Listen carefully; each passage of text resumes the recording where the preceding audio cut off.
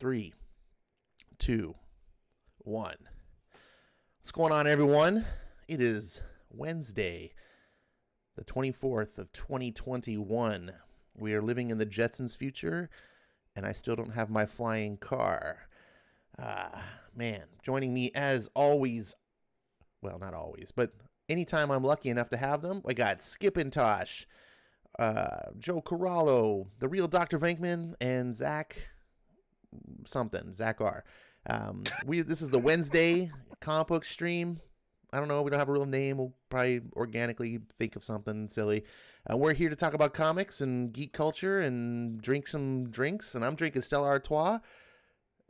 Joe, you're the first in the picture.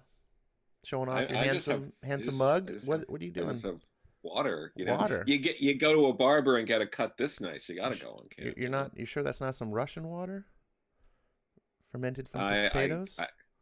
I wish. I almost went out, but it was raining, and I'm like, do I really want to go out in the rain? Yeah. I mean, if you were Russian, you probably would, but since we're Americans, we can't be bothered with that shit. No. Good to see you, my friends. Skip, how are you, man? I think you know how I am. I told you like right before we went to stream some very depressing and sad news. What am I drinking is what you're going to ask next. Oh, Joe, please. No, I was just going to say I can't believe that Ash actually did that. But now continue, Skip. I didn't mean to interrupt you during this difficult time in your life. Thank you. See, someone who truly cares and is sensitive to what I have going on. Ash was going to ask what I was drinking. Half a gallon of Fruit Punch Gatorade. Because why not? No, we trained a kid in basketball earlier today, and I felt a little dehydrated, so figure why not pee red for a few days. All right. Well, you must have been really dehydrated.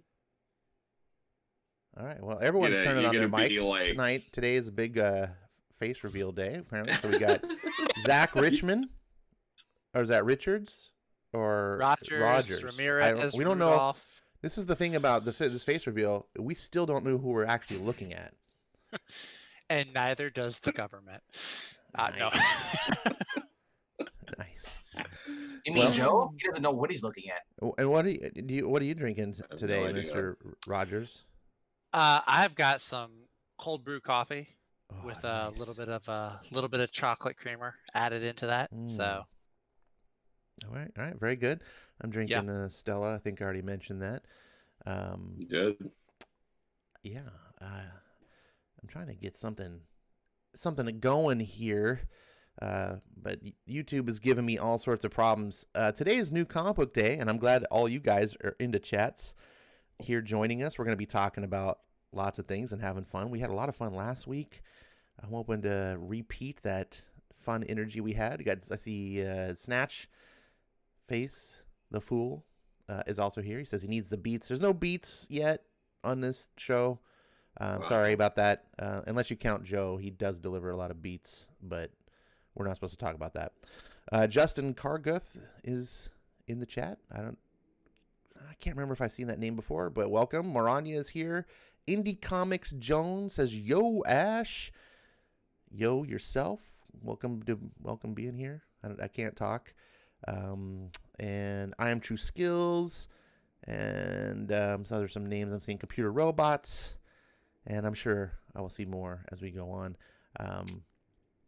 3. I got a little package in the mail today that my buddy Skip was asking in the green room, and I was being coy for a reason, because that's what I do, and I'm trying to do something because I don't have a camera. I don't have a web camera, so I can't put it on a camera. But I tried to do something, the next best thing, and I'm going to see if I can make that happen here. Where is it? There we go. Go live. You can use your phone and just show your hands. You've done that before. No, my camera on my phone hasn't worked for over a year. But if you watch my show, RDV, you would know that. Just messing with you. You wasted a whole entire year not to get a new phone? My phone works perfectly fine. In fact, it looks in mint condition. So yeah, going and buying like a $600 phone just so I could have a camera working. It seems kind of silly, especially when government is destroying my life financially. Still no stimulus check. And by still no stimulus check, I mean from the original time they handed out stimulus checks.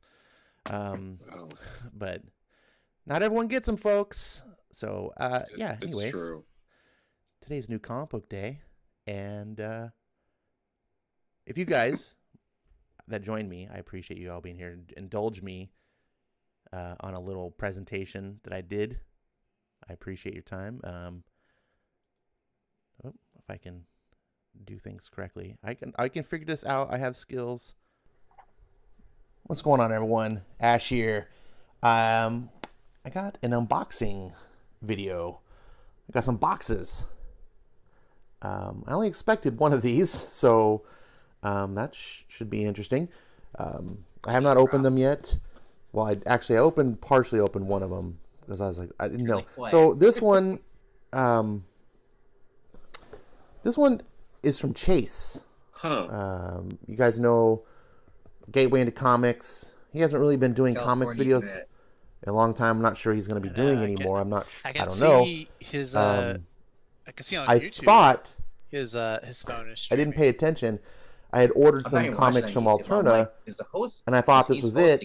And so I just sort of like, I didn't need to open it. I was like, I don't know what these are. I'll just keep them in the box. I'll be It's safe. pre-recorded. And I'll undo them later. It's pre-recorded. He must have used. So they just sat there for like a month. And then the Alterna comics actually came. And I was like, why am I getting comics? How thoughtful So I he went and is. looked, He and I was like, sharpied out the oh. addresses So Chase, if you're listening, that's a nice touch, Ash. That's thanks, classy. man. I don't even know what I mean, I'll get to that. And then I got this big hefty one. It's heavy. And He's this beloved. one He's beloved. is from a certain Have you boy not in heard? Sacramento named Skip. And I'm a little nervous because this tab here that's you open up, you rip it up, was open already. It's true. And so you can peek in the box. And I'm like, what's going on? But I don't know. When I open it up, I don't think anything. I think that might have just been something got snagged. Hopefully that's the case. So I can't do this. I'm holding my iPad. It's very tough to hold with one hand. But I got my trusty knife. I'm going to cut these open very carefully so I don't damage the contents. Okay. My dog's going to sleep. She's listening as you see her ears propped up. She feigns sleeping, but she's paying attention. And She's trying to sleep. then we will see what's inside. All right, I'm going to do my best. I opened them. I was going to pull the comics out and then have it all easier to do, but then I was like, that kind of ruins the immediate reaction because like I see what they are. It's like opening your presents on Christmas and then shooting a video afterwards showing your reactions opening. So I'm very thankful people sent me something. I'm kind of shocked. So I'll just grab these out of this mailer thing here. There we go. And the first, look at that. It's an issue of Downcast. What we got here? Rise and Fall. Oh, Volume 2. Nice. So Chase had sent me the first one a long time ago, and I never expected he would. This is by Clint Stoker. You may know Sweetcast. I've not heard of that. He's one of like the few people that are part of the comics Mormon movement propaganda. still. I don't know. I don't even know if he's part of the comics game movement still because I've distanced myself so far. But he's one of the only people that didn't go full Looney Tune. That's really judgmental. I'm kidding. There's some controversy in the comics game movement. I wouldn't know what Mormon propaganda is. About grifting. I'm not pointing any fingers at anybody. But anyways, Clint seems like a really good guy, nice guy. He's seems like he's really down to. Like, I'm looking forward to reading these, and thematically, just like last time, So if you ever watched Gateway into Comics, he made good videos. I miss him doing comics videos. He would do some cool stuff where he would burn trashy comics. He'd read, and this Age of X-Men series when it came out was just absolute garbage. And I told him, he's like, yeah, do you want me to send, this was before, he's like, do you want me to send you some stuff? Hold on. Sorry, there was someone at the door. Anyways, so we had talked. He was going to ship me some comics, mostly because he was wanting to send me a Downcast. And he's like, "I'm going to send you something else or something." And I was like, "Yeah, send me some of those super crap books that you didn't burn. I just want to, just for nostalgia's sake." I know it's Omega Red, but I look at that cover and all I see is God of War. So yeah, it's like, and I was like the especially bad ones. Now, what is this one? Yeah, brand. That's cheesecake. Kari Press, Antonio Price. Well, Omega Red was wasn't he co-created by? I wonder. You know what? Now that I'm thinking about it, I wonder Chase. Jim Lee and Claremont. I wonder if Chase is like purging his collection. Yeah. Hold on, guys. Now I feel kind of weird. If he's just like, I need these to go to a good home because I'm moving on. Everglades Angels. Oh, Scott Lobdell, Blake Northcott. Cool. I like Speaking of both Blake those Northcott. people. Hey, and Chase, Scott Lobdell thank you so much. I wish you well. I haven't talked to you in a while, but you're still on my Discord and I think Twitter. You know how to reach out to me. I'm gonna reach out to you. I'm sorry that I held on to this. Like I said, it just sat in a box off to the side. I didn't even know it was from you. So that was that's my bad. I feel totally terrible. Next, you got an unbox. We'll pause for part 2 later in the stream, so we don't just sit through this whole time. But basically, I got some cool things, and Skip had sent me a package, and he had asked me, "Hey, did you get a package?" And I certainly did, but because I had done this, I figured I would answer you, Skip, in this fashion, so you could see my legitimate reactions at the time rather than after the fact. So, yeah. In the meantime, I gotta stop sharing screens because I don't know what I'm doing. Help! That was my first package I got from Chase like a month and a half ago. I thought it was a bunch of alternate comics I ordered, so I was like, I can open this later. I don't feel like putting them away right now. Turns out it was from someone else. Wow. Did you guys get any new comics? It's New Comic Book Day. Got a bunch. Should I go last? Got a good little haul. Yeah, Skip should go last. Go ahead, RDV. Tell what'd you get? Cool. Oh, you're gonna cringe in this one because I thought it was actually pretty great. I'm not. Well, it's Tamaki. I'm gonna cringe. Yep. Tamaki's Detective? Okay. Yeah, and Josh Williamson's first preview for his first issue. He's been working on the Robin book with Damien. So that's in the back of the book too as well. Okay, Nice. how was that? The Joshua Williamson. Was good. I didn't actually. The Tamaki story was decent. It wasn't like bad as everybody thought it was gonna be. Because I mean, it is what it is. DC as a whole, they're basically starting over with Future State. They're saying how they got into the Future State. They're starting with the whole thing, the Magistrate and everything. So it's like, no matter what title you're reading, it's gonna do with Batman. It's gonna be the Magistrate. So you can't escape it. So, but well, you can now because they give you an excuse. Now it's $6, so I'm not. Yeah. $6 make you holla. But Sucks for all the Batman readers. Thank goodness I Yeah. was not one of them. But I don't know. Mariko and Tom Taylor, I think, have both been doing really good stuff at DC. I mean, I think even Nightwing last week with Tom Taylor, it's not necessarily what I would have preferred for a relaunch of Nightwing, but it was a solid enough story. yeah, Yeah. really aimed towards kids though, that with the dog thing. That story. My and then question the though kid. is Detective Comics better than it was when Tomasi was writing it? I didn't read much with the Tomasi, so I can't really speak on that. But like I said, it's not horrible. Yeah, Like, because I've read- Superman started off okay too after he took over.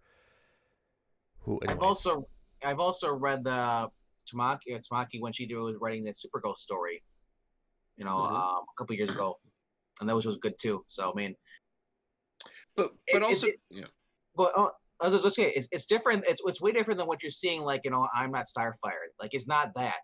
Oh, that's That for crap sure.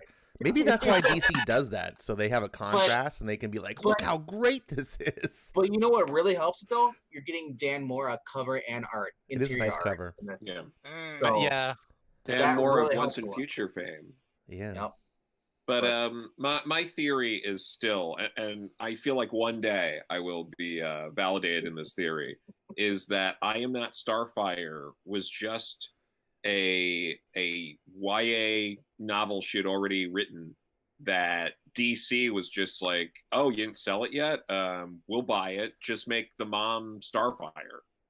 Yeah. Because the Teen Titans YA books are the ones that's outside of Primer are the ones that sell really well. The other ones don't. So I could see them just being like, we'll slap a Teen Titan character in it and done.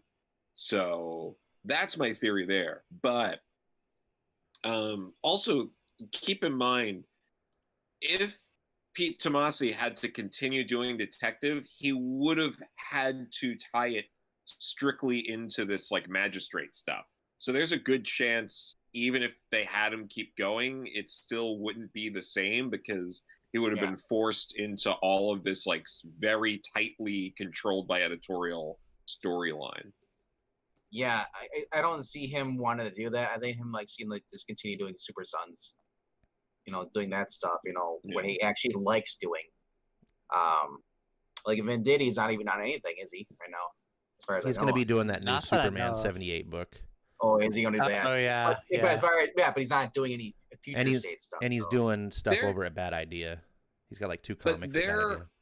Yeah, because I mean, him and Dinesh are still buddies, so that makes sense. But it doesn't seem like they've announced everything they're going to do. So there is still a chance that Venditti will end up on a JSA book. Maybe it's just going to be a mini series or something like that. But I would laugh if he just comes back and he's like, "Hey, we're starting over with Hawkman." Yeah. Just to cancel and bring it back. Introducing legacy numbers. How like Hawkman could that be? He Well, dies, comes back. He dies. before which movie is it? Black Adam or Shazam 2? Where Black Black Yeah. Adam is gonna have Hawkman. Yeah, so they Yeah. will come up with an excuse for an anniversary to have a one-shot, like it's the 82nd Hawkman anniversary. Well, I don't know, 100-page Joe. spectacular. They skipped his 80th anniversary and didn't even without a peep. No, They they skipped did, it. but that's why I'm saying Right, it'll be like the 81st or 82nd. Right. Because it is anniversary. because they are doing. It seems like they might be doing the Priest run. Like they did in kind of Legends. I don't know. I mean, I liked Hawkman a lot because of what Venditti did, but I'm not going to just be excited for any Hawkman thing. They go, "Oh, look, we're doing Hawkman with Leah Williams." I'd just be like, "Oh, okay."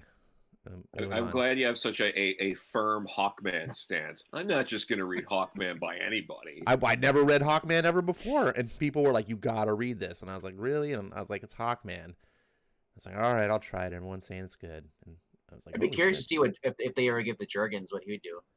I would try it with Jurgens because Jurgens has proven to me that he knows how to write. And then throw Venditti on to Batman Beyond. If you prove to me that you can write a hero story, then I will be inclined to read something. But go ahead with your books, Bankman. I know you got a lot I more. only got a couple more left. I went with issue 4 again of Batman Black and White. Nice. That's Nice it. cover. That's a nice cover. There's a I back like to that. it. This has Jen Bartel, Nick Bradshaw, Becky Cloonan, Rachel Dodson, Terry Dodson, Simone DeMille, Carl Kershaw, Riley Rossmo. Oh yeah. I know. Riley Daniel Rossmo John- in black and white. We've been waiting forever for this. He'll hide all the flaws, right? Actually, I think I would like Rossmo in black and white. Huh. There you go. We get the 2 people I picked it up for was Chip Zdarsky and Josh Williamson. So I haven't read it yet though, but I do like it. There's multiple stories in there, so and just just getting all you're doing is getting Batman in black and white stuff. So there's no red like Marvel likes to do. All right. Well, Harley Quinn is doing the black, white, and red, isn't it? With the Harley Quinn. I think She's- they have a Harley Quinn black, white, and red. I don't know, but She's black, white, I- red. I love when Wonder they call that Woman's detail. black, white, gold. Black, white, gold. Yep. Yeah, there's something nice about black and white art. And when you do it right, and I mean, and you've got a good line artist and a good inker. Oh, look at that page! Like, there we go. Look at Wow. The detail on that. that. The color, like when you color that page, it muddies it all up and it takes away the detail. That's Nick Bradshaw with Chip Zdarsky with Poison Ivy. Very And nice. I What else just- did you I get? just- I did pick up some more Rossmo art. Because Skip new has got to 70 back up the Phillips. truck and unload the pallet here. Oh, look at that! You get the whole pink. The pink Oh, he's just autograph he's cover? a typical warehouse worker. He's just on his phone. Oh. Well, he's got a. Yeah, this is He's talking to I grandma. went with the this is the Rossmo art. Oh wow. Yeah. Yep. It's actually for Harley Quinn. Better It's you not, than me. Well, I'm just saying he fits more on Harley Quinn than he does on anything else. The fact that Sean Gordon Murphy can get me to buy a Harley Quinn book is just a testament to how amazing Sean Gordon Murphy is. But it is freaking ugly though. The way he draws, you can't really see it, but the way he draws her face, it's like retarded. Oh, it's got to be accurate. But the reason I picked it up was not because of him, because I heard Stephanie Phillips. Oh, okay. She's proven that she can actually write. So I want to read the story. I'm gonna just avoid as much of the art as I can. I'll just look at the bubbles. I'm gonna avoid. And then here do what? I'm gonna avoid looking at that proof so I can stay in denial. Well, now these are the covers for the book 6, the last issue of Harley Quinn, White Knight. Oh, here we go. Might be a little spoiler for you though, Ash, if you haven't been reading. No, I'm closing my eyes. Go ahead. I opened them. I cheated. Oh, look at that cover. That's nice. I like that cover. No, that's not. I really wish. What I'm having these what is the last hiccups. thing you saw? So, hold on. I'm waiting for live.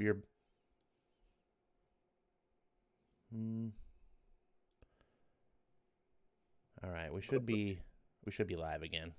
What's the last thing they saw? Because I have no idea. Because I don't remember. We were talking about the Harley Quinn covers, Sean Gordon Murphy. Yeah, you just shown. I think you just showed the variant. Yeah. Okay. Yeah. Okay. So that was the variant. This is the original cover. It's hard to see on these. Yeah. Not And a super fan of the black and gray costume design, but it works. Considering where she gets it, and is that it's a symbolic. I want more. I skimmed through this, but I mean, like, just looking at it, the interior, everything, all the art, and I just knowing I've been reading up to this point, the issue is I want more Harley Quinn for the Murphyverse. I want more.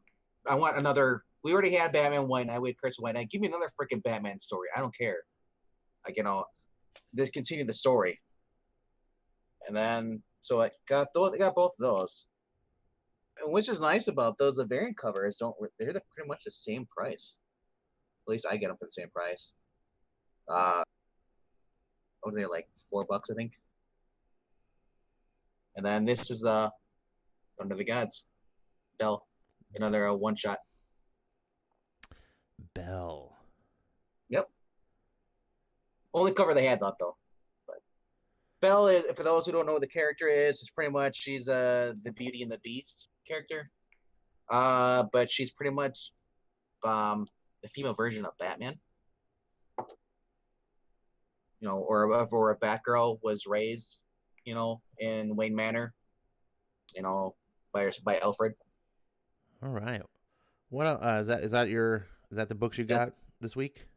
Yep. I Right. put the other one. I actually had 2 more, but I put them away. Those are the Red Sonias. Okay. I can bring them out. I can bring them out later if you want to tease. No, that's fine. I'm just Zach. trying to. I want to just keep things going. Go ahead. We go got ahead, five people on the panel today. Rogers, what'd you got? Skip's fine. What did I get? I got a little haul here. I was saying backstage, I think I got more indie stuff than big 2 stuff, which is, it's rare. It's nice. This isn't new. I got it. It's new to me. It came out a while back. Noctera #1 Good by Scott Snyder Antonius. Yeah, really good book. I really enjoyed this. Can't wait for issue number 2. I did get Taskmaster number 5. This wraps up the miniseries that's been going on. Jed McKay, I'm liking most of the stuff I'm getting from Marvel. No, all 3 or 4 books. Usually his name is on there. It's either him or Donny Cates. Got a reprint here of Invincible number 1 because I think I'm one of the 5 people on the planet that hasn't read Invincible before today. Oh. I'm one of them too. Yeah. So I saw a commercial for the Amazon series, the cartoon, which looks really good. So I've been wanting to get into it for a while, and I saw number 1 at the store today. Alien number 1 from Marvel. I got the Scotty Young variant. Very nice. I like the Scotty Young. I do like the Scotty Young ones. He's got a nice art style. Really cool story. Takes place, so far as I can tell, after the events of. It deals mostly with Alien 2, or Aliens rather. Now, I was gonna say I want you're gonna have a variant with Scotty Young on Scotty Young doing the variant in the inside too as well, like the little like chibi characters and people getting killed gore. I would pay $6 for that book. A Scotty Young interior. $10 Scotty Young interior the aliens face huggers. Scotty Young, if you ever come across this video, please, I will pay you money for that book. It's like Funko Pop figures being attacked. And then my only DC book this week is Teen Titans Academy, which is like you were talking about RDV with Batman and how it leads into Future State. This is the same thing. If you read Teen Titans and Shazam from Future State, this builds up towards that.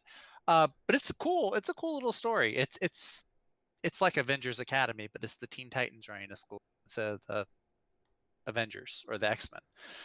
Also picked this up finally. Firepower Prelude. Amazing so far from what I've read. Dude, I love Chris Samney's artwork so much. Like it sings to me. And then also last but not least, I picked up this. I'm starting to get more into the manga. So I picked up this. This is Fire Force book 1. I've been watching the anime for a while now and thought about getting into the manga. And the mangas are really fun. If you're trying to make the crossover from comics to manga, I would recommend either Fire Force or, of course, My Hero Academia is a really easy to make that transition over. It's a really nice manga to read. Do the newer mangas or the ones today, do they still have in the back of the book if you open the wrong side and it shows you how to read it? Because the back when I was collecting back when I was like 16, like it was a long time ago. Well, not too long. I'm still young. But this one does not. I remember though. I did have one of my friends in high school. When he tried to get me to read manga, I would do that. I'd open the back, and it would say, "You're reading the wrong end. Go to the other end." And I love it because it'd show you like the number like on the page. It's like paid by numbers, but it shows you which way to read it. Mm-hmm. Yeah, this one does not have that though. This is a fairly new series. I think this only started coming out last year, or maybe the year before that. I was reading stuff by Viz Media, so I don't know if that's Tokyo Pop or whatever that is. There's so many different new manga companies coming out probably. Oh yeah. 2016, that's when it was. This Fire Force started in 2016. But like I said, the anime is really cool, so I wanted to pick up the manga. So what is it about though?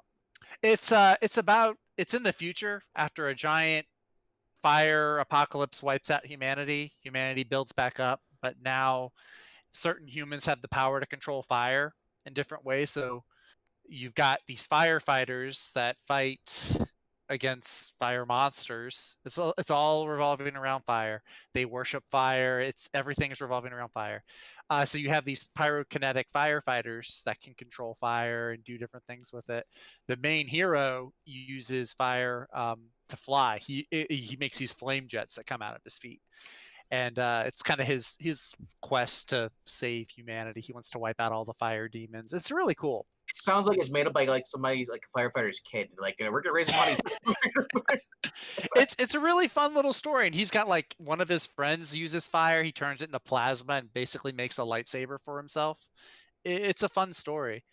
I did get this. I didn't get this at the LCS, but this came in from auction last week from Ingleteen Stream. I got Terminal City, the complete set. I just read the first one earlier today. It's a really fun series. really neat. I like the art style and everything in that. So yeah, that's my new comic book day haul. All right, Skip, my man, are you going through a shipping manifest of all your good stuff that you're waiting to show off? You said you wanted to be last. Gotta keep track of all this stuff somehow, man. All right, well, you have this spotlight with your amazing purple room that I'm a big admirer of. Well, thank you for admiring my room. Did Joe Carollo go? I thought he did. Did my senile Parallelio. mind? Did I skip you, Joe? Sure he did. Yeah. Here's the thing. You did skip me, but look, I ain't get to go to a physical store yet today. It's only Wednesday. Come on, give me a break. But I got some cool things. I'm going to show you all real quick because to show you what I've been up to. Because today I've been. It's funny you mentioned Dan Jurgens before because I'm going through Walt Simonson's Thor run again because I picked up Dan Jurgens' full Thor run. And while I'm waiting for that to come in the mail, I'm going through Walt's run again. So doing that with, and while I have you here too, I have this Thor sketch from Walt. That is so dope. I just thought I'd just Wow. show that off. It's a cool little piece there for all of you. A couple of other little knickknacks. Why not? Is I don't know if you all enjoyed Ren and Stimpy. Oh, I love Ren and Stimpy. But these little old things. Briefly, a comic book written by Dan Slott in the 90s as well. That's actually what I thought when he took over Spider-Man. I was like, the Ren and Stimpy guy is writing Spider-Man. That explains why I like it so much. Right? But yeah, it's cute. They're cute. Check out you kids who are listening to the stream and you don't know Ren and Stimpy. Pick up Ren and Stimpy. There's some other great characters like Powdered Toast Man and the Horse Guy. Oh. Remember the Horse Guy? Before BoJack Horseman, this was the depressed horse everyone loved in cartoon form. No, sir, I don't like it. And then last thing, I'll show you guys so we can keep moving things along.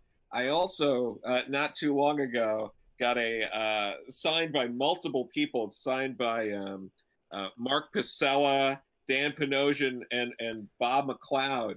Is Alpha Flight 106. Which is that's the one where North Star I too outs am himself gay. as gay, but it says there at the top, North Star as you've never known him before, and by that they mean gay. I remember when that book came out. Ideas by Bendis. Yeah. Wow. He's like pummeling a Mountie while yelling how gay he is over like a dying AIDS child. Yeah. Wait, pummeling. Okay. It was really weird. I love the line though. I too am gay. It was Mountie. Yeah. It was not progressive at all for its time because 6 months before this, Pied Piper came out in The Flash 53, and that was done much better. and then this happened, and yeah, oof. But man, Marvel had thought that they had just done the wokest thing ever when they did that issue. I remember they're like, "Look, we got a gay character. We're as progressive as hell." But here's the thing, though. After Marvel did this, and it didn't go over as well as they thought it did, they learned a lot and never just tried to throw out a character as being gay for points or to make some sort of statement or some sort of hollow call or anything like that. They would never do that after this. They learned their lessons, so that was valuable. Very nice. Woot. The sarcasm. Come on. I was gonna say, how long are we gonna go before we laugh at that? Thank you. Thank you. Goodness I only have gracious. one more thing to point out that I got over the weekend. you guys probably haven't seen. Well, you can see one of them in the background. Cool. From Hobby Lobby. Oh, the Hobby Lobby thing, right? Is that Yep. Natalie Portman? Yeah, it's Captain America. She picked up the shield now. You know, she's got the hammer, now she's got the shield. Very She's nice. both. I mean, But, I mean, Natalie Portman is that awesome. Look at that. That is cool. That is cool. You recognize this cover? I do. It's the That one looks like is the Spider-Man? It is. Yeah. Is that okay? Okay. It Yeah, looks that's It's a cool. 3D one. It says issue number 3D. 68. That's pretty Yeah. cool. I like the 3D cutout there. It's a nice effect. yeah, So- that's nice. I mean, it's not real- Joe. It's not Joe Yeah. Simonson Thor, but you know. No, it's not. No, it's not. If you shake it, Well, you that's focus- that's Ramita Senior. That's good stuff. It is, yes. Yeah. No, it's that's why I picked cool. it It's up. just man, I'm a big fan of Walt Simonson Thor. These are Well, This so is- good. I the reason am I got jealous. them because it was impulse buy, and also because they're only like $34 each. Oh, nice. I mean, it looks good. I thought it would have been like $80 probably, like because most times that's usually what it is. And then you can't you can't see it up there, in the very little corner up there. That's issue number 33. Is it where he's in the water? Oh yeah. Oh, That's great. That's a great bit with that's some of the best. That's like that 3-issue sort of arc is some of that's it's probably the best in terms of like just the Silver Age Spider-Man. That's so good. That's my holy grail. I want to get that issue. I don't care if it's a 4.0. That's what I want is that one right there. Just own it. Because like I said, the whole inspiration behind that, like, you know, he has to save Aunt May, so he has to get out there, and he's feeling depressed. He's thinking about his life's going through his head, and finally, snaps out of that, and he uses some of his strength and gets out. That's what's so cool. It's like so. All right, I'm gonna 'Cause move on to they- Skip they because mimic- we got a lot of topics to go on, and this is dragging out longer than I expected. But I like Wow. it. I like it. I You- like it, You but- always worry we're never gonna have enough to talk about. Yeah. No, I'm worried that we have too much to talk about and not enough time. That's I'm not as good as some of your other boys that do stuff, so I'm trying. I got big shoes to fill. I'm sorry. I'm used to being an Angle Team stream where we go for 8 hours. Okay. I don't know. Skip. Wow. He lets it have free reign. Wow us with your goodness. All right, I'm gonna have to make this. I'm gonna just be going through books real quick because I got a lot. Milo Manara, Fatal Rendezvous, Looks rad. Betty Page. It was Steve Warren's A and B cover. Ooh, outrage. Ooh. Yeah. Outrage. W. Maxwell Prince, Electric Sublime, 1 through 4. Nice. Because I can't get enough. I'm an addict. You are. And there's no cure. The only cure is more cowbell. True. 1 week in the library, W. Maxwell Prince yet again. Look out for a review of that from me and He's all Jimbo from today. in the trap. Are these all from I today? mean, no, not all from today, but from last stream. The today books are somewhere around here. Those are at the bottom of the pile. Ice Cream Man, number 3 trade. You know, why not? Cool. The homie Brad Simpson and Tony Fleeks, Stray Dogs. This is number 1. I did get number 2, but I don't know where it is, so I'm not gonna worry about it. Is that a book about actual dogs? Yes. Oh, my interest is piqued. Oh, I like dogs. Good. That's good. I know. I hope Dogs you are don't good. like dogs like Is this Sam Humphries in Our Love Is Real. I feel like Skip is reflecting a mirror back on me. I usually do. I'm gonna keep going. Speaking of reflecting mirrors and stuff, The Abyss, 1 and 2, Dark Horse. I told you about it. You You did. gave me a whoop. You know this annoys me, so I bought the books. I'm gonna read them and then send them to you. I didn't. I don't. Just for the. And I expect to get those ones back though, because I want to keep those since you didn't want to buy them. Okay, so some today books. Some of us didn't get our stimulus check, Skip. Who said I bought this with a stimulus check? I'm just saying. Okay, I am the stimulus check. Okay. Yeah. Carrying on. I'm so funny. Haha. Number 3. Because again, Good. W. Maxwell Prince is an addiction. Don't send them the Ashes. Send them to me. I'll appreciate them for you. Yeah. Oh, I absolutely will. I'm going to send you the Milo Menorah stuff. I know you're a naughty boy. Hey, I admit it. What is the term? Cheesecake? Hey, I like cheese. I'm from Wisconsin. And apparently you like cake too. Carrying on. We didn't talk about this, Ash, because we were supposed to read it, but then we kind of didn't know when it was coming out. But like number 2 came out when I didn't even know number 1 did. So Yeah, I still don't have number both 1. of them? They kind of snuck out. Yeah, they kind of did. You might want to get on that since we might want to be talking about those. Awesome story. Carrying on. Got these. Since we were talking about Bendis and all that stuff, me, Jimmy, and Wes over on the Thinking Critical channel, and how dang it. Seriously, I can't remember the name. That's how forgettable it was. You know, the guy who was the Manhunter, and we're supposed to be like, whoa, I don't know who that is, or whoa. The whole Bendis thing. Oh yeah, like Horizon and Dawn. Leviathan Dawn. Anyway. Okay. Yeah. Thank you. It led to Checkmate, so I figured I'd go read some possible good Checkmate. So I got some Greg Rucka Checkmate. Oh. And I do like Mr. Terrific, who is on one of them. Yeah. I Should started check out getting into that. Yeah, check out the Paul Kupperberg Checkmate, the original Checkmate. Okay. Yeah. Check. Yeah. As I am the stimulus. Mr. Bones. And then because I can't get enough of Howard Chaykin, I grabbed his Challengers of the Unknown. Ooh. Nice. But my LCS said it was all 6 of them, but you can see if you can count, and no shame if you can't. There's only 5. So I had to hit eBay. You're welcome, RDV. 1 + 1 equals 5. Good job. Progress. You're supposed to say Where's 2 my damn + Raven? 2. I'm an Baby Orwell guy. steps, I'm an okay, Orwell guy. Ash? Sorry. Well, I get it. 1984, right? 2 + 2 is 5.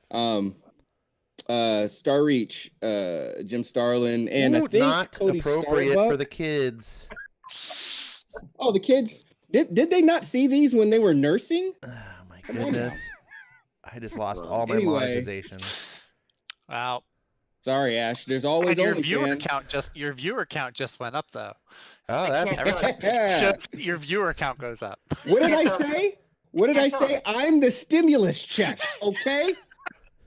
Going up right now. there's a Right up reason to why Sabu, and I think Cody Starbuck from Howard Chaykin makes his first appearance in this as well. It's technically in a loophole because they're green. They're not normal, so they can't tell. Yeah. Oh, well, there you go. Yeah, 'cause it just got green screened out. It just all they saw was the little black, little line art of the areola. Don't worry about it, okay? This, I think, I'm just gonna free the nip, okay? It's right behind Red Hood right here. That's all I'm gonna say. There you go. Underneath the red hood is the brown nip. Anyway, You always gotta check under the hood. Look at you that. always got to check under the hood. Look East at of West, that Year 2 beast. variant cover because I didn't have this one and I got this one now. And that, my friends, is how you, just like Joe Corallo, get skipped. Next. There you go. Wow. And also, I noticed someone in the chat was saying that Tim Sale's great. And I can confirm that because he's been wonderful every time I met him. Nice. Oh, and you know what?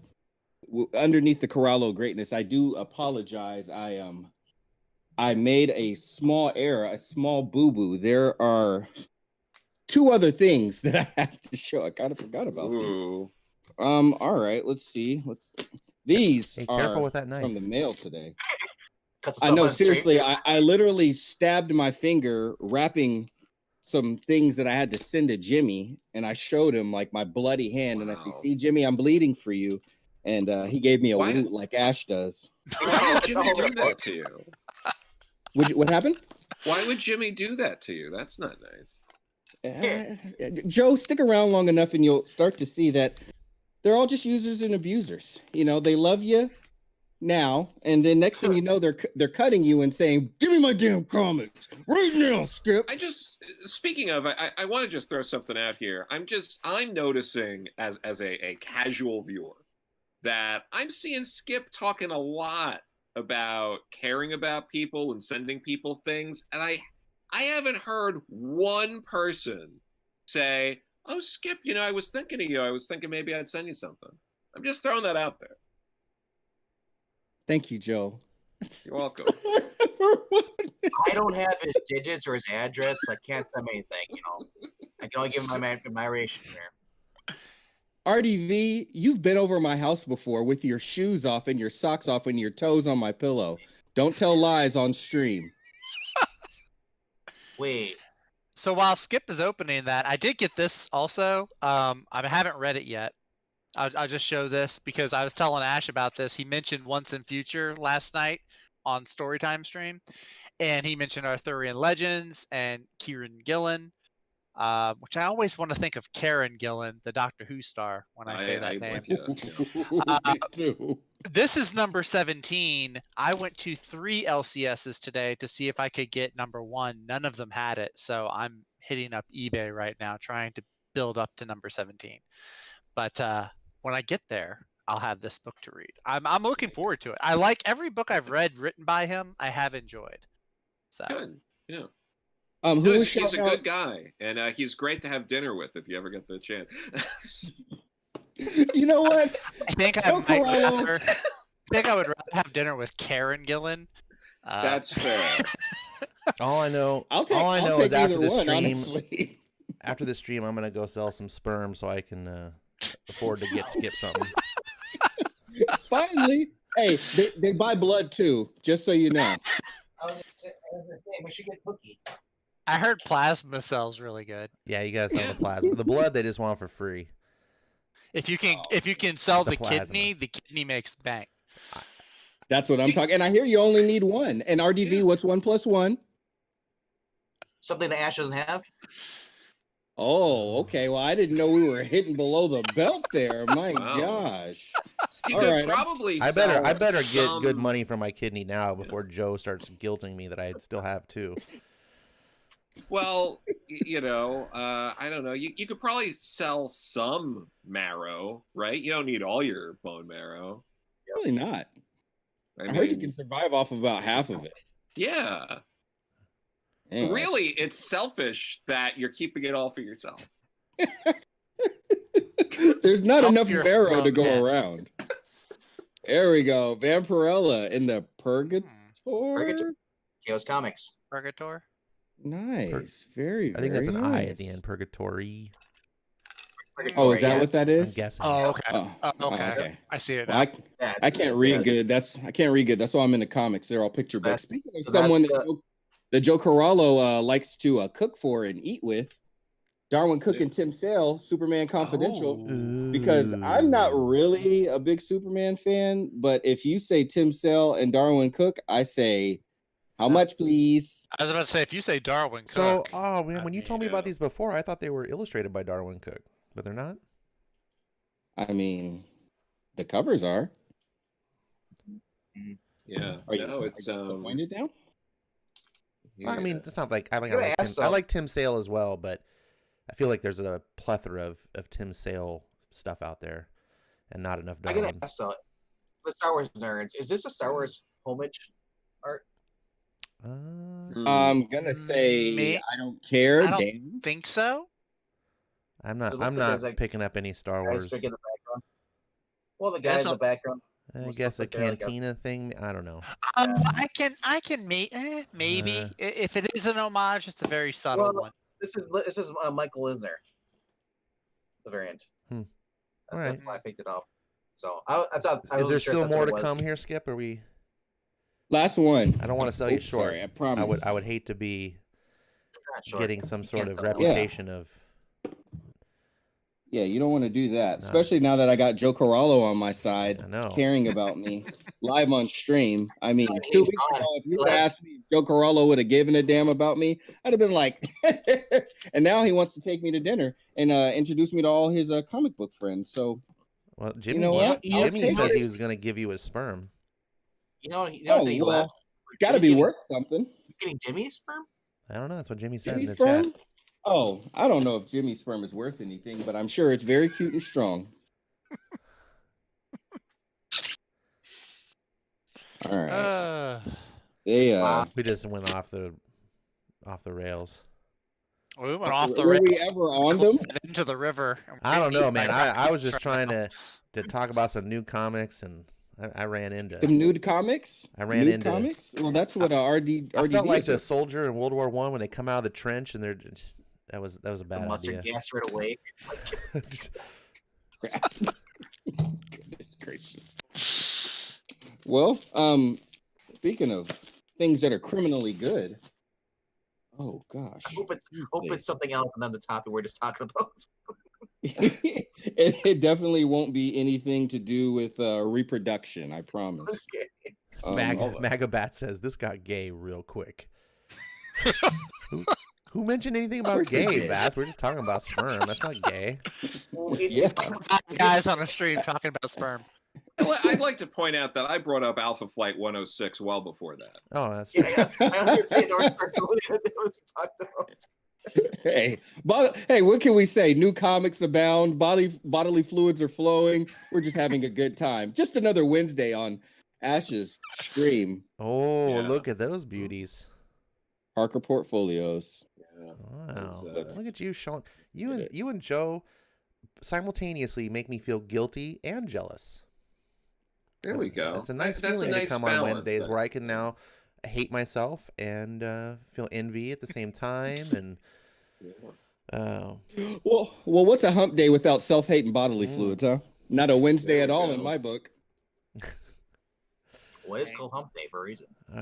Man, Hump day. Skip's gonna need a warehouse pretty soon to house all of his accumulations.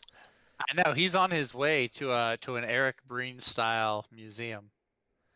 Hey, There one you of my go. favorite, like things that happened this year was when Wes and Breen were talking on one of those videos, and he was like, "Breen, that's too many comics. You're gonna cave in your house, man." And he was like, "That was a concern."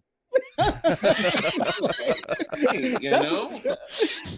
That's when I was like, you know what? There's a lot of things that I could be in this life, but if I could be half the comic book lover that Eric Breen is, I would do well for myself. So And, That's and you my don't ask. want a house under a 4.0 grade.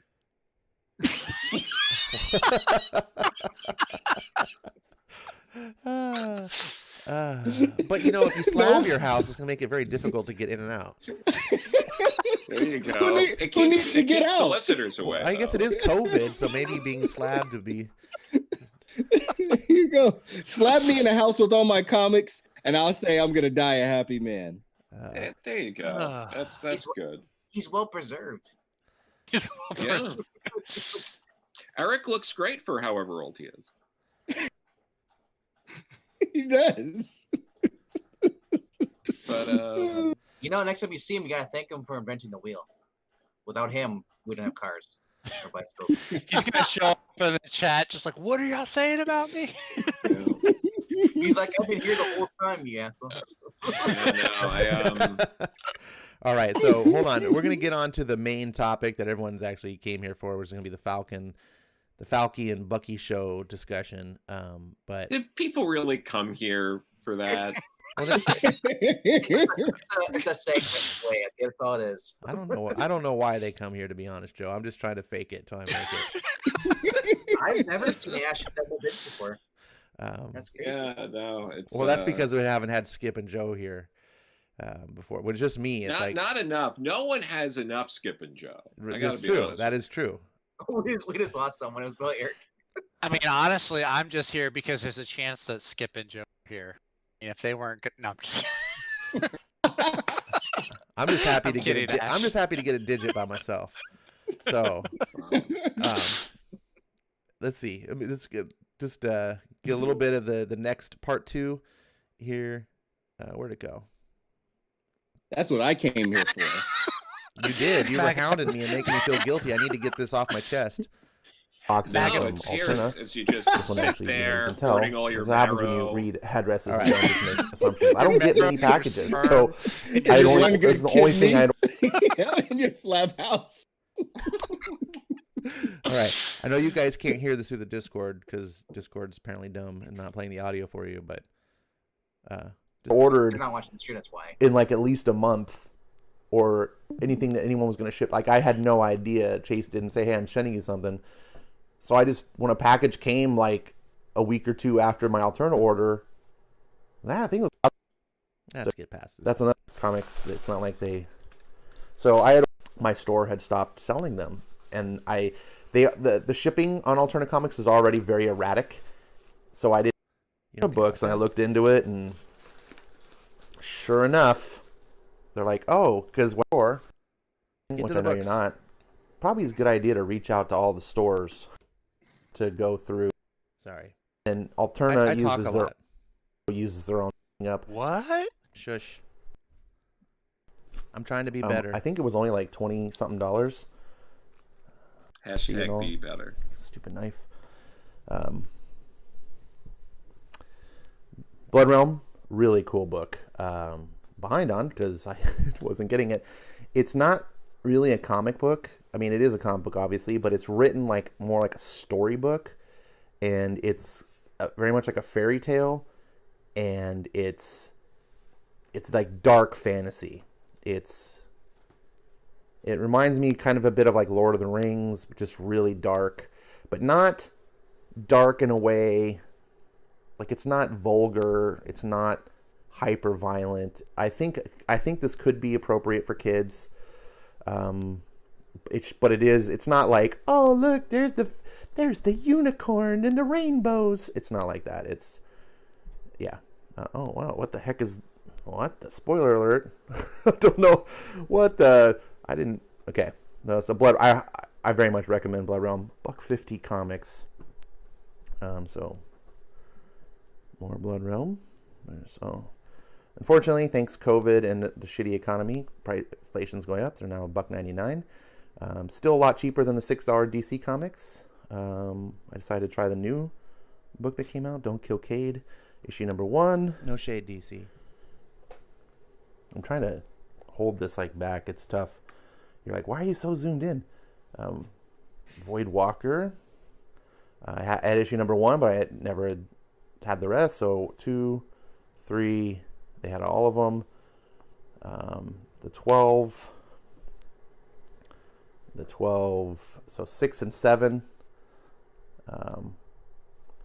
So this is a series that was supposed to be over, I think, originally in the 5, but it just kept going, and I appreciate Alterna continuing the numbering and not just rebooting. I hate reboots.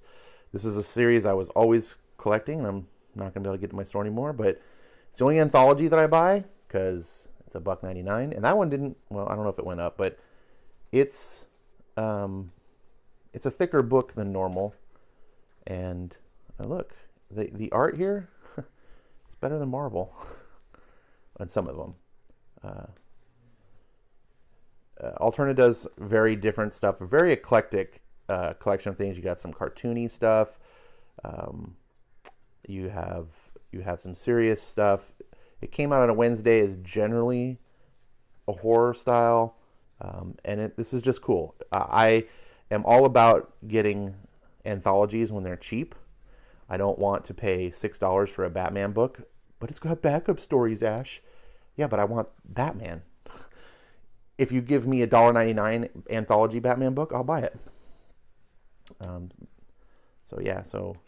this is a cool cover. I like imaginative stuff. So just flipping through, it's not often you see a physical stuff here on Ash on Comics. I usually just get the digital and then do screenshot or screen captures. It's easier, but very wide variety of stuff, good kid stuff. This is all creator owned, and I'll tell you one thing about Alterna is, obviously besides the obvious price points and stuff, there's the passion. The people that do Alterna books, they're not making money, right? They're not on Indiegogo going, buy my $25 comic book. They're making pennies on the dollar, but they just want to see their stuff published. They want to see their stuff read, and they have a passion, and you feel that. It may not be the highest quality stuff you've ever read in your life. You're not going to get the best writer and best artist in the business on an Alterna book. You know that going in. But what you are getting is sort of like an underground garage band that maybe might be the next big thing that might strike it big.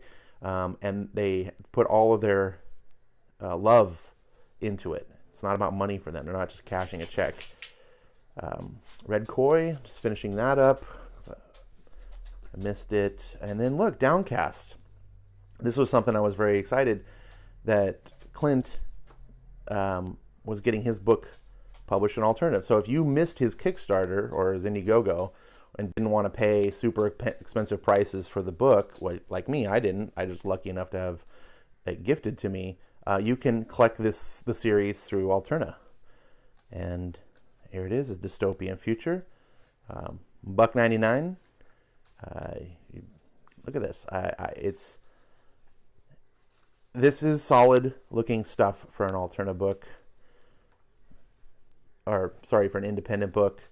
Marvel, I wouldn't, I would criticize this as if this is a Marvel book, but I bet you this is better written. And I'm very much happy that I'm going to be able to sit down and read these now, because I didn't want to crack open the Indiegogo ones. They're just still sitting a page. And then this is another book that I was very curious about. It's very thick. It's got a $4.99. It's 80 pages. But it's T-Bird and Throttle. It's a 4-issue series. And this was originally a crowdfunded book that there was a lot of controversy back when Tom King's Strange Adventures book came out, that they found what the storyline was. And they're like, that seems like a ripoff of T-Bird and Throttle. And I was like, oh, no, he didn't. So $10, which is twice the price of this book, and a third of the price of the Tom King series, says that this is better than the Tom King series. So here's a backing board. So thank you, Alterna Comics. I got all those books for including shipping and everything, it was like $20, I think, or just over $20. It wasn't much. This is a lot of books. So on to the next. Hold on.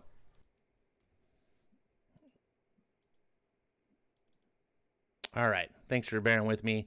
The next thing will be skips, and we'll save that till the end, because the best for last.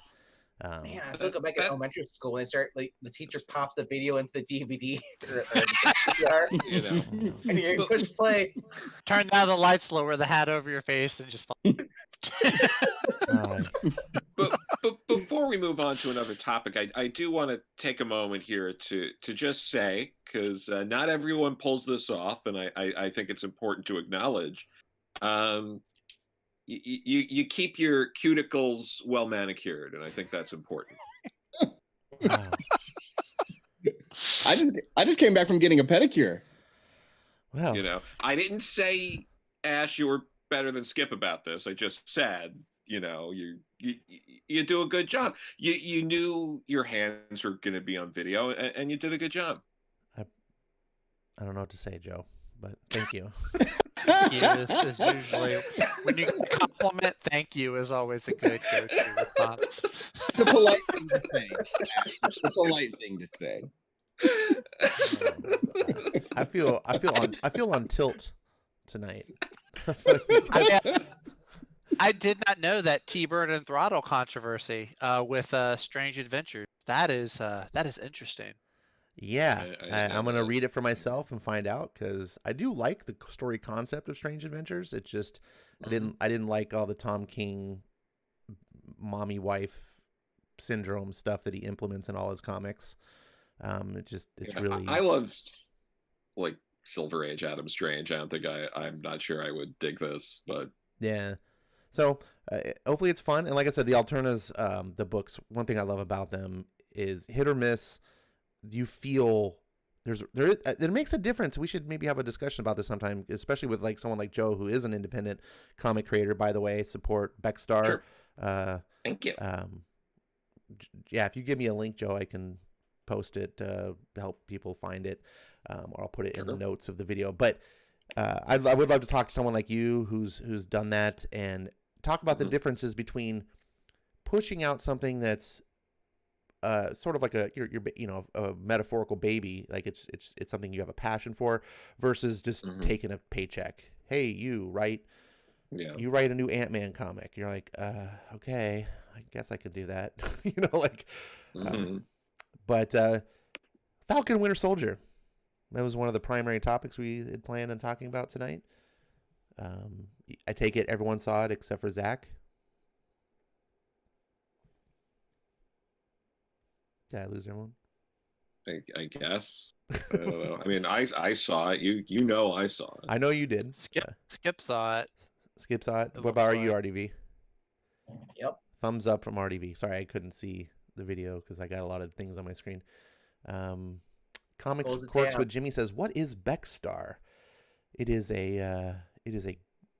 I don't know much about it because I haven't read it, but it's a book by Joe here, and Yeah, I think it's pretty good. I am looking very much to find a copy when it's available so I can read it. Well, thank you. So- I appreciate that. Yeah. But yeah, no, it's good. Uh, It's gonna be good.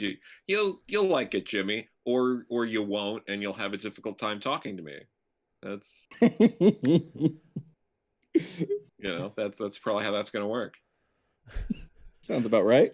Are you guys ready for talking about this next topic, or am I pushing it too fast? Oh, I mean, Go for it. I feel like nothing's too fast for me. I'm a young, vibrant man. I'm glad you're asking for consent. So it's good.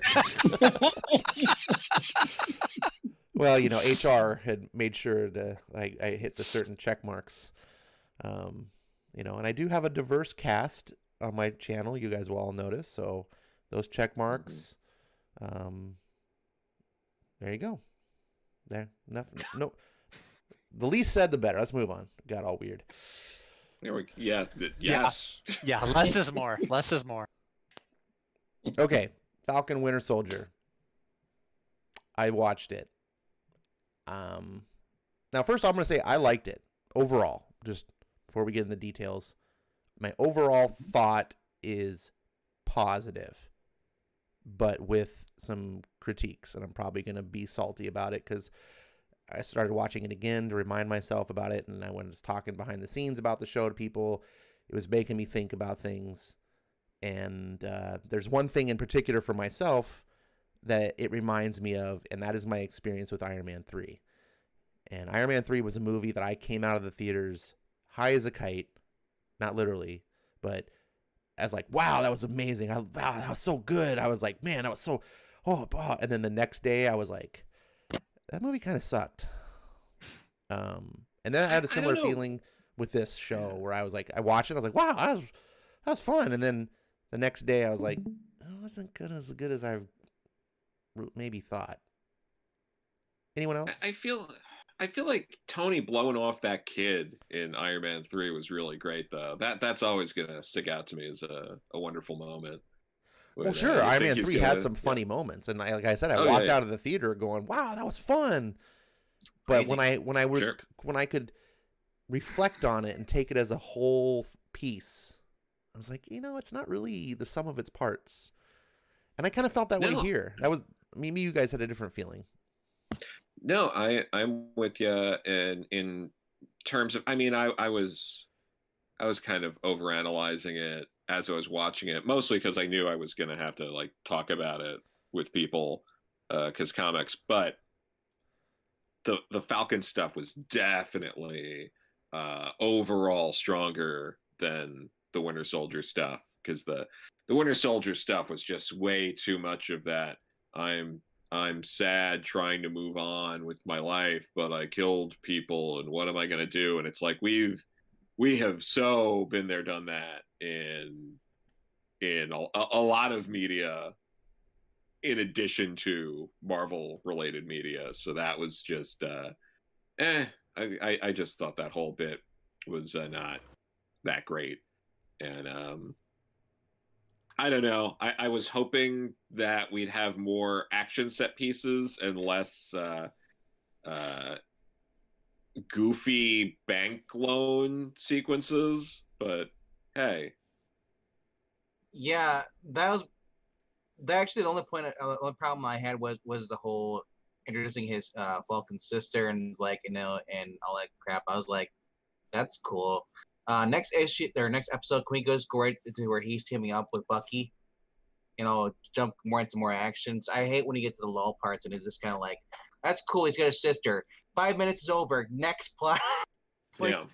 It's like, And then throwing in the whole thing, it's like, the whole bank thing. It's like, well, you have no credit. It's like, but the guy's like, here, we can take a selfie with you. It's just like, okay. Are they trying to say that like everyone's stupid like that? Like they want to be like, they want to, Well, I don't Well, understand what the whole I think point of what that I is. was noticing on the replay of it was that they were pushing. The director felt like he was pushing Falcon to be like a big shot in the the Marvel universe because let's face it, during the first 3 phases of the MCU, Falcon was sort of like this. He was like me, like I'm the butt of the jokes, right? Like you get to see him in Captain America, and like Captain America's like, come on, keep up, and he's just like, ugh. And he gets to, he just is kind of there. But now Captain America's dead, Iron Man's dead.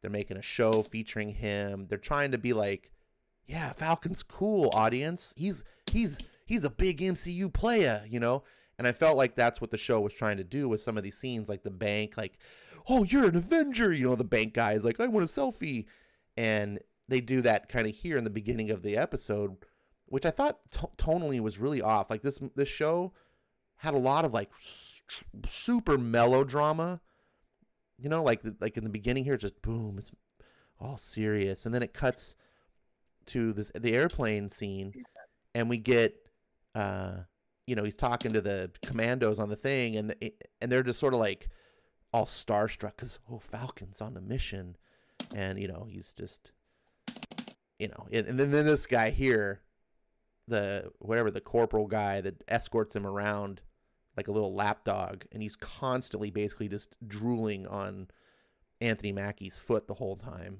It just Did he? No, not in metaphorically speaking. Did Like not help save the world. Like, are you not thinking about how people would look at someone who literally helped save the universe? Yep. But wasn't he gone though? Hold on, Wes, Infinity War. Hold on, He no. was for 5 years, Skip makes a really fair And point. he came back at the end, and he fought with everybody in the big battle against Thanos. You make a good point. Yeah. All I'm saying is, narratively speaking, that's not how Falcon has been treated. So you make a good point, and when I think about it that way, Skip, I say, yeah, that's plausible.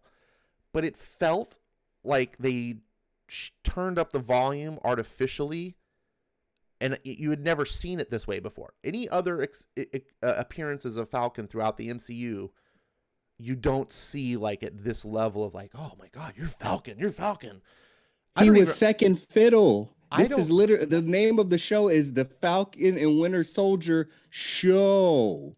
He ain't never had, and Winter Soldier ain't never had no movie before. They were never the star. You could say before this show, Falcon was just a wingman. True. But I'm also, here's the thing though. I don't necessarily see that in other MCU character shows. I felt like they were, and they don't do it to Bucky. It's not like people around going, oh my God, you're Winter Soldier, you saved the world. It's only Falcon. And it just feels forced. But you are right. Logically speaking, that explanation works. I just feel Bucky narratively... because he was the Winter Soldier and he was killing people for a rival government. Kind of hard to elevate a guy like that in the public light. They literally pardoned him on the low. Yeah, I was gonna say, I don't think. Plus, he was like the Baba Yaga. I don't think people really know who he is. They may saw a video with him like the mask on and stuff, but his arms covered, so no one recognizes the metal arm at all. He's kind of blending in. It's, like I said, this show I like it a lot better than WandaVision, and just because WandaVision just felt like I'm just basically having a nervous breakdown. WandaVision I thought was brilliantly written. Now this show does open with a pretty spectacular action sequence. Action sequence. Yeah, Was it Batroc opens the like leader? Is this George St. Pierre? That's what I was saying. I think it is. It's supposed to be. It's supposed to be Batroc. I believe. The Batroc, okay, because they had Batroc. He was at the beginning of Winter Soldier. So that's kind of cool if they brought him Right. back. Yeah, that it is. It's George St. Pierre as Batroc the Leaper. Very nice. Yeah, and that's like the thing that like that's what I was saying when me and Wes did the review. I was like, they waste no time literally pulling you into the MCU. Like, if for everybody that thought like WandaVision was a little too far out there and then had to go on its wild ride to eventually come, end in an MCU style movie, like Falcon and Winter Soldier was like as he jumped out, he was basically like, you ain't ready, but I'm bringing you with me. And like, it went right in. Like, you get familiar characters within 15 minutes of, like the start. You get Batroc the Leaper, you get all that. You get Falcon, you get obviously Rhodey and all of that stuff. Like, you get murals and stuff of Cap and all that stuff in the Smithsonian. Like, they pulled us all right back in the MCU, and I love that. I love them for it. I gotta say though, the way they're writing Falcon though, it basically feels like they wrote a role for like a younger Will Smith. That's the way they kind of like just wrote it, because that's kind of vibe whenever I see Anthony Mackie in this movie, because I try to see the way he's supposed to be the cocky, kind of like, I can do this, don't worry about it, it's under control. I get that, like kind of like for example, would be Men in Black. Same kind of cocky attitude, like, I'm the new guy, I can do this, don't worry about it, and he gets upstaged by somebody else. I can see that. Like he did Ant-Man, upstaged him. I don't see how that's any different from Johnny Storm in the Fantastic Four movies when Chris Evans was playing him. A hot shot's a hot shot. Yeah, but I think that's a trope from the Air Force. Yeah, but I think what RDV is trying to say is he wasn't that way before. No, he was though. He wasn't as much of it. It's called character growth, and he didn't get as much screen time before to show who his true personality is. You gotta think about like how much screen time we actually got with him. Like before, he wasn't a focal point. Now he's a focal point. It makes sense that we would find out more of who he is and how he is, and especially like all of the circumstances that we met him in before were during despair. Captain and Winter Soldier, he came back in because things were crumbling around Cap, and we found out the Hydra had infiltrated S.H.I.E.L.D. and Cap didn't know who to trust. All those other times was under times of crisis. This is the first time where there's not immediate crisis. This is post-crisis, and we're finding out like how he's picking up the pieces of his life after he's been blipped and, help thwart off Thanos and all of that stuff. Like, really think about the context and the overall, not just the show. Like, zoom out to the macro and then go back in micro, and things have a lot more context and make a lot more sense. Yeah. Because I honestly, I would have seen Anthony Mackie being Rhodey, and that's what Marani has said before in some of the previous games that I've been on. She's commented that have Anthony Mackie be Rhodey because he kind of fits more of that role. Because Rhodey seems more like a stiff with Don Cheadle. Well, Rhodey was always like a stiff. That was kind of that was kind of the Rhodey character. The books. He kind of counters Tony. That's how they balance each other. Tony's the the hot shot fly off the handle type of dude, and Rhodey's like the grounded procedural. Balances him out, and that's why I like Tony part of the reason why I appreciate him so much. So the things you're saying, Skip, are not untrue. I just don't feel it was effectively made me feel that way in the narrative. I felt like they leaped to things instead of making a transition that I could grow with the character. I'm just like, boom, the character's like this now. And sometimes that can work. They did that with Thor, right? Like Thor 3 versus Thor 1 and 2. You're like, whoa, this is an all new, all different Thor. But if the movie's really good, you forgive it and you move on. And like I said, I did like this. I'm not here to pound this movie into the ground, but there were things that I didn't. I mean, and when I'm going to talk about things critically, I don't want to just gloss over and be like, it was the greatest. That opening action scene, in my opinion, was pretty damn impressive, especially when you stop for a second and you go, this isn't a movie. This isn't a $200 billion MCU movie. This is the first episode of a TV show. It felt like Tom Cruise in Mission Impossible, the opening like that. Yeah, I mean, it was like full movie production behind it. This is what a TV show looks like when you give it a budget they can do stuff with. Yeah, it was very first scene in a Bond movie kind of situation. Yeah. Where it really starts with an explosion, but kind of building on what like Skip was saying and some other people, it should literally be impossible for Falcon to leave his house without being inundated with bags of cash and offers to get laid. With everything he did, it should be impossible. Yeah, for sure. Can you put our sticker on your back of your wings, just like so you can sponsor, like, can you do this with us? Yeah. Geico. Can you have a Progressive? Can you have it on your wing? Yeah, the Walt Disney, Coca-Cola, Geico, Progressive, Falcon.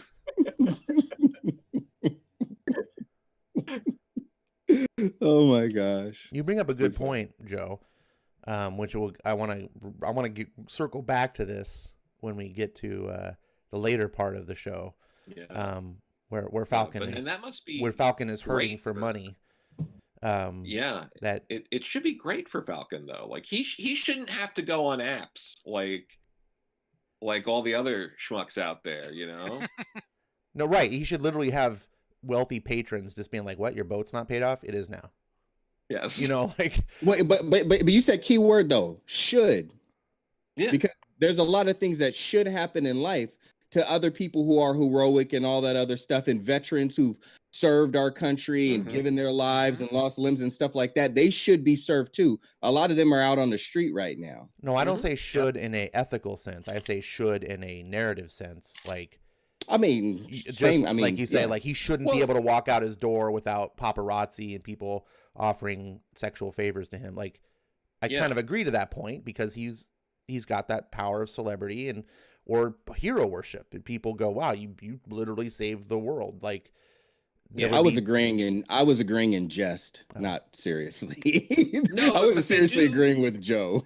But they do bake it into the plot a bit by being like, these things should be happening, but because of the snap, it's kind of put the whole system out of whack, and they're able to kind of use the snap as like a narrative device to come up with excuses for why things don't work out. Right. Yeah. Right. You literally said that like in the scene with the bank loan. Yeah, exactly. Right. And the bank loan scene, again, we'll get to that, but that was pretty cringe to me. Well, I'll let y'all talk about that. I'm not going to talk about that part because it wasn't cringe to me, and I'm not going to sit up here and try to defend it. It was what it was. It worked for me. Okay. So I'll let y'all talk about that. Go for it. Well, I mean, we're not there yet. We're still in Tunisia, with basically Falcon's version of Bucky. I guess he's got his own. This kid, he was fine, I guess, but it felt a little forced. Like he was just like, "Man, you're the best, man. Oh, that's so cool." Like, okay, we get it. Like, His last name is Torres, right? This is the Torres guy, I think. Because someone was saying that this is because in the comics, once Sam Wilson became Captain America, they made a new Falcon, and the new Falcon in the comics, his last name was Torres too. So. Oh, that's right. That's right. The new I forgot about that. Bird powers or something. Yeah. Mm-hmm. So I was wondering if that was their. It's not true. They were Red gonna Wing's do that with this going to get an upgrade in his title. He's made a new Falcon. there we get to see Rhodey, the man who literally has an Iron Man suit. Did you see what Marania said? Marania wasn't happy with my comment, I guess, of calling Rhodey a stiff. I'll take the blame. Wow. I always thought Rhodey was kind of a stiff. Maybe not as. She said Terrence Howard is actually a better fit because he's halfway the personality. Yeah, I mean, I could see if you didn't read the comics that you might feel that way. So I like that. I liked him in. I like Don Cheadle in Age of Ultron. Sure. Oh, I like Don Cheadle. He's a great actor. The 5 lines he had in there. I liked him in Civil War when he got hurt. Oh wow, really? Yeah, I wish Don Cheadle would have just been in the first movie. I always have that trouble when they switch actors. It's unfortunate. See, that doesn't bother me so much. For some reason, it doesn't typically, because I always think of it because it's a comic book movie. I can't watch Harry Potter after the second movie. What happened to Dumbledore? But see, the thing is, if you have an Iron Man comic drawn by one person and an Avengers comic drawn by a different artist, Tony's going to look the same but there's going to be those subtle differences because it's different artists. Yes, that's Kinda why. take But everyone looks different. That's why I can watch different eras of James Bond, and it's fine. Well, Yeah, that's how right. that's how we got Doctor Strange, because somebody drew him differently with a cape, with the armor.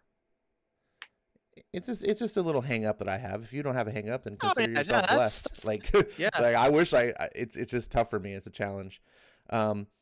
This isn't a fault of Falcon or Anthony Mackie or anyone, but I did have some weird issues with the show where he's flying around. And first of all, like, when did Falcon become like a Stark level engineer? His Working on it. his ability to engineer things, like, I was like, oh, he made an AI bird that responds to voice commands and can think for itself. That's pretty damn impressive. Who said he made it? He said did he made it? Did he say he made? I remember when they introduced it in Civil War, he had it, but I don't think he. I don't think he said he made it. Okay, touching hold on on. that, Maybe I'm wrong. Maybe Stark made it. If he didn't make it, then the question is who did, and why does they only give it to him? It's kind of weird to me. I'm not sure about the comics, but I know in the Avengers Assemble cartoon, he actually was familiar with all that stuff. He was a scientist and stuff. He worked for S.H.I.E.L.D. So he was able to make his own tech. In the comics, he doesn't have a drone. He has an actual bird in the comics. So. An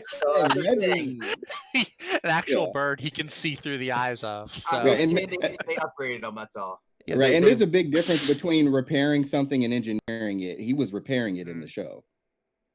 Like, I can't engineer an iPhone, but I fixed hell of them when I used to work in the Apple store.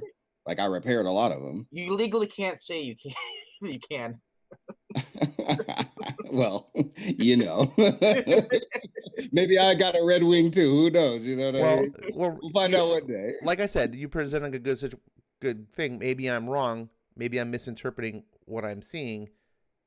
Who made it for him? Did the military make this? Like, where's he getting all his technology? Likely, because that's where he said in Falcon and Winter Soldier, and he wasn't the only person that had one of those suits.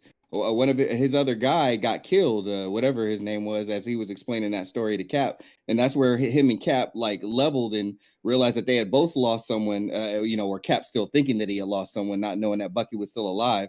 Riley was the guy's name, yeah, and they shot Riley's stupid ass out of the sky, I believe was the line from the Winter Soldier, Captain America Winter Soldier movie. So yeah, he got the tech, and yeah, matter of fact, they had to break into a government facility to get him his wings in the Winter Soldier movie on that scene where they had to deal with Jasper Sitwell.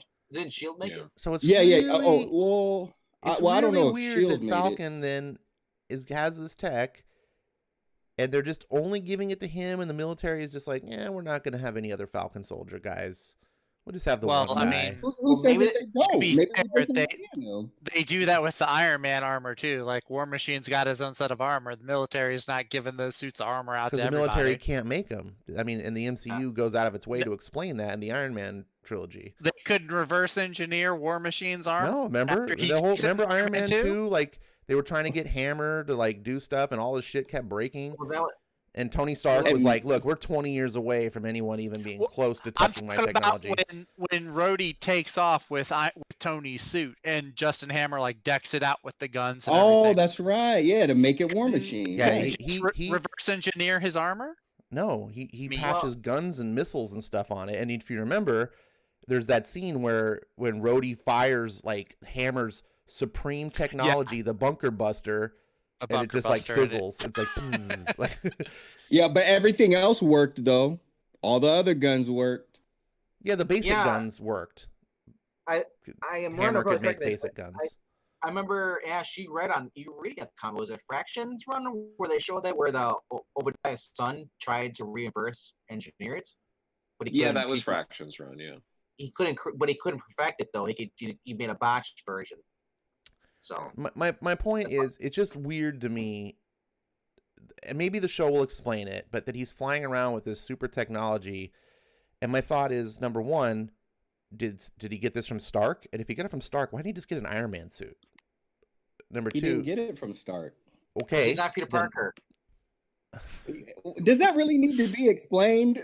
That has nothing to do with the main parts of the show. How superheroes have their abilities or powers definitely needs to be explained. Like, that's a big deal. It's not even a power. It's literally technology, and he literally explained that in the Abilities Captain or America powers. Winter How does Soldier Iron Man movie. get his suit is a big deal. Like, if you just did an Iron Man story and it's like, hey, look, there's a dude in a suit. Like, we don't know why he has it. Yeah, it wouldn't work as well. The idea. I mean, I guess, but like I said, they already explained this like movies ago, though. Like these are questions that got explained movies ago, and I'm telling you the answers. So the military made Falcon stuff. Literally, the Air Force. He's Yes, in the Air Force, just like Rhodey is in the Air Force. That's part of the reason He why was they can. paratrooper Yeah. or Okay, something and so he said he 5 was. years after the snap, they still don't have other Falcons. This is not how the military works. We don't know if they No, don't. it was- They no, had him before. Riley was a Falcon. The guy that got shot down. I just said that. they said it Maybe was we saw after one got shot down and Falcon went through like whatever trauma he went through after. Maybe the military was like, "Hey, let's pump the brakes on this program. Clearly, we're 0-2. It's not working too well." because what he explained to Captain America, second one, Winter Soldier, he explained it was a scrapped program that Shield was running. That's it. Yep. So and so in order to get his wings out, they had to go defunct Shield base. Mhm. That was operated by Hydra control. Mm-hmm. Yeah, no, I don't know why this stuff makes sense to everyone else but Well, me. But that's not how the military because- works. You don't just get to like take the super high, super technology just off on your own, do whatever you want. Falcon Well, would they not just stole be it. able to be a superhero. He would just be a military soldier. This is the comic books. This isn't real life. It's not going to make sense like you want it to. Yes, This They It's to hard speak kids is the stole it beef. from the military too. It's not like they just walked in and the military was like, "Hey, you want this suit?" No, they had to break in and steal it. Right. It doesn't make he's, sense. so How he's could using Captain America just stolen rip the military door open? technology, and then the military is like, "Hey, cool, thanks for stealing that technology. Now you're going to work for us." Oh, Well, wait, you already after do work for they us. bust We're up not going to Hydra, court-martial I mean, you, though. They busted up Hydra. I think that would save him the. I think they would use that in the defense in the court martial. It's Like, like- he stole it, but he also saved a bunch of lives from 3 decked out helicarriers Hydra was going to use to genocide a bunch of people. Like the Rockets Right. here, you just commandeered it, okay? Yeah, shout out to the Rocketeer. In the world of Cape superheroes, when everyone can have the abilities and or equipment of the superhero, it ceases to make the superhero anything special. So literally, we could have thousands and thousands of these Falcon guys. So the fact that Falcon can fly around with his Falcon wings and his little red wing bird, which should be cool, isn't unique. It's just, and the military only having one operative, they needed to do this mission, but they only sent one guy to do it.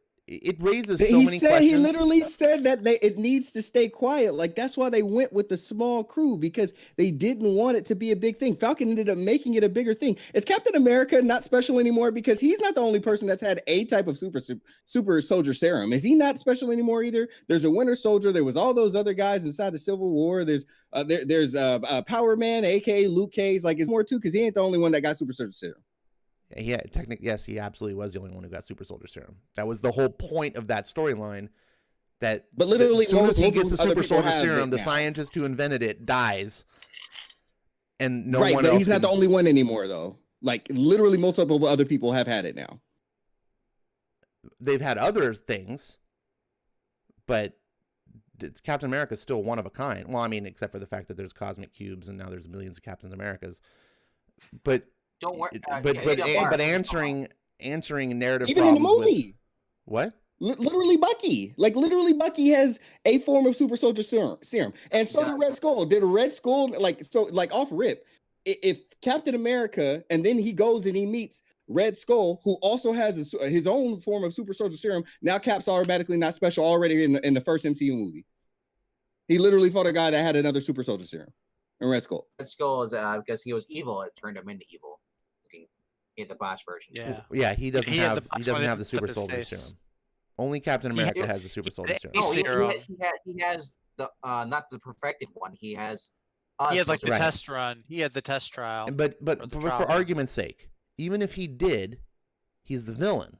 So it's not the same. What I'm talking about is for heroes. if you start replicating the heroes, if you can just carbon copy and go, oh, look, we just have, that's why I have a problem with the Spider-Man. Go, look, here's an exact duplicate of Spider-Man running around. It's all the same powers. He's the same dude, essentially. Now Peter Parker is less special. There's Ben Reilly running around. It doesn't. That's literally why Stan Lee focused on the people and their issues and not the powers as much. That's literally why people connected with the stories more, because it wasn't even all about the powers. It was about these people who have powers have the same problems as the people that don't. That's what made them three-dimensional, yes. But there's a reason why you picked up a Spider-Man book rather than just a novel about an everyday Joe doing his stuff. If you think about it, Bucky pretty much has the same abilities as Captain America. He just has an arm. He's the same age as him, as everything. Same age, same powers. He's got an upgrade actually. He's just got a robotic arm. Yeah. That's it. That's what I said. And literally in that movie, they were trying to go and stop other people that had been given a super soldier serum, and those people got killed. Remember, they got shot in the head. Remember, he had to take the scientist guy out, and he had to fight through all the other ones, like to get the scientist guy out alive. That literally happened. All of those people were super soldier, and that's where like Zemo was like, "Oh yeah, they're gonna be unleashed amongst the world and all that other stuff." And like he killed the super soldier serum out of the trunk at the beginning of the movie. Yep. Side note: I can't wait to see Baron Zemo with like his full costume and the mask and everything. Yeah. That's what I want to see out of this more than anything. Purple sock. Purple sock, baby. Yeah. All right. So Skip, absolutely 10 out of 10. Love this. Joe, did you have any issues? Specifically on this one thing? No, on this show. Apparently, everything I'm saying is wrong. I'm not allowed to like, or disagree with superheroes being replicated on a factory floor. You make it sound like this isn't like what you deal with day in, day out in other aspects of your life. I don't know where that's going. I'm saying that it feels like people just give you a hard time a lot. This is true. I guess. Anyway, so Jimmy's telling me not to be petty. Like that basically, I'm trying to redirect Joe because right. every opinion I'm given, I'm basically just getting hollered at. So I don't know. I don't know what to say. I can either go, okay, yep, you're right.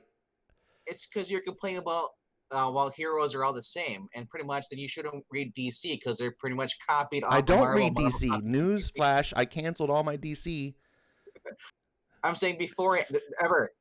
I don't care if you're doing it now. I'm just saying don't ever read another comic book company because they're going to copy from the other two. They're going to copy from the other three.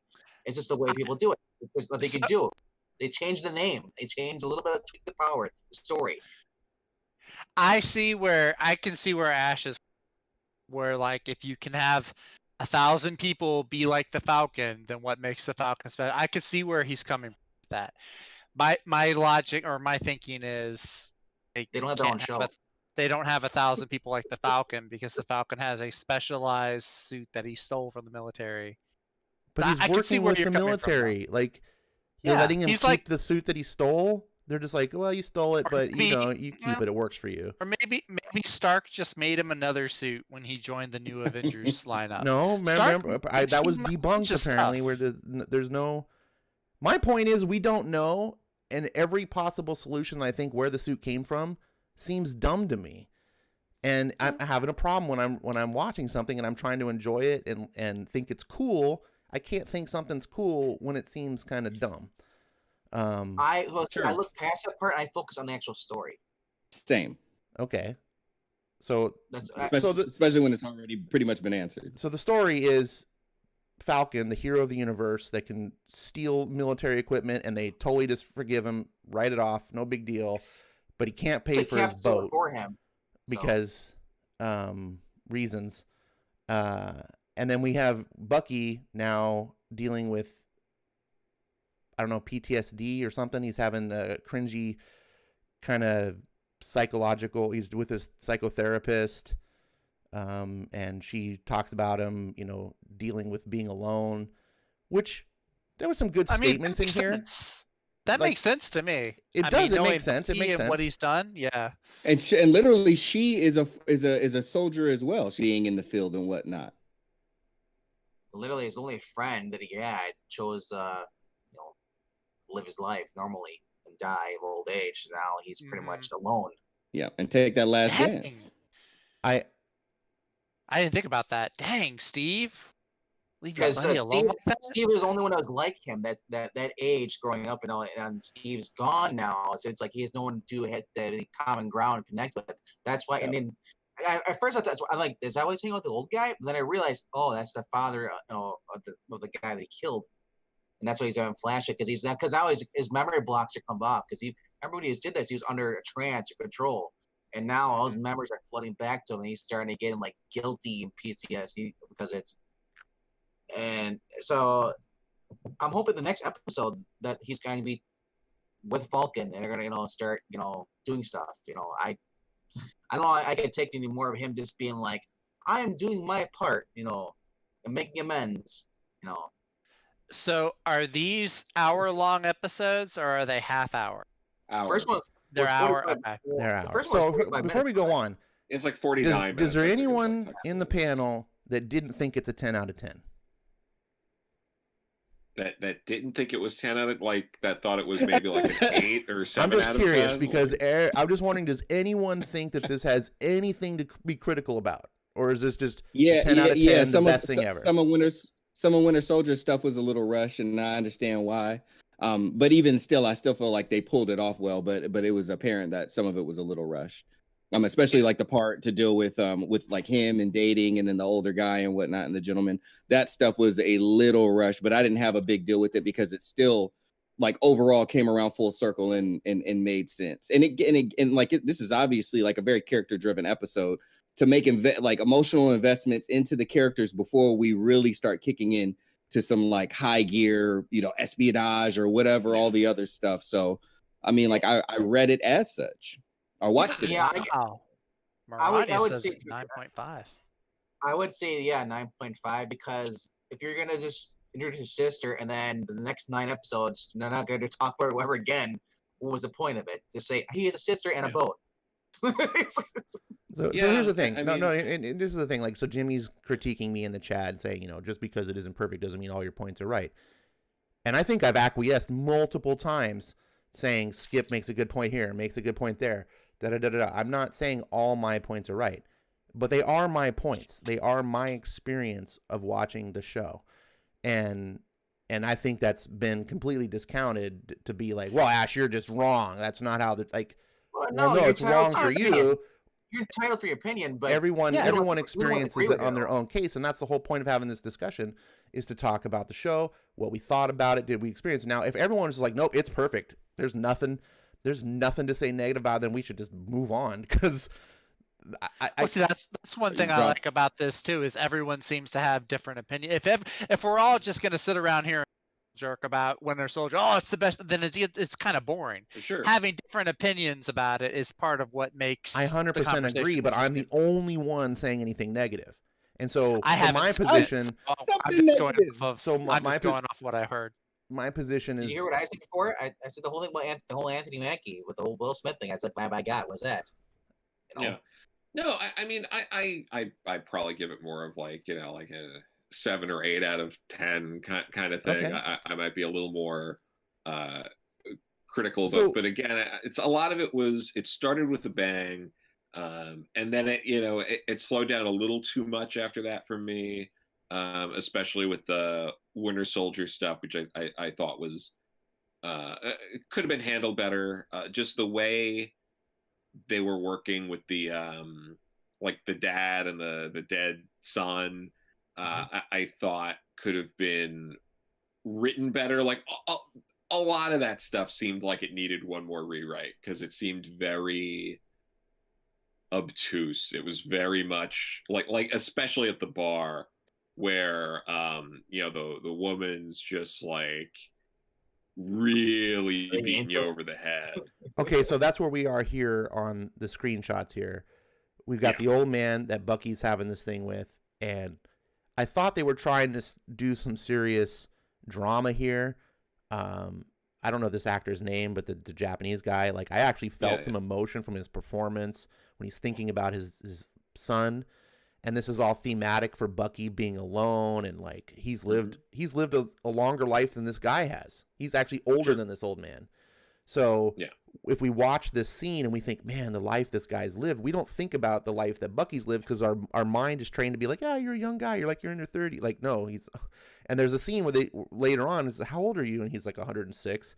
And it's played for jokes, but I think that was a mishandling. I think they should have played it more to the drama. And I'm agreeing with you, Joe. Like, I wanted more of this with the old man and his son and the memories.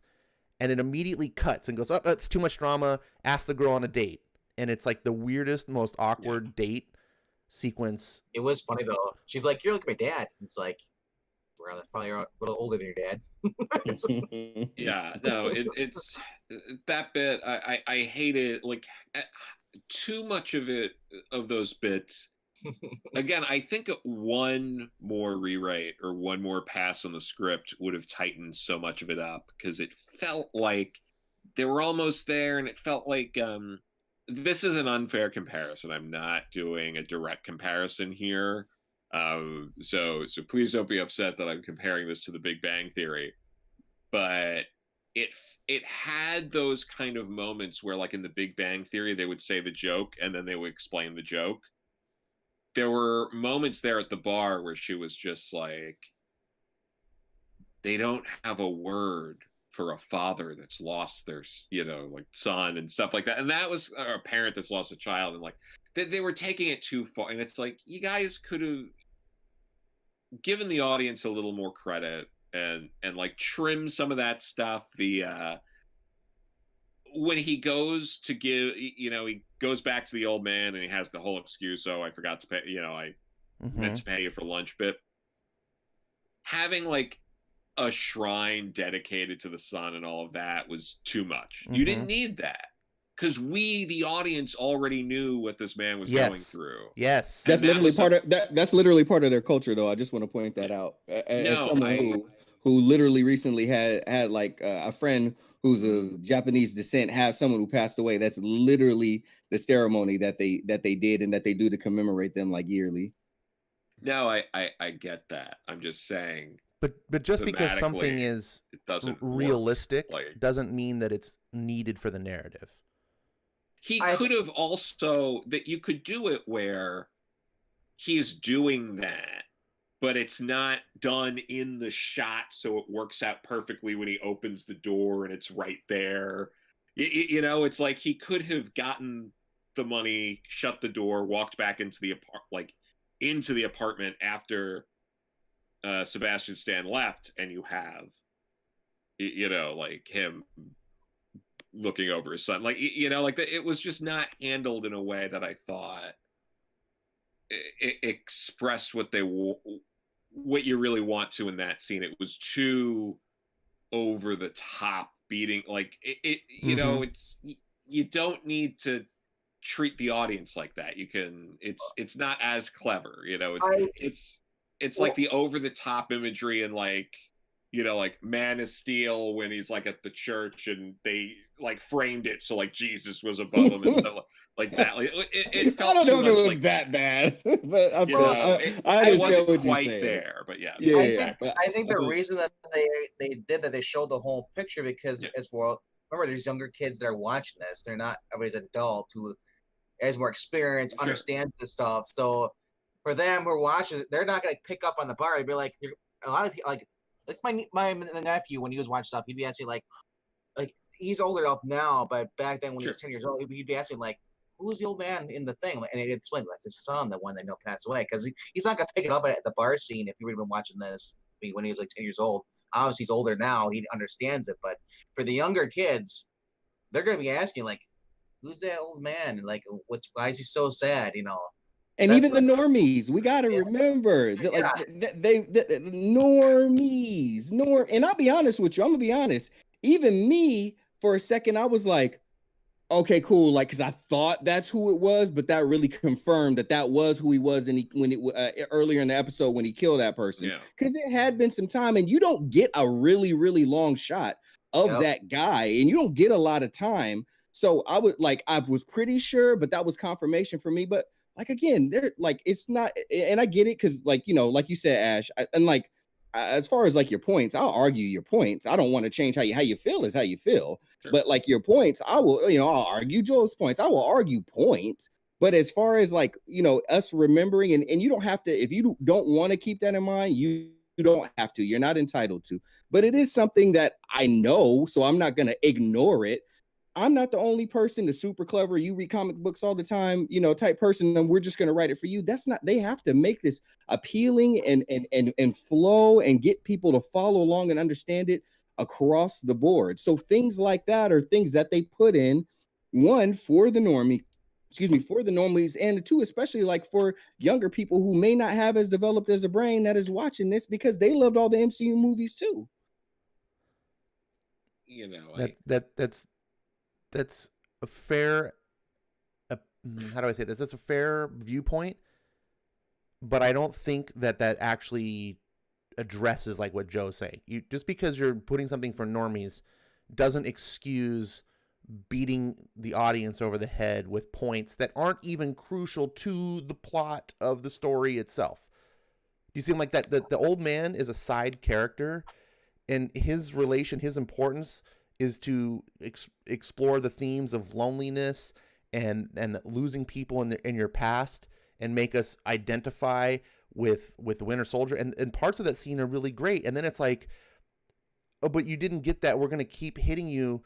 But that's not even what the story is about. We're moving on to try to get Falcon and Winter Soldier together eventually so that we can have the Falcon and Winter Soldier show and do whatever it is that they're going to do to save the day. But we're beleaguering these points, and I don't think any kids are going to be watching that and being like, oh, that was way cool that they went back. And like, I think there was a lot of points in this show where they lost the narrative, like they lost who they were making it for. I don't think normies are going to be more into it. If you wanted to keep that, I think you need to throw more shots of Falcon jumping out of the helicopters and beating people up than trying to make Shakespeare. And I think a lot of it was just overdone, and it didn't feel elegant. It felt clunky. And I feel like some of these characters to throw away. If that girl that he goes on a date with comes back later in the series, I'm going to be surprised. She felt like a total throwaway character. And I felt like we spent way too much time with them awkwardly playing Battleship and things like that. And again, I'm just trying to nitpick because we're on a show talking about it, and it's not exciting to be like, I like the show, me too, cool. I mean, and if you think that it was a perfect 10 out of 10, which I just kind of took a shot at you there, that's fine. But if you don't think it was a 10 out of 10, I would sincerely like to hear your opinions on where you think it misstepped, not because I want to argue with you, but because I think that's, I don't know. I feel a little bit, I felt that at a point I felt a little bit backed into a corner, like I was the only person that had any problems. And when everyone's like, no, you're just wrong, you're like, all right, where do I go from here? Like, said my piece, and I would like to hear if anyone else, had different issues. Maybe my issues aren't the ones that you had. And I'm talking too much at this point, so my apologies. Okay. No, you're fine. My issue is that my wife doesn't have time to watch the show with me, and I have to wait for her before I watch it. you gotta get way minus better 2 stars. Minus 2 stars. Falcon. You can watch it and just really fake it that you haven't watched it. Like, holy crap, I love this. You just do that. Because when you go back to watch the same thing a second time, there's that little bar at the bottom that shows how far you've watched in. Not only that, RDV, but I'm gonna tell you right now, dog. As a divorced man, wives know things, and they're really. Wait. Is that why you're divorced? Yes. You watching that show? No, I was cheating on her with comics, and she couldn't take it. They were taking all my time, man. Fair. My wife asked me today. I come home from the comic show. She's like, "How many comics did you-" I said, $20, $25 worth. She's like, "How many comics did you get this week?" They know. It's like wifely intuition, man. It's scary. It's a scary thing. I'll just say this about the whole thing. The first episode is basically to show us that Bucky and Falcon are both messed up. Falcon's doing his own thing. He's been gone for 5 years. His nephews are all pretty much almost grown up. He's missed them. They were babies. Now they're like in their teens. We got pretty much what's gonna solve their problems is them to getting together and having to deal with a threat. So all of this is kind of like throwaway. That's my whole point. So the nitpick over it means nothing. It's been gone. You're gonna forget about it within the next couple episodes. The old man though, he might at the end here, he might reveal, hey, yeah, I killed your son, or he may never do it. Yeah. He may just keep giving the guy money, whatever, whatever, try to pay it off, whatever. I don't know. It's like you said, I just feel like these probably are throwaway characters, and the whole thing was just make you feel bad. That's the whole thing, was the date scene, as corny that was. It was just to make him feel even worse, it's just to make you feel. I didn't. My fault was that I didn't feel worse. Like, I thought the scenes with the old man, for the most part, worked really well because they were powerful, and I thought they spoke to the character development of Bucky and our understanding of that character, and that's important for the narrative. The girl felt more just, let's have some comic relief, like how she gets asked out and how forward she is, and like, oh yeah, like it just felt like that only happens in the movie type thing, and then it just. Yeah. Where it went from there was like, oh, this isn't even important. This is just filler. Like, I'm like looking at my watch, and the whole girl thing. The same thing here with what's on screen with the loan. What bothered me about the scene is not that they need a loan, or that they get turned down for the loan, but tonally it didn't understand like where it was trying to go. It was equal parts like, oh, there's some drama and this social commentary about people, dealing with the banks and, being in certain situations of where maybe the bank overlook you or you have your, there were all sorts of things that could have been explored there.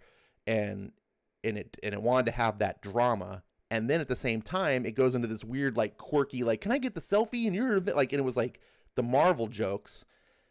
And I was like, pick a lane, please. Sure. Like, are you going to do a funny bit with the banker guy and it's screwball comedy? Okay. Or are you going to do the family drama? I'll go with one, but you tried to mix both and it didn't work for me. No, I get what you're saying. For me, like I said, like I probably put this at a 7 or an 8 out of 10. There were some things that stood out for me and sucked me out of the show, but overall, it was good. I'm gonna watch the whole thing. It would have to take such a. It would have to fall off a cliff in the next like episode or two for me to not finish this out. So my only question is, where were the food trays going to? Was she selling that on a table somewhere? Come get your cooked food. I thought she had like a side business where she did like cooked meals. She delivered people, yeah, because he had mentioned that in the show that they could do stuff and revamp a kitchen that's what I was thinking too. But I'm like, is this Meals on Wheels? Because like she's just delivering, handing it out to people as free samples. What's going on? Because she doesn't have any things to keep the food warm. I don't know. I don't think that's important for the narrative. I'm not even sure how much of the sister we're going to see going forward. And that's go ahead. Honestly, though, the thing that probably frustrated me the most had nothing to do with the show, but Comixology was running like a Falcon and Winter Soldier like sale or whatever, and bundling certain comics, and they were almost all pretty modern comics and none of the Grunwald stuff that this is clearly pulling directly from. It was like, why aren't you having in your bundles the first appearances of like John Walker and Flag Smasher and when Cap gives up the shield and when they pick the new Cap and all that, like all this stuff that's very much what this show is about. wasn't anything they were advertising. They were just advertising a lot of comics that mostly this show isn't pulling from. So that was very weird to me. But again, that has nothing to do with the show itself. It's just it's weird that. And that's all. Apparently, from my understanding, that's all a Marvel thing. Comixology doesn't pick what goes on sale and stuff. They leave that to the publishers. So the publishers should be basically communicating, hey, Comixology, put these books. That's my understanding. And that just, if that's the case, it rings true to Marvel. Like, oh, what do you know? Marvel isn't trying to capitalize on this. Yeah, no, it's just very weird. And that stuff is really, really good and holds up a lot better than basically everything else that they were suggesting, with some exceptions. But I mean, that stuff boggles my mind. And it was also a real, like, this is the 25th anniversary of the passing of Mark Grunwald, and to see them having used so much of his creations in this, it's, you know, sad thinking about how, like, he's like kind of finally getting his due in Capalore, and seeing that stuff on the big screen, and that it's, you know, so long after his like very early and untimely passing. It's you know, it's shit. You know what my question was? It's Cap's like giving like a speech or his funeral or something, or not really a funeral, but it's like, you know, commemorating the Shield. Yeah, we have Bucky, we have Sam there. Where's the other surviving Avengers? Why aren't they paying their respects? Why aren't they there too? You know. No, I think that was just a scene for Falcon. Like, that was my interpretation. Because he was donating the Shield, you know, but that's a big thing, though, you know, because they're all. You think they all still be a mid family, you know? Yeah. Hawkeye be with his family, paying respects, you know, because he did it for Tony. They had a big thing, and all of a sudden it's like, yeah, we're done. I get that. That's a tougher thing going. Yeah, that's a tougher thing to judge, because it's like, dude, come on, you're not going to be getting Hawkeye and I guess never mind. Black Widow's I'm just dead. saying it really doesn't the show, but I mean, I'm just kills me like what's going on with Hawkeye and Hulk and all these guys going on with all this is going on. Are they like, you know, because well, that's what we're gonna have to wait to find out with the rest of the Marvel shows. I know it's just killing me right now, because you know Ant-Man's getting his own thing, you know. Ant-Man's getting a movie, But that's what I'm trying to get at, is that's one of the limitations of movies and TV that comics don't have. Like, if this was all written for a comic book, I'll bet you those surviving Avengers all would have been there. But when it comes to a case of being a TV show, you got to cast these guys, get to their agents, like pay them a ton of money to show up for a 30-second cameo, you know, and it's just, you run into logistical problems. And this is one of the beauties that comics have always had over TVs and movies, is you don't have a budget, you don't have limitations, you don't have to deal with actors or anything. The writer and the artist, sky's the limit. You can, if you can imagine it, you can make it happen. If the Arrowverse and CW can do it, the Marvel can do it. Well, I mean, I mean, even in the comics, they wouldn't. They'd have, you know, they'd awkwardly cut in a Ditko Spider-Man into like a Jack Kirby comic or something like that. Like, well, we're at the final scene here. What did you think of the resolution of the first episode? I liked it. I mean, I knew exactly what was going to happen. Yep. But I liked that. My only problem with this was the actor that they got to. I'm trying to get here because I don't want to play anything, because I know if I play John Walker? That's US if I play agent? 3 seconds of the video, Disney's gonna have me sued into oblivion. But this actor, if this is John Walker, I don't know. But it's supposed to be John Walker. This guy is like a pencil neck. Like, could they not cast someone a little bit more physique? That's all I don't know. I mean, that could, like, there are so many behind the scenes ego kind of things that happen too. Like they could be like, well, he can't be as big as Chris Evans, so that narrows down your pool right there, like that kind of stuff. So you never know. Sure, and those are valid points. I don't know what the right answer is. I just know when I'm viewing this and I look at this and go, that's the new Captain America. And well, he also can't be as handsome as Chris Evans. That's fine. There's all these things that it's like, well, you can't do this, you can't do that. That's fine, and I would expect that. Like, we want Captain America to be elevated because he's our hero. This guy is just a pretender. I'm for that. Yeah. But I also want to. I guess what I'm trying to say is I want what I'm looking at to ring true to me. Like, I'd go, oh, well, this is the guy they went with. I can't tell with the mask on or not if that's. I looked up the actor's name. His name is Wyatt Russell. And without, like, in real life, if you look up just a picture of like the normal guy, he looks more passable than I don't know if it's the mask, the way it makes the ears kind of full. Maybe it's maybe it's the mask. But it may not be the actor at all. Maybe if the guy was stripped down, he'd be like this ripped, hulking dude, and the costume isn't showing that. I don't know but I do know what the final product looks not right to me. Yeah, the ears are kind of the whole head. The more I look at it, I don't know, and that might not be him. The mask, that might be like a different, because you know how like sometimes they'll have like I don't want to say a decoy, but like before like a role has been cast or something, like in some movies you'll see like concept art of a character before it's been cast, like this is what we're trying to do.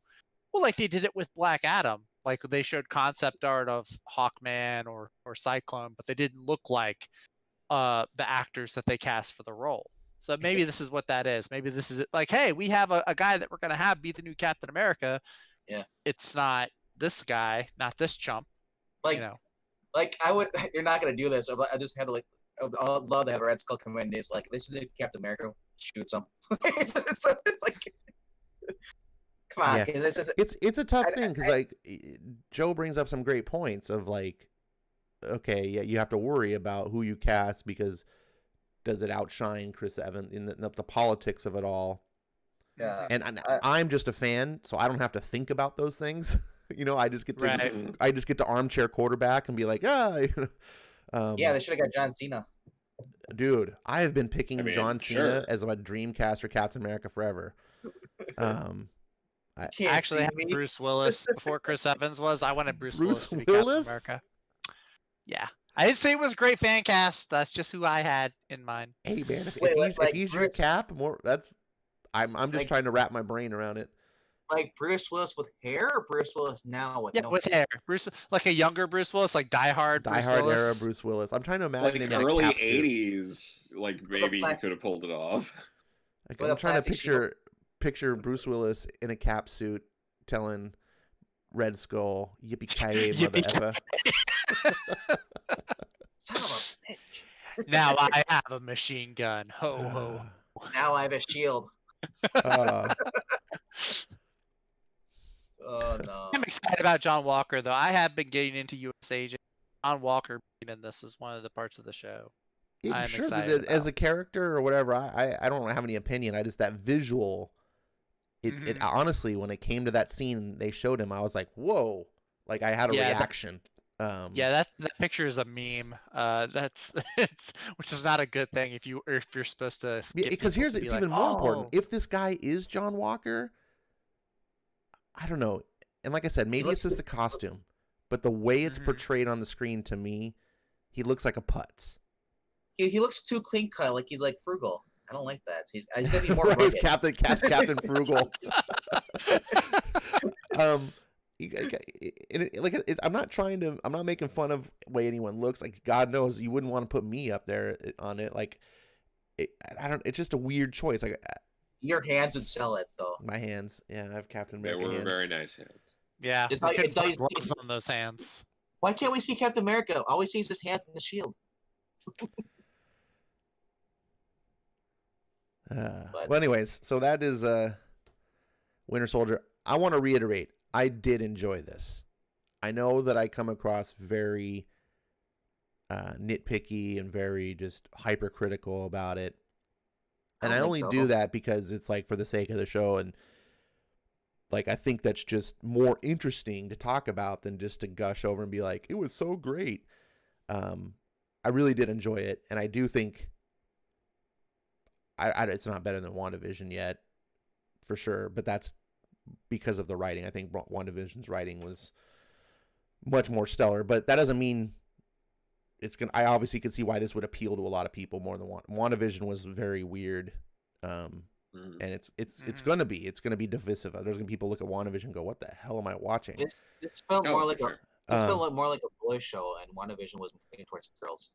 Yeah, I like how this has more of a like if you look at Winter Soldier, it's got more of like a like a Tom Clancy or a Bourne Identity kind of a vibe to it. I kind of like that. I dig that. And so if this follows along with that same thematically, I agree. Like I am down for this thematically. I'm a big political espionage guy. Like Winter Soldier, the movie, Captain America Winter Soldier is like probably my favorite MCU movie. I love if this show goes kind of in that same direction and adds a little bit of what I'm hoping, it adds a little bit of like Lethal Weapon buddy cop mix between Falcon and Bucky. I think that'll be great. You know, as they're taking down the bad guys, they can have this banter, which it's perfectly fitting in the MCU, right? And if they can nail it, I think this will be a super terrific fun show. And showing me the budget that you're going to put into this, like visually right out of the gate, you say, here's what you're in for. Oh shit. Scott Eastwood would have been the Dead Ringer if you want to get another physique just like Chris Evans. That's what Ronnie's saying. I say Use Asian should have been Tom Cruise. And people just naturally would have hated him. Well, he was the first pick to play Iron Man, wasn't he? Tom Cruise? He was one of the top picks, yeah. Help me, help you. Just imagine Iron Man just run instead of flying. He's like, my jets aren't working. I have to run 6 miles. My gloves aren't working. Yeah. Just imagine Iron Man like being like 4'11". I just want him jumping on a couch. All right. There you go. If I could ask for your guys' indulgence one more time. Skip, you asked me a question earlier today, and I didn't answer you well. I have that problem, but that's because I thought this would be just a better answer than a text in a Discord chat. So here we go. Oh, is this the opening part 3? Yeah, I mean, it's not going to... Anyway, so on to the next. Hold on. Sound like you're getting like emotional. Oh, man, getting old man. It's hard to lift this with one hand. So sweet. I have no idea what's inside this. It's heavy, which makes me think that our boy Skip and Tosh was too generous at whatever he sent. He did not give me any clue. This is a complete surprise. What the heck? Oh my God. That's why it's so heavy. Jesus. Wow, Skip. Wow. Yeah, this is generous. Wow. Oh my God. I'm at a loss for words. That's completely unexpected. I'm loving this series, and now I'm one step closer to getting this thing in hardcover. Now I have to get it all. I've been debating. I was like, should I just collect this all in hardcover? I really kind of want to, and I was like, I'm gonna wait until it's over. I'm not gonna start pulling the trigger on big expensive hardcovers and then get to the end and go, oh, I was disappointed. And then there's something else in here, and it's another book, and hopefully I didn't dox anything. I kind of pulled it out fast. Hold on. Be right back. All right. So, oh shit! I didn't realize. I wasn't. I thought I had the screen shared. I was sharing the wrong screen. My bad. Yeah, I was noticing that. That part wasn't long. You could run it back. It's okay. Oh man. You guys are on audio. You get the ability to right then say, "Yo, dipshit." I didn't want to like put pressure on you. We're just gonna be like, let the dude fail. Just keep it going. This is gonna be a hard lesson for him. And Yes. I thought you were still trying to figure out on things on your end. I appreciate. So that's why I Okay, didn't thank wanna- you. It's like, God, this is so embarrassing now. Man, It wouldn't be a proper stream if there wasn't. Some I just technical because difficulties. yeah, this is true. this is the part I didn't want to f up on. If I'd f up You on the only alternative embarrassed comics yourself part, and, it would have been you know, no big deal. way too much Clint Stoker love tonight between that and the downcast floppy, and it's like, you know, the boy doesn't need a bigger ego. Come on. He doesn't need this.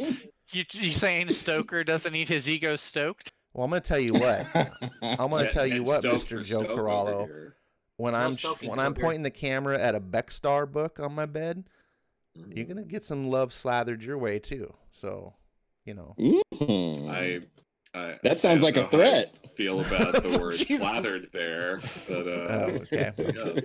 If you prefer hate, I can probably arrange something. I was trying to do. Wow. I keep failing. No matter Wow. everything I But try, no, just fails. I'm like the Wright brothers. It's good, but more like the wrong brothers, right? But it's you know, I am also just teasing. I like Clint. He's a very nice young man, that Clint Stoker. Oh man, getting old man. It's hard to lift this with one hand. Yeah, he hasn't So rocked I have that no boat. idea what's inside All this. right, It's playing heavy. again. You guys which in the makes me chat and think the that audience, you're hearing this. Please indulge me again. Our I'm boy sorry. Skip and Tosh was too generous It's not long. at whatever he sent. He did not give me any Spoiler clue. alert. This is You a know what's complete, coming. complete surprise. Wait, I think it's Oh. all, it's all showing blank on black. the screen. Yeah. Ah, did it again. My God. You did so good on the last It's on- two. What happened? God. I just need Jimmy to come over and take over and run this thing. There you go. Oh, there it is. I see it. There we go. He'd probably do a better see it. job. All right. It's on the screen now. Okay. Yay. Okay. Third time is a charm. Got it going. All right. I You have been got this, drinking, buddy. so apparently drinking while elderly. Moving on. Oh man, it's hard to lift this with one hand. So I have no idea what's inside this. It's heavy, which makes me think that our boy Skip and Tosh was too generous at whatever he sent. He did not give me any clue. This is a complete surprise. What the heck? Oh my God.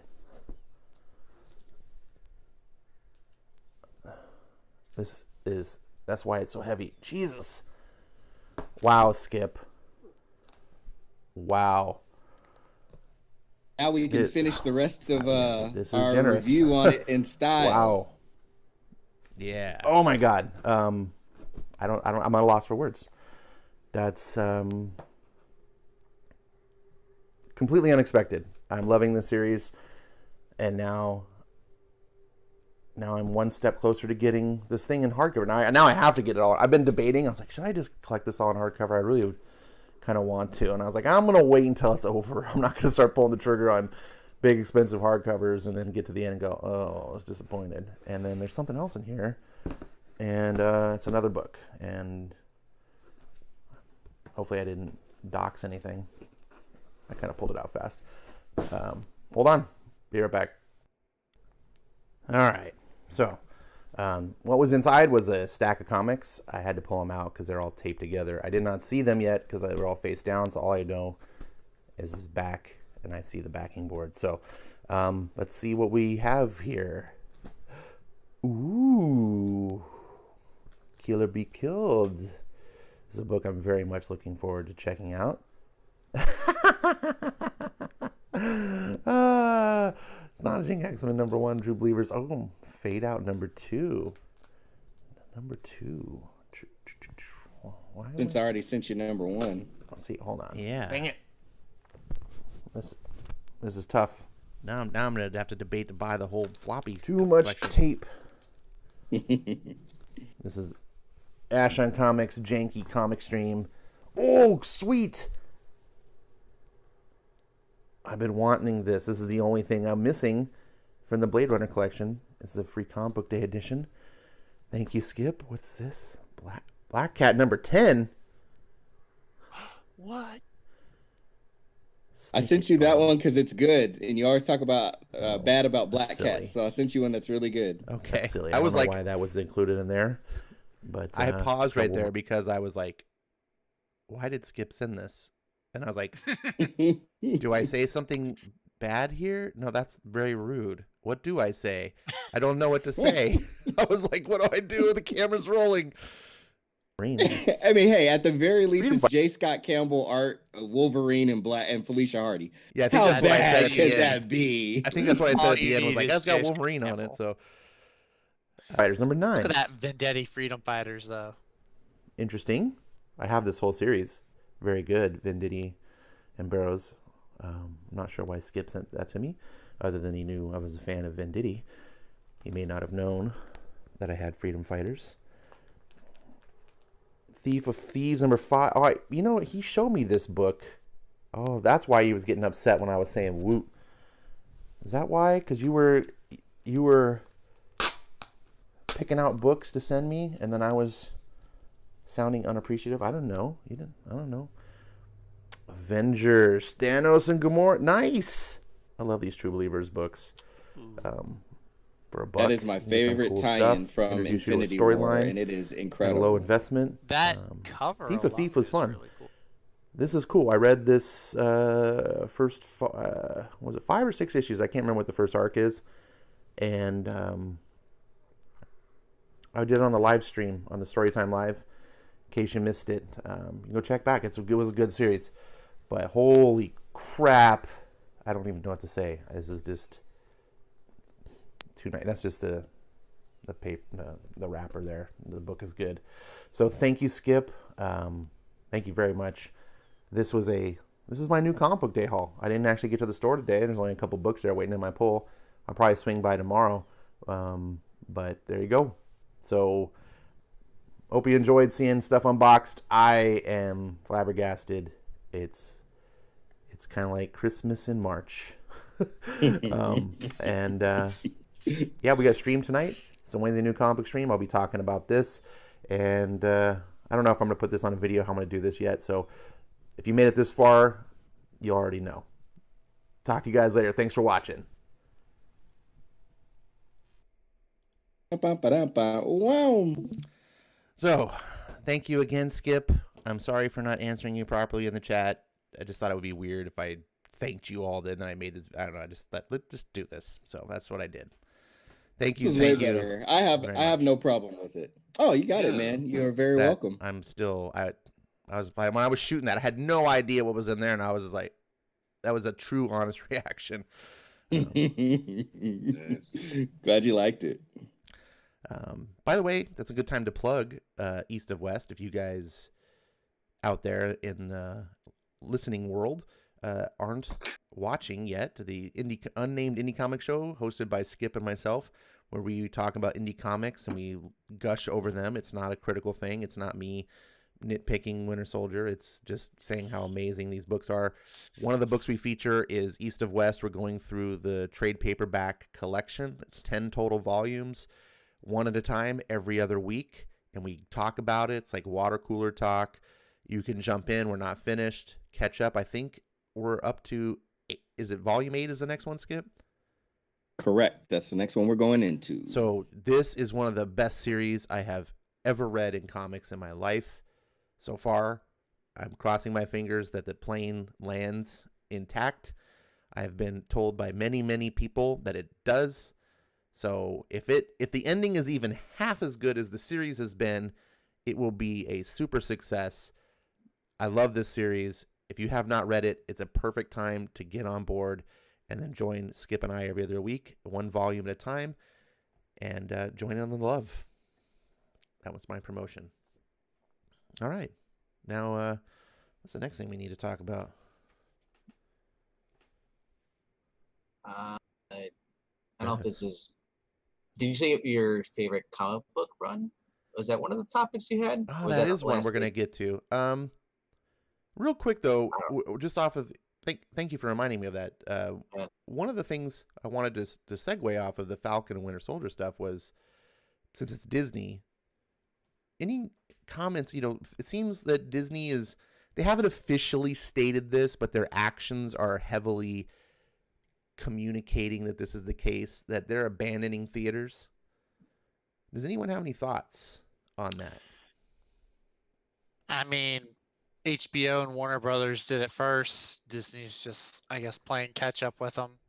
I thought it was inevitable when Warner Brothers first said they were going to do that. I was like, well, Disney's going to have to do this because if HBO's doing it just to get people on their streaming service, I mean, that's the thing, right? All the streaming services are trying to compete with each other.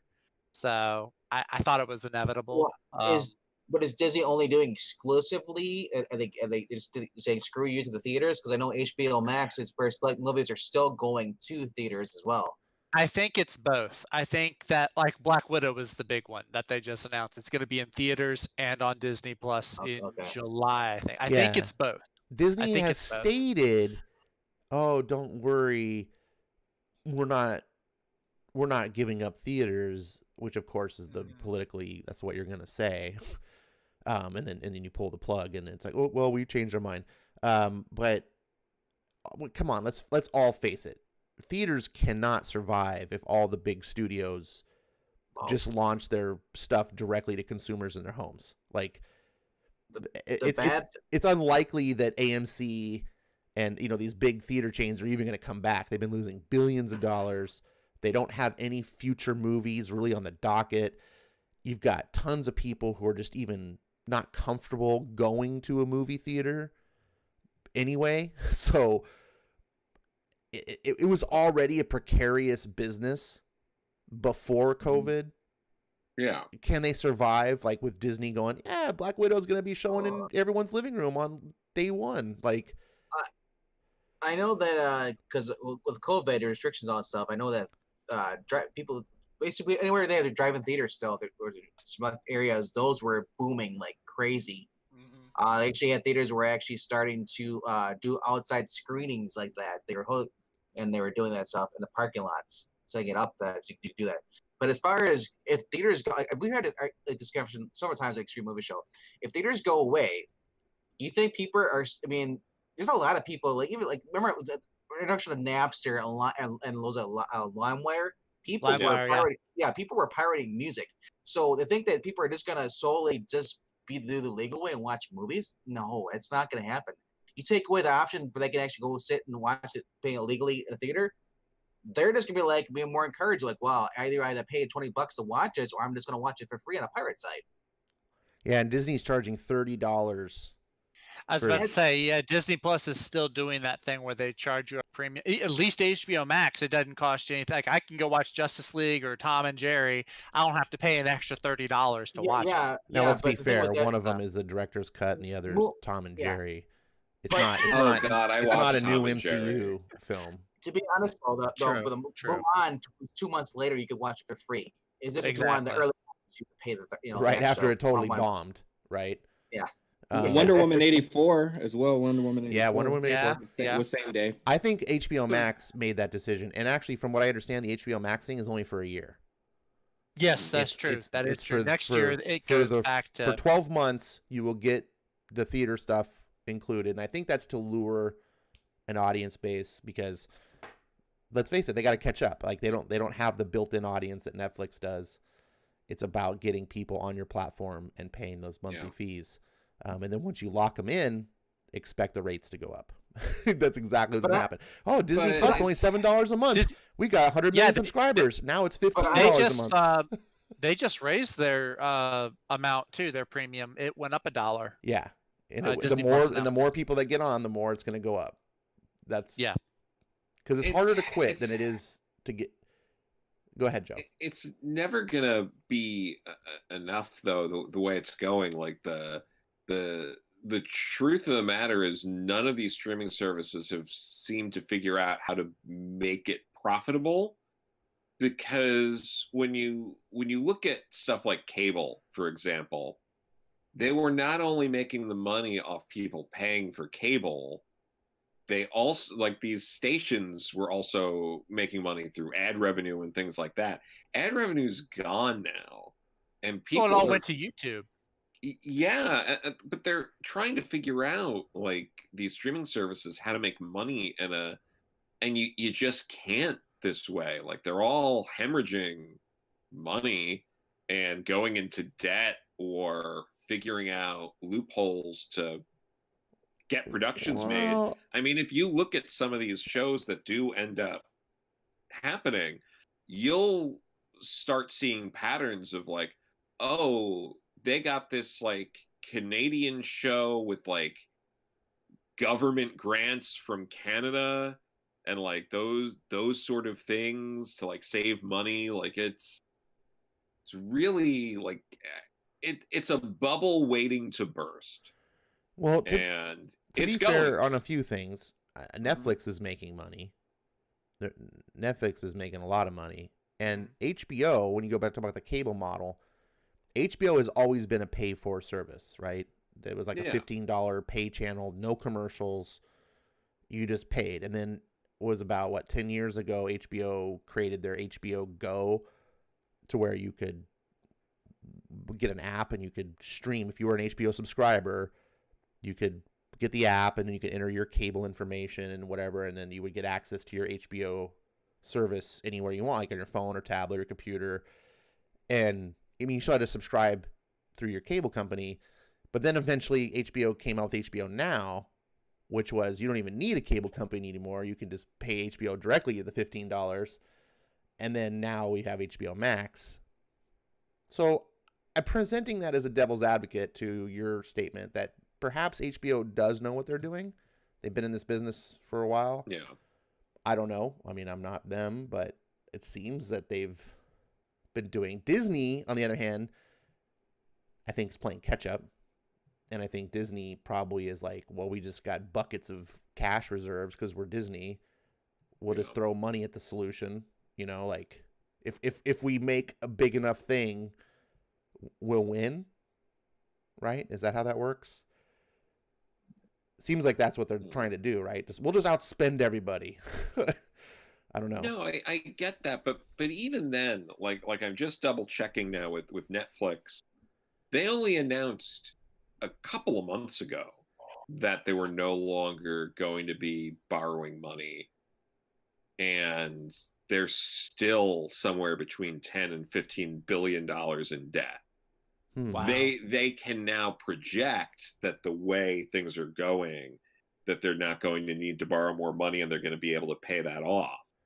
But wasn't a lot of the money borrowing about Netflix because they were building their infrastructure? Because Netflix, you know, we all know the history. Netflix started off, we just basically let you mail order rental DVDs.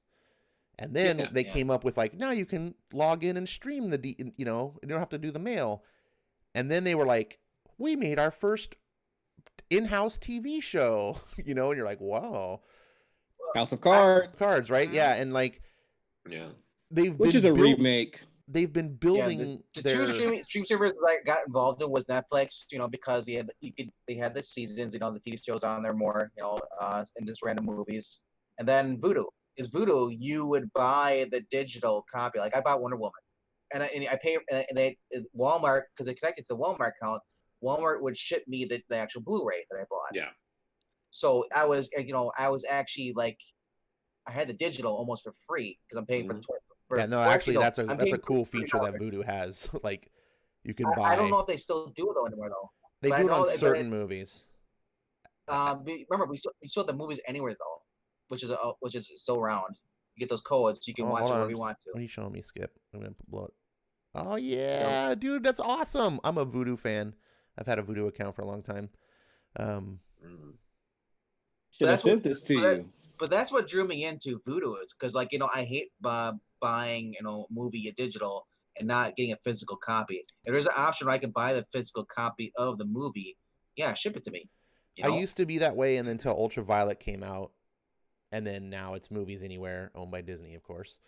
And yeah. but now that there's like a cloud-based service that I don't have to worry about Vudu going out of business, because I can access my digital collection on YouTube, on Amazon, on Microsoft, on Sony, I think,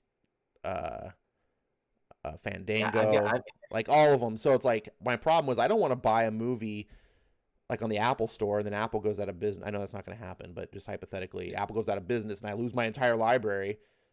That's stupid. But now the Ultraviolet and came out with the DRM, decentralized DRM, so that you don't have to worry about that. You just link your account. Like I bought this movie, I link it, and now if that company goes out of business, I can still access my movies through other companies that are linked.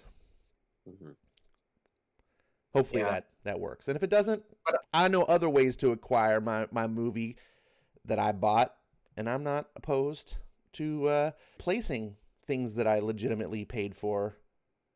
I'm just glad that movies are starting to be crappy now, so I'm getting more picky. Or maybe that's what it is, because either I was buying DVDs, collecting, I was buying spaces for my DVD Blu-rays or my comic books. So I was starting to choose. So I had to choose what do I want to have, keep buying DVDs or buy digital. Yeah, no, that's a big deal. I used to have a wall once upon a time. A whole VHSs, I still have them. I have them in totes now. Jeez. Yeah. It's like, I didn't start buying until the DVD era. But once that happened, I just was buying, and I had a wall from floor to ceiling of custom shelves, just entire wall of DVDs. I got so bad where I had to put the DVDs in those totes that go under your bag to slide on the wheels. I did that with my CD collection once upon a time. I was like, I remember when I was like, I can't have all these CDs, and I just like bought one of those massive binders, and then they just had like the little slip case, you know. And I was like, I put all my, and I hated doing that because I liked the jewel case and I liked the art and all the stuff, and I was like, but it got to the point where I was like, dude, I got way too many CDs to deal with this. And then eventually, once I did that, it was like within a year, I didn't even do that anymore because I just ripped everything to digital. Yep. And you know, and once I had my entire music collection on my hard drive, I was like, well, I don't have to access these CDs ever again. So, yeah. For me, because as soon as I did that and I transitioned everything to like digital or on my phone, or I started listening to Spotify, the last car I bought does not have an auxiliary input. You can't plug your iPhone in. It has a CD changer though. The only problem is you do that, you throw away your CDs, and then your hard drive crashes and you lose all your songs. Well, that's actually a good point, and this is a big reason why I'm a Google Music supporter. Because way back in the day, I started using Google Music even before they did the subscription thing, because they would let you upload your entire stuff into the cloud. Which back in the day, before the days of like Spotify and all the stuff, like being able to just access on my phone, I could just connect and I could download my music or stream it from the Google Play because I had uploaded it. I was like, this is really cool. And then one time, a hard disk did crash. I lost my entire music. You can go, and I downloaded my entire library. Again, I was like, lifesaver. And I was like, now I know, like, I don't have to worry about that because my entire, well, that's Google goes. I laughed. My sister got those iPods back in the day, and you had to like tune into a radio station to get the satellite, and then you could play, and it'd play through your speakers. I was like, that is so hokey. Just pop earbuds in and through the Walkman. There you go, or whatever you want to do. Like, just try to fool all that stuff. Those hokey people listening to speakers. I used to have one of those. It would go into your cassette player. It had the little wire that plugged into your phone or whatever, and it would play through the cassette. Yeah, that was kind of cool actually. Well, that was like bleeding edge technology for me once upon a time. Well, that was the '89 Mustang that we had. You had to go on a cassette player. You have a CD player, so you had to put the cassette player in there, the tape there. That was which would go into your CD player. You know, your little thing you get from Walmart, little Discman thing, and then that would play that way. That's how you'd be able to play your CDs. I got think it was an '89. Mine was like an early 2000s Honda CRV that had that. Like, why the technology wasn't more advanced in that car? I had a boombox where the speakers could separate from the main unit. I had That one of those. was primo. Yeah. I had one of those in the early 2000s, and I remember I was. Oh, I'm talking was like it, 85, Joe. No, I know. That was younger than high you. tech. People were like, your We're all younger speakers than Ash. detach, and they have like a. So I could set it down, and then I could pull the speakers off and set them aside, and be like, look at the stereo separation. This is high tech, and it had two tape drives, and you could duplicate a tape at high speed. That was mind blowing.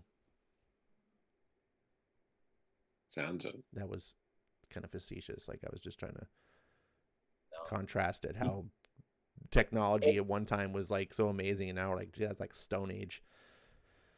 I thought it was kind of weird when you start, when you get a new disc player or a stereo thing, and they have the faces you can move, so that no one could steal them then, because they need the plate on the front. Oh yeah, I remember those, the removable face plates. Dude, that was like a fashion statement. Like people would carry around their face plates because not only did it keep your stereo from being stolen, but it showed everyone else that you had a premium stereo. So they follow you home. No, it was weird, Vankman. Like people did that, and it was like a show off thing. Like people like, look at me, look, I got a badass stereo. I'm carrying the faceplate in my back pocket. You're like, what? Or I hate that was like you get that people the faceplates, or they had the giant subwoofer in the back of the car. Like my brother at his Mustang, he just had a big woofer in the back. I'm like, okay, where are you gonna? Your trunk's now full of the speaker. What else are you gonna do now? Because you're gonna put everything in your back seat, groceries in the back seat. I always thought that was so weird because you had a 2-door. It's a 2-door. It wasn't a 4-door. No one got time for groceries. You gotta have music. I was like, speaking of which, yeah, that's what you use the wife's car for. This was Zach's topic. Favorite comic runs of all time. I think I know what Skip's answer is gonna be. I think he might have stepped away. So, Joe, you're one of the stars of the show. God, indulge us with your number one comic run to you, your favorite, your personal number one. There's still too many that I could count, but what's your current? I don't even know. You don't have one single one that's just like, this is my one. Like, I love a lot of them, but if I had to kill all my kids but one, this is the one that would survive. I mean, it's pretty morbid. There's a handful that come to mind, but the two that are coming to mind right now are James Robinson's Starman run and Doom Patrol, really from Morrison's straight through the end of Vertigo. So Doom Patrol 19 to 87. The volume 2, those are two that are really high on my list. Just absolutely phenomenal runs. It's hard for me to compare. It's just like because James Robinson's Starman run is such a. I've heard great things. It's a beautiful like love letter to just DC. It's all the references beyond just Starman, but doing something that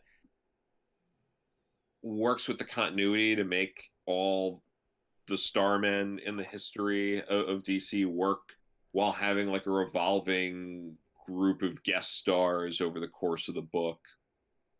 It's beautifully written in a way where there's a lot of setup and payoff. It's given the amount of time to set up. There's a couple of things that get set up in the first few issues that don't get paid off until like the end of the run. That's great. I love stuff like that. No, it's really well. How approximately how long was that run? It was over 80 issues. Oh, very nice. Because it's 80 That's a real issues, run. I know sometimes we talk about today in modern comics. How long was the run? 8 issues. Oh, okay. Yeah. Oops. No, the It's like 9 out of 10 of Marvel's titles right now. Right? yeah. Right. How long was that it's Captain Marvel ridiculous. run? Which volume? The Yeah, longest one. but, Oh, okay, 15 issues. Yeah, it's 80 issues. There's the 81st issue as part of Blackest Night when they resurrected a lot of cancels that titles that were over for that. But between the 80 issues, there's an issue 0, there's annuals, there's like a Shade miniseries. It's like all this stuff. It ends up being like probably closer to like 90 issues. But yeah, Nice. it's Now, it's has this really, been really collected into like omnibus format? It's been collected. They did a series of hardcovers. Then that's all out of print. Of course. And they started doing soft covers, but then they stopped. And then they were supposed to do a big compendium that was I think they were gonna do 1 or 2 compendiums of the whole thing. But they canceled those. Those could be resolicited soon. Because it seems like that's ripe for like 2 nice big omnibuses. It is. I have the 6 hardcover set. Oh, nice. That's all signed by. Wow. I think by I saw James. that on what was that? The Near Mint. I think he's got it. Yeah. In his Yeah, thing. no, he was Omar all has it. stoked about it. So Yeah, you're not sure if this is better though than the Doom Patrol, really? It's tough because I mean I probably would lean a little more towards that, but Doom Patrol is also it's more like out there. Now, which Doom Patrol specifically was this one again? Volume 2 from Grant Morrison forward. So Grant Morrison and Rachel Pollack, with art from mostly Richard Case, and then when Rachel took over the book, it was Richard Case, Linda Medley, and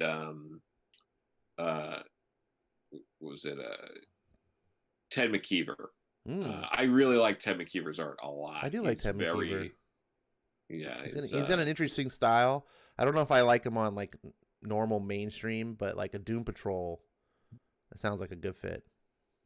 Yeah, no, he was really good in that. He was good in if you ever read Superman Metropolis, it's an Elseworld that they did of Superman, but it's the silent film Metropolis, and it's those characters. It's like Superman, Lex, Lois, like in that world. It's so good. I absolutely love that. But I own original pages from both Starman and Doom Patrol. So very nice. Very Starman, nice. that's the Jeff Bridges one, right?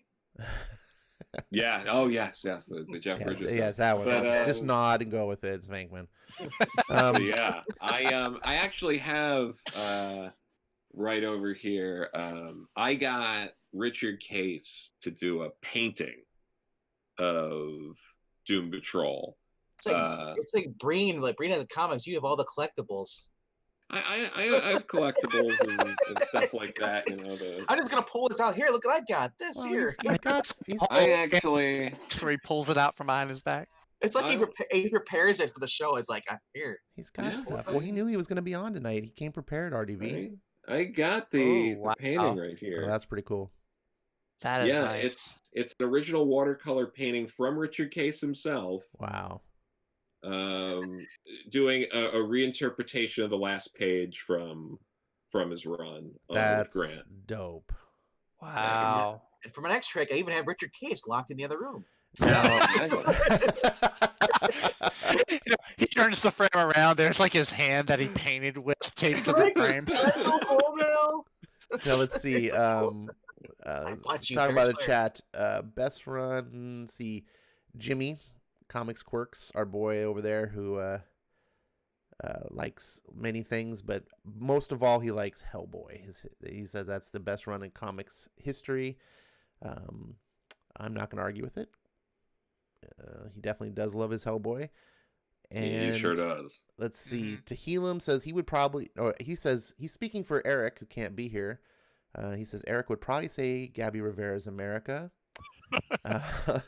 And his personal choice is Super Sons, which, man, I know Tehillim is a big Super Sons fan. I didn't realize that was his favorite run of all time.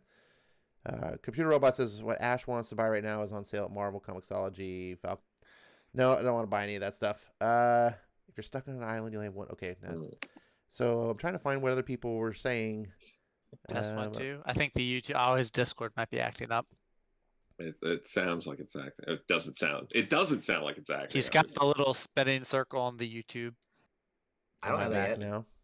I'm a little, You're There he is. There he is. the Are we back? YouTube saying Yep. excellent connection. I don't know what the problem is. Yeah, I didn't have a problem on my end here. Am I I, just- am I mine still froze the up. focus on here? You're No, Hold on, let me whatsoever. take. Sorry. I'm just making sure. Here, there we go. I'll put it. He zooms in. We'll put it on the prettiest picture here. There we go. There we go. You don't have to put me on there. Don't worry about it. We got the handsomest man there. He's Wow. Skip. If you can hear us, it sounds like you're away. But Now it froze. that's It's what back. happens when I put Skip on. The computer can't handle Yeah. it. The computer can't handle it. Skip's awesomeness. It's RDV, true. what is your number one Oh, comic run of all time? I've been thinking about this because, like, I gotta say, well, are we including digitals?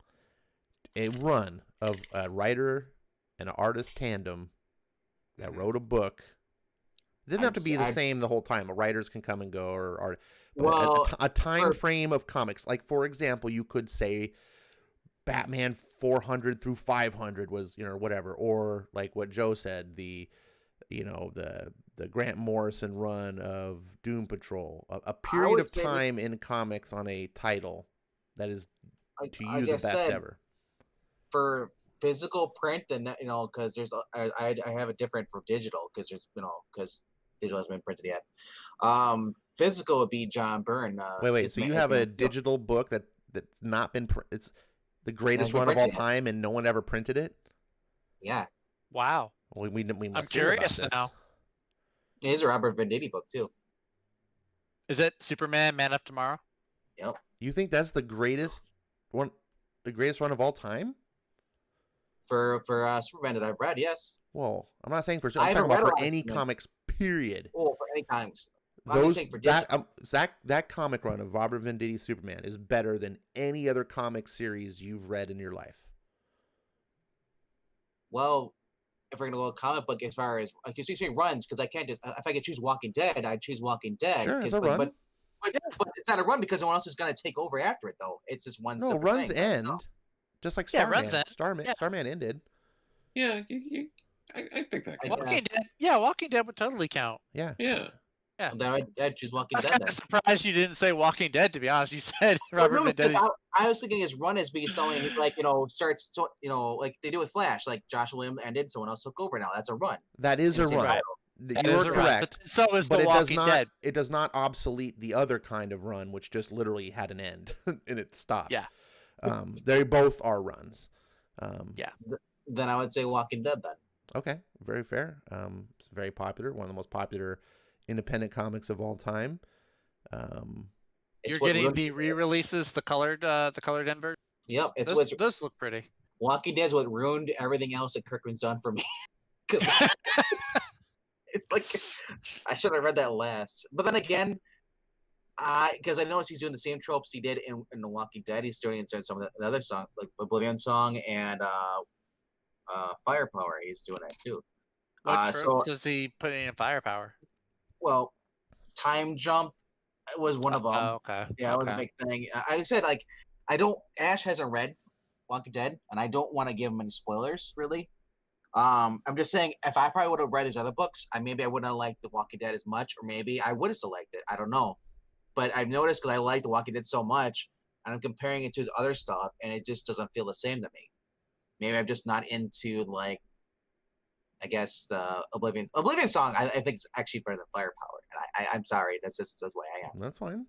Firepower is everyone's cool. gonna have- No, but Firepower has its own is cool stuff. I love the martial arts and stuff in there. I love that stuff. But I don't like.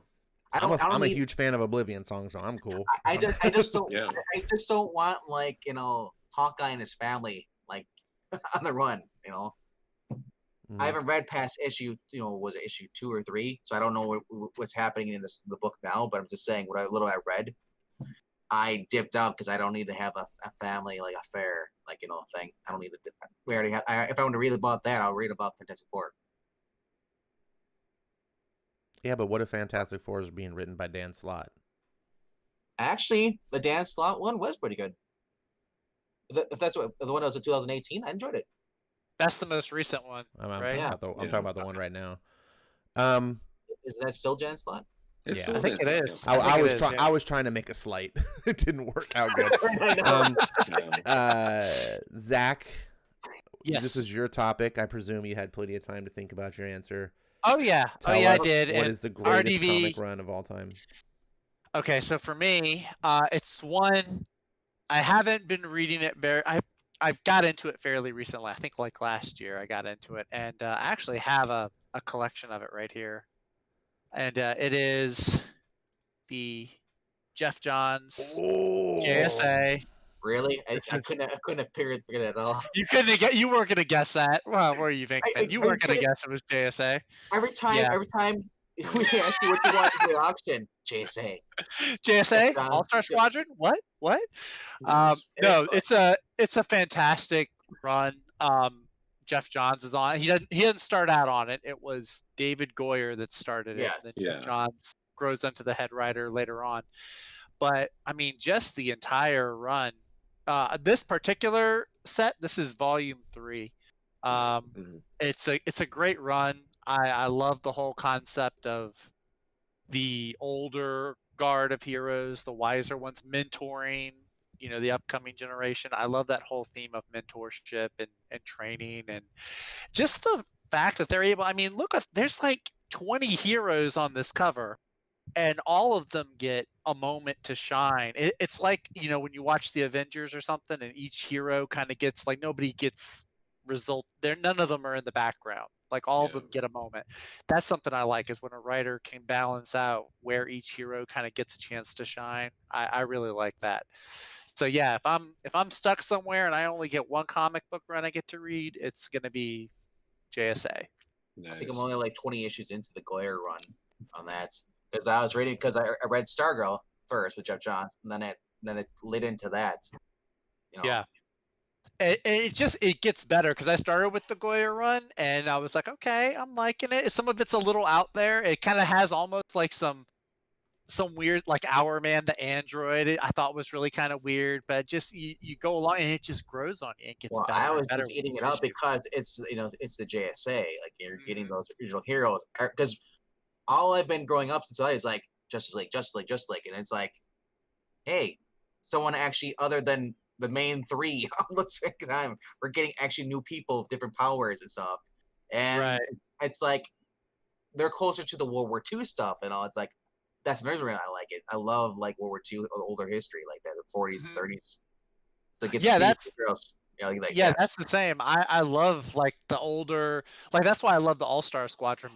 I pick those up wherever I can see them, because I love that old 1930s, 1940s, the aesthetic of it all, like the old costumes and everything. Yeah. I love it all. Give me a JSA Rocketeer crossover. Yes, that would be dope.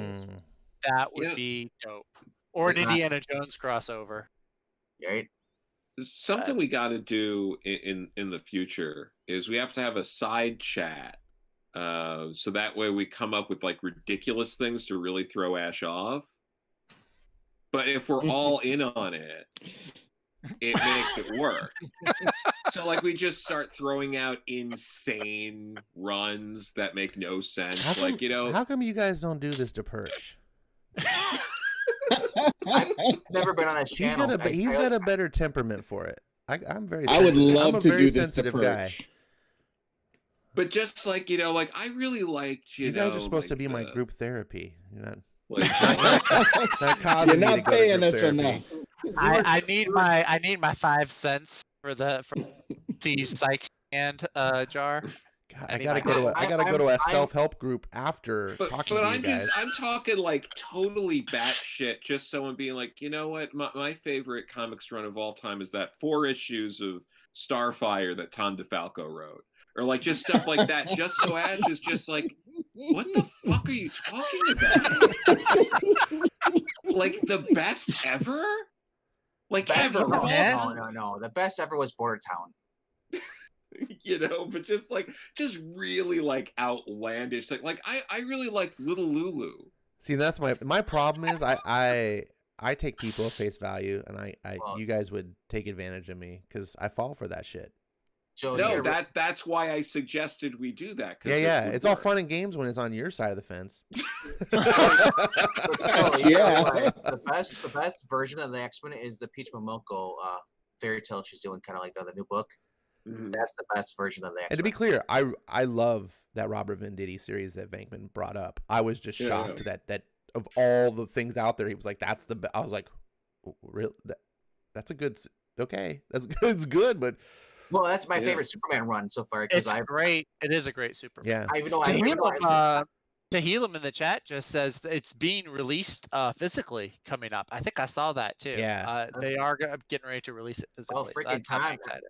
That'll be That's cool. what- Hopefully, that's- they only put in the Venditti books, and then they leave out the books that they brought in some other people to do. Because when you buy them, Because- some of the issues aren't Venditti. So if they just collect only the Venditti offerings, well, you'll get a if nice they're curated book. if they're Venditti single issue, it's they're worth the $6. True. I would pay $6 for a Venditti book. I'm curious. I know Skip is like a great. He has great taste when it comes to his. I'm kind of curious what he would put on the pedestal of greatest comic run of all time. He's got good taste in books, from what I can. I have a prediction of what it is. I'm about to say I can. It's like, is it going to be East or West? I'm No. thinking it might be East or West. Oh no, it's America Chavez. I think America Chavez is probably second. I think this one ekes it out. You know. Oh, those are fighting words right there. Oh, but quick side note, Ash, I learned this on Wikipedia. Nick Dragata and Joe Casey created America. Oh, Yeah. I did not know didn't. I that. had no idea. Yeah, Yeah. I bought Vengeance after that so I could read it, but I had no idea. I had no idea either. Yeah. Well, Oh, this is the part where I say my answer. Yeah, You're on, Skip. A pregnant pause. I guess I'll give birth now. What's wrong with pregnant pauses? I didn't say anything was wrong with pregnant pause. I appreciate pregnant pauses. That means that there was some action that happened somewhere before that. Was it an oops child? Oh, okay, that's good. I mean, what's wrong with that's a whole nother stream. Yeah, I'm you read me like a book. And I'm not saying greatest, because greatest, I'll be honest with y'all, I haven't read a lot of runs all the way through. When I was younger, I didn't have a lot of money to I would get comics here and there. And the only time I even really got trade paperbacks is if they made it to Costco, and my uncle was a manager there, so he'd snatch them for me and just hook me up. So I didn't really start buying runs until around 2013. Even my first year back, kind of really reading comics and having a little bit of money. My first, I was married at the time, and my first oh, I got a decent job. We ain't completely broke no more. You gonna let me spend a little bit of money on what I want? I started buying comics. So yeah, that was around 2013. Before then, 2012, I was mostly just trying to catch up, and I was reading these Marvel events and these DC events and all that stuff. So yeah, East of West is again, I'm not saying the best, because I don't think I've read enough to really speak on what might be the best. But my personal favorite that spoke to me was East of West, and then honorable mention to Criminal by Ebru Baker, because that has been easily one that has pulled me in the most and spoken to me. And then I would say my second favorite, if we're going to talk about something from the big two, was Jonathan Hickman's Fantastic Four. Right? So That's a good one. yeah, there you go. That's a I've good given one, yeah. birth. You just claimed me. I thought you were gonna say Greg Rucka, Lois Lane. Well, honorable mention: Greg Rucka, Lois Lane. This machine defeats fascists or whatever. I slapped that sticker on my forehead. But other than that, yeah, those two right there. A lot of Hickman going on. If the topic is greatest run that you've ever read, would you say East of West?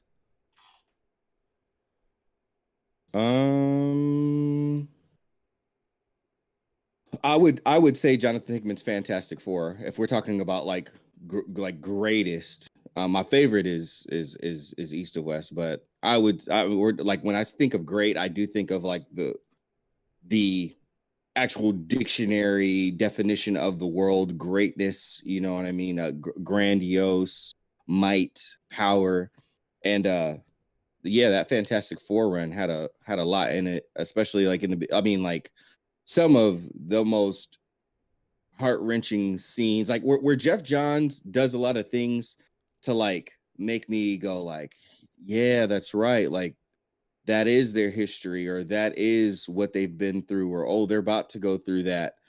Hickman, like his books, to me, like, or not all of them, but like the two that I mentioned are more physical, a lot more gut punches, a lot more, headshots, a lot more stabs in the heart, and then on the flip side, a lot more, like touching your heart and and making you think of like these grand, cool, large, ideas, and also getting very sentimental and intimate and whatnot, and getting intricate as well. He does a really good job of that. Honorable mention to his Shield series.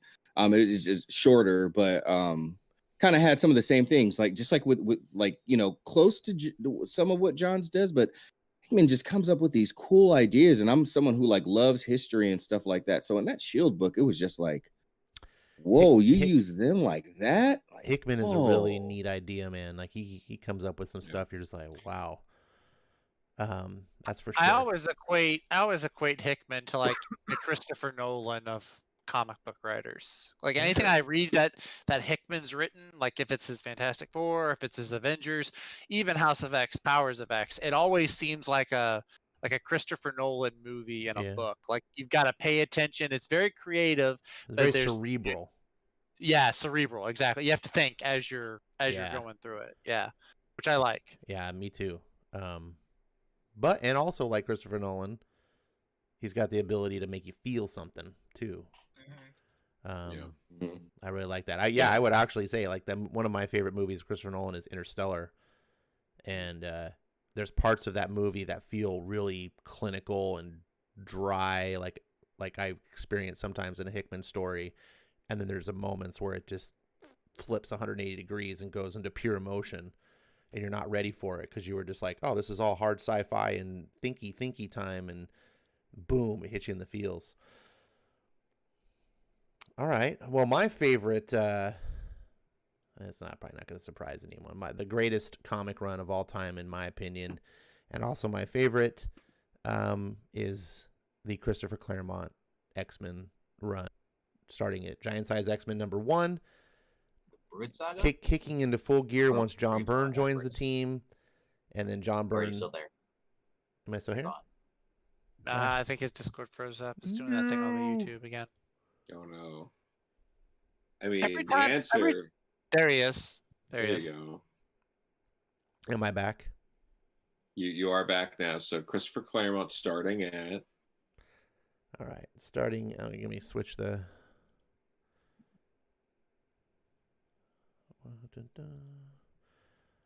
Okay, so my favorite run is Christopher Claremont's X-Men, starting at Giant Size X-Men #1, kicking into full steam once John Byrne joins the team, and then just never losing steam once John Byrne left.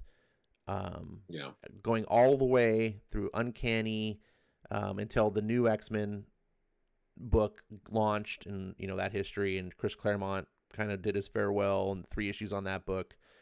I think it was 273 on Uncanny X-Men. That run is, not only does it personal to me as a favorite, but it's so epic. It's something that I don't think comics will ever see again.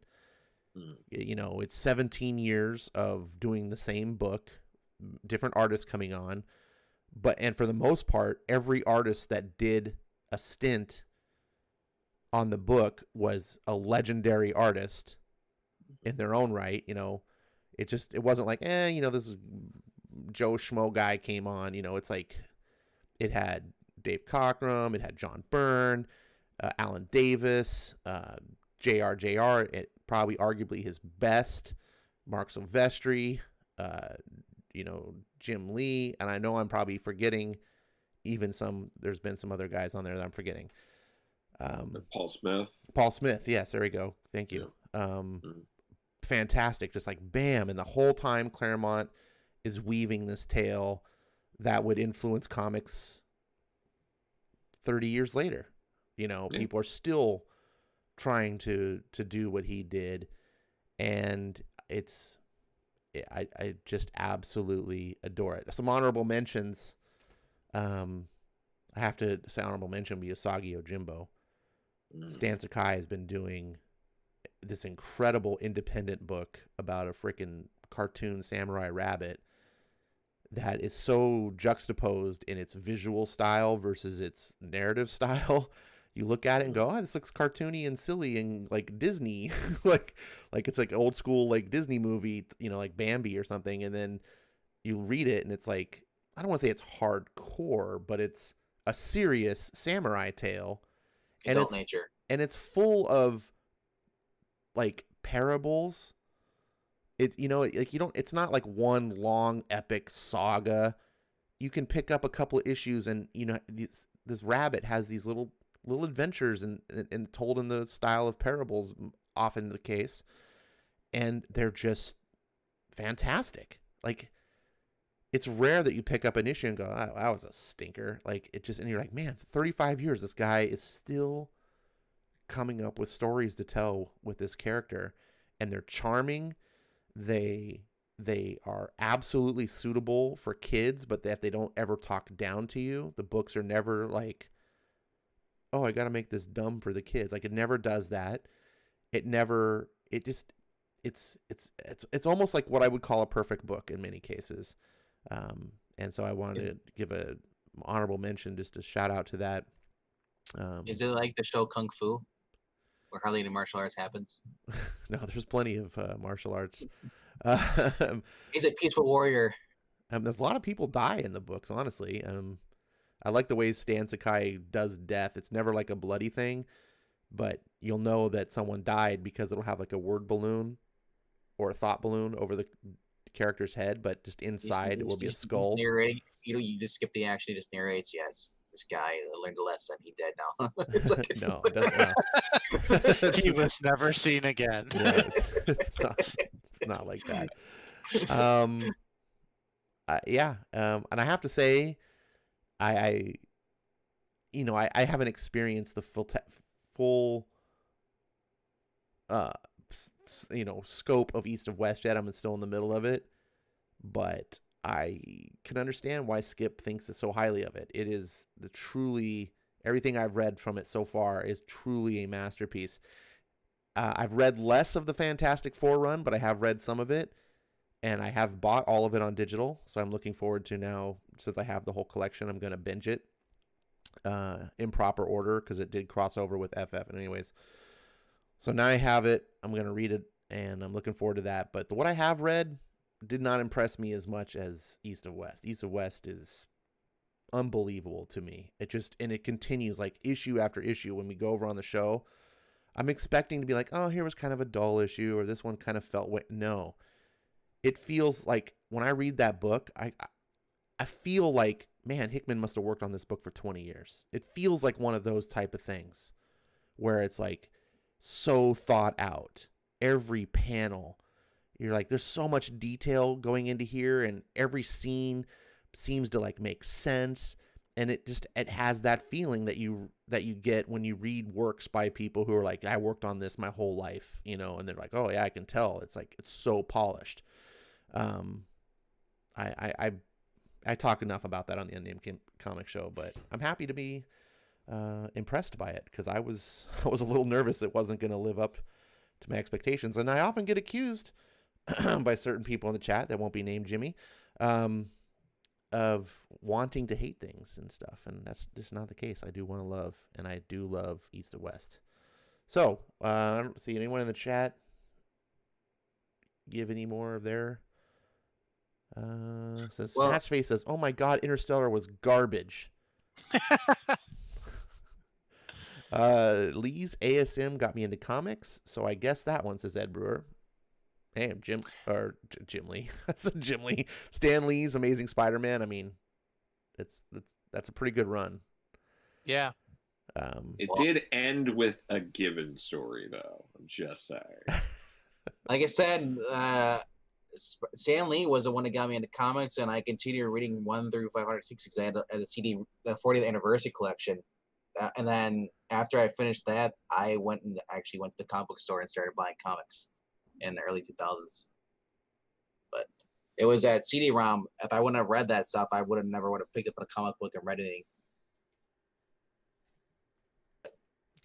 You never would have. You never. Probably not. That's the problem with the industry, man. Like they don't reach out to people. You had to stumble on it. The comic books were gone out of the grocery stores. They used to have them in there. All they had left was the Archies, and I was like, I want to read Archie. What the heck is this? Give me a word jumble or something like that. Yeah, that's a topic for another stream. I want to talk sometime about the direct market versus the newsstand market and its effects on comics, because a lot of people don't understand what really happened. And I'm in the risk of going into the weeds now, we're just even mentioning that. But you're right. The I think the comic industry signed a deal with the devil with the direct market, and it killed it. It necessarily killed off the newsstand, in my opinion. And the newsstand was struggling at the time, and they kind of needed to make this deal with the devil to stay alive, and it did keep the industry afloat. But the newsstand is what allowed the industry to be huge. You know, once upon a time, Donald Duck comics sold like 3 million copies, you know, which is just blows our mind. Like we're like, oh yeah, X-Men #1 is the #1 book of all time. It sold like 8 million copies. And you're like, yeah, that was one issue, and it had like 6 variant covers, and everyone ordered buckets and tons of it. And you can still find X-Men #1 in bundles at Ollie's because there are still stock of that book that went unsold. But these were just Donald Duck issue like 326, 3 million copies, or something. It was just... I mean, also keep in mind, everyone talks about how many issues or how many copies they sold of X-Men #1. No one talks about how many copies of X-Men #2 sold. Oh, well, of course. It's probably the biggest drop-off in comic history item. That's why they're trying to do the IDW stuff. Yeah. Also, Disney XD, like, it's such a weird thing they have. They have the XD. It's like a premium cable channel, so you have to pay more to get it, which, to me, limits the amount of customers that you have watching it. So it limits the customers that are the kids that you're going to have watching it that get interested. Yeah, you want your kids exposed to this stuff, Yeah, exactly. Like they had this brilliant DuckTales reboot that they came up with, which I was cautious of at first, but then I started watching. It's actually really, really good. But they move it over to XD. They don't get nearly the views they had when it was Disney, and now they have to cancel the show because it doesn't have. Yeah, Cartoon Network was the best place for everything. If you want to have this, but because now Disney wants to have everything on Disney stuff. You can't. If you want to watch Disney stuff, you got to pay for this. So it's like people are either choosing the streaming service or you're choosing the cable. Yeah, it's the same thing. It's basically the same thing like when they stopped doing the newsstands, like we're talking about. When you take something away from you make it less accessible to the audience, to like the crowds, the masses, it's going to affect your bottom line. You're not going to get 3 million sales off of, Donald Duck or Looney Tunes or whatever, because you don't have it out there for the normies, right? We're all comic book people. We all know where to go, the LCSs. Most normal people, even people that go see, like all the people that are watching the Snyder Cut of Justice League right now, not all of those people are going to go out to the LCS this week to find a Justice League comic. But if they saw one at Walmart, or if they saw one at, wherever they sell newspapers or wherever. Grocery They stores. might Yeah. grocery stores right up there by the counter. They might be more lenient, more willing to buy one. Because they used to have. I remember you used to get the Simpsons stuff would be sold there too, and then they had the Darkwing Duck stuff. You know, we'd be in there. DuckTales comic books were all sold at the grocery store next to Yeah. all the racing magazines, the bridal magazines. It was right there in that section. So it's like me being like an 8-year-old kid, I was like, "Hey, mom, you can look at your crap up here. I want the cool stuff down here at the bottom." Yeah, And exactly. that made me excited to go grocery shopping because I was like, I knew I was going to get a book if I went. Yeah. I don't mean to be a wet blanket, but Don't be an Ash. it is it's past 2:30 a.m. here, and we've been at this for over 3.5 hours now, and I need to go. Oh man, just think about it. No, Just Joe. a little bit more. We could have rivaled the Snyder Cut for runtime. No, Yeah. Joe. Don't feel like a wet blanket at all. I would much rather you be able to bow out early and make more shows often. Don't push yourself. You should have said you lost internet Let me connection. finish. Jesus. Let's go. I really want to thank you for being here, Joe. No And problem. I want to remind everyone about Joe's comic Beckstar that Okay. you can get a hold of. I believe is this going to be distributed in stores, or is this going to have to? How do people get a hold of this? Yeah, you can pre-order it through your LCS. You could just annoy them to carry it, but it's also going to be available on Comixology if people look there, or you could also order it through Mag Cave Studios directly. So Well, that's yeah. fantastic. Get- So get on I it. personally like buying stuff through my LCS. Yes. So I should be there tomorrow. I am going to make sure that they order me a copy Great. of Beckstar. I did not know that was the case. I thought it was going to be like a crowdfunded thing. I didn't know till now. So I do. Yeah, you're good. You guys, hopefully, you guys will consider trying this out. Joe, as you know, is a good guy. He entertains you in many more ways besides comics. Thank you for being here. That's right. and, Thank you for having me. No, I'm the one who's privileged. Believe me. I'm just some schmo who f's up YouTube videos. No one installs them like you do. Happy to have you here. So thank you for being here. Get some sleep. Like I said, Thanks. I know the streams can run long, and not everyone is on West Coast time. So, Yes. No. Thank you very much, everyone. Have a good night. Thanks again. Really. Yeah. bye, Bo. Night, Joe. Night. And there were two on camera. Yay! All right, yeah, Joe's a funny guy. I like having him on the stream, and he was knows a lot fierce the about whole entire time. he knows a lot about comics. Yeah. Oh yeah. I'd like to pit him against like who is it, Pablo, who knows a whole ton. Just like see who can out knowledge the other. Pablo hasn't shown up yet, so we're good. Yeah, that's how you know you're really late if Pablo's in the audience. We should probably take that as a cue to wind down. I lose track of time on these Hangouts since they're not formatted. You know, like Skip and I, when we do our show, we have like a show notes and an itinerary, and we try to hit time points, and it still can run long, but it's a little bit easier because you know we're going to talk about this for like 30 minutes, okay, and then we're going to talk about this. But here, there's no real outline, and maybe, you know, so it just goes on, and next thing you know, you're like, holy crap, we've been talking for this long. Yeah, it's cool. It's casual though. I I like agree. that. And I appreciate the organization y'all have on the other show, but I like to go. I'm having Yeah. fun, and you know what they say, when you're having fun, time flies. But I don't want to burden anyone that's a guest, because, you know, if you're just watching the stream, you can just stop it and go do something else. You can come back and watch a replay later. We're fine until Zach's wife opens the door and tells him to get up, go to bed. Well, she's gone for the night. She's out with her mom and her sisters. So I have a big old. Y'all seen this cup I've been drinking? This is all coffee in here. I'm gonna be up for. I'm God taking knows advantage. how I'm by myself. Can't sleep this away. Computer robots is like, keep going. Yeah, well, computer robots don't sleep. That's the I know, advantage he of just being a computer robot. recharges. Let's see. There's more than one. So we didn't even get into. Well, we got one of the subtopics. I don't remember what the other one because It's funny because I overthink it because I want to have subjects for the stream. I don't want to just be sitting here going, so what should we talk about next, guys? So it's nice to have like in your back pocket a bunch of topics. So if things come to a lull, it's like you can throw something out. But we end up talking so much about whatever it is, then or we go off on something on a tangent, you know. Yeah, we had our conversation about Winter Soldier. Yeah. Yeah, that was. Do you save? That did not go the way I expected it to. Do you save any of the topics that we don't touch on? He cuts them down for videos. Uploads them again. Yeah, I can reuse them if we didn't touch them. Yeah, the idea wasn't necessarily like we have to cover all these. The feature ones I put on there, those are the ones I wanted for sure, and then the subtopics were more of like. Oh, did you talk about the whole pricing and stuff going up for DC?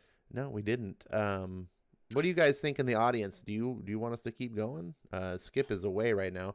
I don't want to take too much of Skip's time. I know that he's a busy guy. He's got a family and he's got work. He's not even camera or mic right now. He's gone. Well, I know. That's why I'm pondering. I don't know what Skip wants to do because he's not here to answer. So he's probably he's just watching. He's like, I'm not right. He's like these chumps. Sweat, Ash, sweat. So I'm happy to go on. I don't want to go on too long because if you get like 6-hour streams, people don't want to watch them. Anyone other than the computer robots has an opinion on this. Computer robot starts making a bunch of alt accounts. Oftentimes, I judge. They just came right there. I got my. Yeah. I often judge based on what the chat. If the chat's very active in throwing out stuff and I can interact, then that's a cue to kind of keep going. And if the chat just sort of, it's like microwave popcorn. When it stops popping, it's time to stop the microwave. Otherwise, you're gonna have a lot of stinkiness in your house. Still holding at 13 though. You were up to 18. Yeah, you were doing pretty good. It wasn't me. 17, you guys were up to that. One of them was me. So so you guys had 17. We can't. Skip says we can't stop the stream until he's done with his bath. Oh, that's funny. Don't drop the phone. Okay, we don't have a charger either. Yeah, I don't know how much you guys. So some of these topics are better with different people on the panel. Meaning each of us has different strengths and weaknesses that we bring to the table. I think. In other words, I don't know which one of these is the best for us combo of 3 people to talk about. Let's see. What do we got here? One of these I really wanted to talk about with Joe.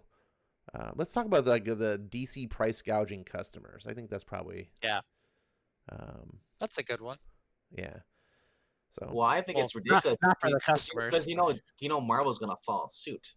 Marvel's gonna raise their prices. This is funny. That's a good point that you make, Vankman, because historically, DC is the one that copies Marvel, right? Marvel's usually the one that raises their prices first. And then DC goes, look at that competition. They're raising their price. We're holding the line at $2.99, right? Yep. And then eventually they cave and they raise their price to Marvel. This is the first time in my recollection that DC is like, we're going to jump to $6 way before Marvel, we're going to jump to $6 and make you read the beginning of Future State. You know the ending. Snatch says pondering on topics isn't a good topic. Well, so here's the thing, because when I saw, because that was a headline that came out like, I think it was last week, where it was like a $6 increase in price. It's only for certain books. I don't know if that factors into the conversation or not. It's only for like Batman or the DC's bread and butter. Like DC knows people love Batman. That's why we see, DC's got this whole library of characters, but who do they focus on? Batman and Harley Quinn. Tinion's $6, but Mariko Tamaki's down to $3.99. But like Teen Titans, I got this today. It's right there, $4. I mean, I forgot they came out. Yeah, because they couldn't sell that at $6. Exactly. They can barely sell it at $4. Yeah, right. That was the same thing with the $2.99 stuff. Like I was buying all the New Age of Heroes books were all $2.99, while the rest of the DC books were $3.99. Like that was kind of the thing, and DC did the same thing. When they raised their prices before, they did it on certain books first. Then they get you kind of used to it. Like, if you're buying, like, say, Batman, if the people who buy Batman at $6, say, like, a year later, they're going to be used to it. They're just going to be like, whatever. Even if they have negative thoughts, they're going to be like, well, whatever. And then when they see that $6 price tag on, say, Batgirl or Harley Quinn or some other book, Suicide Squad or what, they're not going to bat an eye because $5.99 is going to be normal.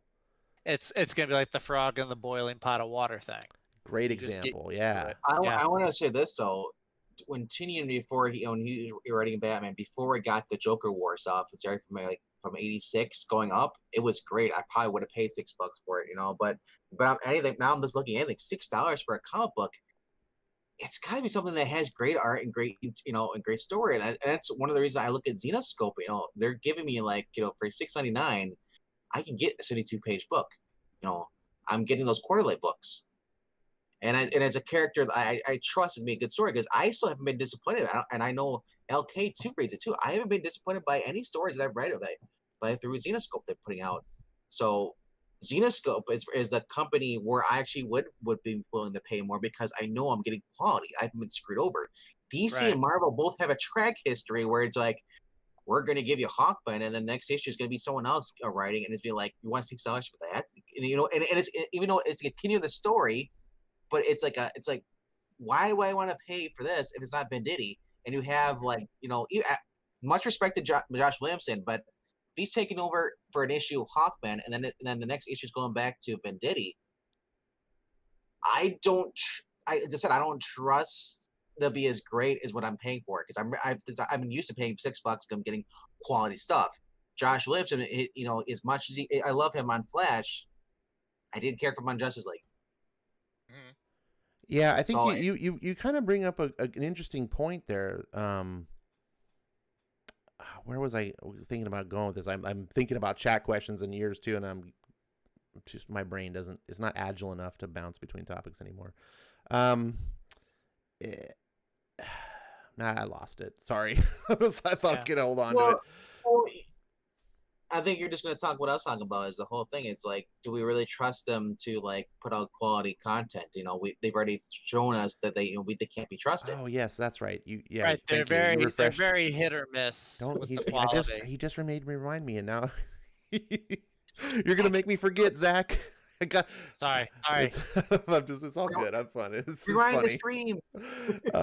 No, what? Please don't let me forget this again. Back in the day, like when I got into comics in the 80s, I want to say comics were at $1. I think they had just done the increase from 75 cents to $1. I want to say it had been recent. So $1 was like the comic. And the one thing I always try to tell people, in all the different eras, like Ed mentioned, it says, didn't it take a decade to go from 15 cents to 35 cents? I don't actually know. That sounds like that could be right. But the thing, instead of trying to imagine inflation and what prices meant, in the 50s versus today or whatever, I try to tell people, just remember, comics historically have always been about the price of a candy bar, right? So in the late 80s, a candy bar was $1. Actually, you could probably get candy bars for less than $1, but so you get a comic book today. A candy bar is like $1.50, but comics are $3.99. They're way more expensive. I wonder in just overall value. Now, here's the point that I wanted to get to that you reminded me of, Venkman, and I think I was kind of agreeing with you, was that. Back in the day when comic was $1, I could read a filler issue and I'd be like, that was kind of meh. You had a guest artist on it or whatever. I didn't get upset. I was just like, that's too bad. I didn't expect home runs every time. Mm-hmm. But when you start charging top end prices, you're making me almost want to quit comics because these prices are just pushing me out. I expect every time. It's like when I go to the movies. If I buy a movie ticket for $10 to $15, I expect to be entertained. I expect it to be great experience. If I sit at home and pop on Netflix and it's a shitty movie, I'm just like, whatever, because I didn't really put the expense out. And I can consume a lot more mediocre content at a low price and be okay. But if I'm gonna pay premium price, I expect premium return. Right. That is a good example. Imagine going to a theater. You're paying that price. Like the person who normally runs the projector is there. That guy, is sick, so someone fills in, and all of a sudden, like, there's no sound. It's not lined up, and you're still paying the same price, and they don't refund you. Oh yeah, dude. Oh, I'll get a refund. You fucking bet your ass.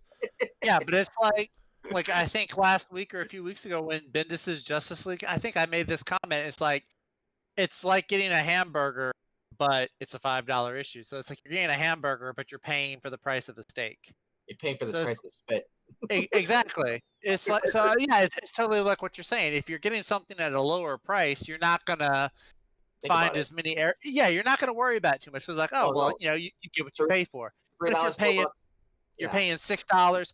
Shoot, they just had Generation Shattered, Generations Forged, which is basically Infinite Crisis or Crisis on Infinite Earths redone. It's like $10 an issue. Like but did you see the amount of pages you're getting plus the material you're using for the cover? It's a soft cover. It's like you're almost getting a trade. Mm-hmm. Now I can see that we're raising the price of that, but if it's a regular floppy 32 pages, I'm paying $6. Right, exactly. Like and that's something else I thought of. So it's like, okay, well, if the issue like in Batman is $6 an issue. Now, once you have enough of those $6 issues, and then they do like a trade, is the trade gonna go up in price as well, or is it gonna be what we normally see a trade go for? Well, as of right now, they can't justify the trade going up because my guess will be, and part of the answer actually will be yes, and here's why, but no. The Batman trade, my guess is, will only feature the first story, the Batman stories. So let's say Batman, I'm going to use fake numbers, Batman 1 through 6 in a trade. $6 a book, but in the trade, it won't be, because you won't be getting the backup stories in the trade. So the trades will stay the same price. However, my bet is that they'll collect the backup stories in their own trade and then charge for that. So charge for the trade and backup. So you'll basically have to buy 2 trades instead of 1 to get the entire thing. So essentially you will be paying twice as much if you want all of that. If you want it all, but if you're like me and you're like the main story that the title is and you don't care about the backups that much. Or if you're like me and you're like, I ain't paying $6 for Mariko Tamaki. Hell no. But Joshua Williamson is writing a storyline and I can just pay to have that collected. Maybe. Right. Yeah. Yeah. All right. I still think it's dumb. Here's the other reason why I think it's dumb putting it up to $6, because if somebody's in the chat, I forgot who it was, somebody said this earlier, what it all comes back to is like, they don't market these comic books to kids that much anymore. Like, it's all teenagers and up. Like, no kid is going to take, like, if you give a 12-year-old $6, his first instinct is not going to be, I'm going to go buy the new Batman issue. No, he's going to go buy some Fortnite V card or junk food or something. Yeah, he's not going to think of going to get a comic book. Now, if comics are, if there's a bunch of $2 Batman issues out that he can see at a newsstand, they're not hidden away at an LCS, then yeah, maybe he'd be more inclined to spend that money there. But Skip had posted something really good in the Discord channel, and I'm trying to look for it right now. It was a video. I think it was, I want to say it was Steranko, but I don't trust my memory. No, it wasn't Steranko. I think it was our boy that did New Frontier. God, I'm drawing a blank. Darwin. Darwin Cook. Darwin Cook. Yeah, he had posted a video. I'm pretty sure now it was Darwin Cook talking about the comic industry. Interview. The interview. Yeah. And it was like, he was in this interview, I think was like in the early 80s or maybe even late 70s. I don't know. I thought it was more recent than that. Oh, This yeah, is no, what it I'm was more, thinking. obviously, because Darwin Cook. No, but he was talking about the time period of the late 70s. That's right. Oh, So okay. in the interview, he went back and talked about how the industry changed in the 70s. And he talked about you had all these people that were like fans of comics writing comics essentially for themselves. And then they got older and older and they started writing the comics to be older and older. So that's what we started watching is the evolution of comics kind of was almost unnatural in a way because it was caused by this insular group of people that had control of the big two industry, and they just kept writing the comics that they wanted to read, which worked if you were also a like-minded person, right? Like if let's just say I'm pulling a name out of my ass here. I don't actually know, but let's say John Byrne. If John Byrne was writing comics for himself, but that was also happened to be your cup of tea, like, yeah, that's also the kind of comics I want, then that all worked for you. But what happened was, see, new generations keep coming. And so you might have hopped on the bus, figuratively speaking, at the right time when they were writing the comics and it hit your demographic. Then 10, 20, 30 years later, they're still writing for you, but the new kid, your kids perhaps, or your grandkids, now they're like, what the hell is this shit? And at the time, you go back to the 70s, I go, well, I came into comics like mid to late 80s. Like I still think they were for me. But I think he was probably more sensitive to it because I think he did this interview in the early 2000s, maybe. I don't know. But it got more exaggerated. And I think that's where we're at today. And to your point, Zach, I think so many comics are on the shelves are written for like 40-year-olds. Mm-hmm. Well, it's like I told somebody in the chat, it's like, okay, Captain Marvel's new thing they want to push and they want to sell to all the girls out there, Captain Marvel, all that. In the latest issue, she's banging Doctor Strange. Now, I don't know who at Marvel thought about this, but that doesn't sound like something that I would want my 10, 11, 12-year-old daughter to go get off of the stands. It's that, hey, it's okay to just go pick up and hook up with random people.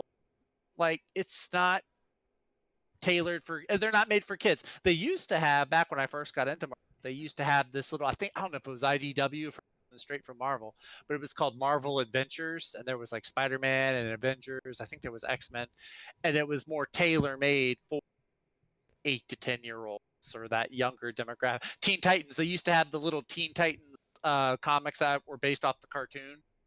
They used to have those. Nowadays, they don't even have those. They're all tailored towards that at least older teenager to young adult. Well, I think IDW is still doing the Marvel Adventure books. Oh, are they? Oh, okay. Yeah, okay. Which I think it's a whole different can of worms. I think that's absolutely retarded that one comic company is outsourcing their franchises to another comic company. That doesn't make any sense to me. Just like would that, make sense maybe if you were a small comic company, but you just had a really big license, perhaps, and you were like, hey, like Marvel, we're small, but Marvel wants but Marvel is outsourcing Spider-Man to IDW. Like, what? Yeah, Marvel, which is owned by Disney. Why don't you print these Marvel books? But here's what I think is the real answer, because every one of those books that has to be printed needs an infrastructure. It needs an editor, right? It needs an assistant editor. Then if you have enough of the books, you probably have a group editor. Marvel has its infrastructure, its editorial staff. It's got its executive management, got the EIC, got the group editors below. Each of those group editors have editors working for them. Each of those editors have a group of assistant editors working for them, and so on. Quick, Zach. And then I'm gonna get a word in while Discord is on my side. Damn it. Computer robots is my bane. Hey, Perry Comics is in the chat and he's lurking. You guys hear me? Yeah, you're good. Okay, cool. I don't know how much I cut off But basically, No, go ahead. when it goes silent, I get all nervous. I Basically, was like, I thought you went dead again. I was like, sorry. damn. Basically, I think my hypothesis on this is that Marvel doesn't want to invest in the infrastructure it would take to say run that line. Like say those Marvel Adventure lines, right? I think there's like 4 different comics. IDW does them. If Marvel did it, they would need a group editor for that, you know, and then there would have to be editors for those books, and then you'd have to hire, of course, all the people that actually work on the book directly, the artists, the writer, the inkers, the letterers, colorists, right? And then you have copy editors, and there's people that are all involved, and Marvel's just like, we don't want to do that. We don't even know if this is a profitable venture, but IDW already has that in place. They're like, we'll do it. Pay us. Here, we'll give you a little bit of money, and you know, or we'll share whatever their deal. I don't know what their arrangements are. I'm assuming Marvel's taken a percentage off the top, and then Marvel's like, here, have fun. You know, we don't want to do it, but it's just still strange, I think. Do I boring you, Venkman? No, it's every time you go quiet, I think you're gonna be done. I can't tell if I'm quiet. I get no reaction. I look up at the screen and I see like everyone's still, and I'm like, am I frozen? I'm looking at the Everybody chat. just we just need to like freeze every time you Oh my just god. like freeze like and make them think the computer's dead. Oh my god. No, but I completely agree. I think it's just a lack of it's just a lack of management. Like I don't know. They're not. You know, you're taking comic books off of the newsstand, taking it away from more eyes of the public. You're increasing the prices. You're not making a lot of material and content for kids to get excited about and read. I mean, you look at the comics that are geared towards people more our age, and then the books that are geared towards kids. It's very off scale. Like we have way more options than kids do. And it's just a lot of, I guess, management is what it boils down to, or maybe foresight or marketing knowledge. But yeah. So here's a couple of comments. It's a shame too. There's a couple comments I want to address in the chat here that are on topic. Okay. First, Ed Brewer says, cartoons made for my parents were good enough for me when I was a kid. Why can't comics? And then Jimmy says, here's the thing. You say many books right now are made for 40-year-olds, and yet you guys criticize the books for children. So it doesn't matter. You guys will never be pleased. What am I? What books for children? Yeah. What books for children are we No, I talking think about? you might be referring to like the IDW books that we were talking about. There are books for children. I thought the IDW books were cool. No, here's the thing. I want to address it because I mean it's a fair question, and yeah. Here's the thing. Just because one thing is criticized for A doesn't mean something else is immune to being criticized for B. So, for example, what I mean is I don't like that comics are necessarily made for 40-year-olds.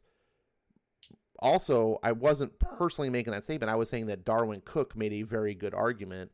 And Jimmy, I would encourage you to watch that video that your boy Skip posted because it's very informative. It's very good. That was 4 weeks before he died? No, Yeah. 5 years. He died in 2016. Oh, 5 years. Oh, okay. So I thought you said 4 weeks. He's more eloquent than me.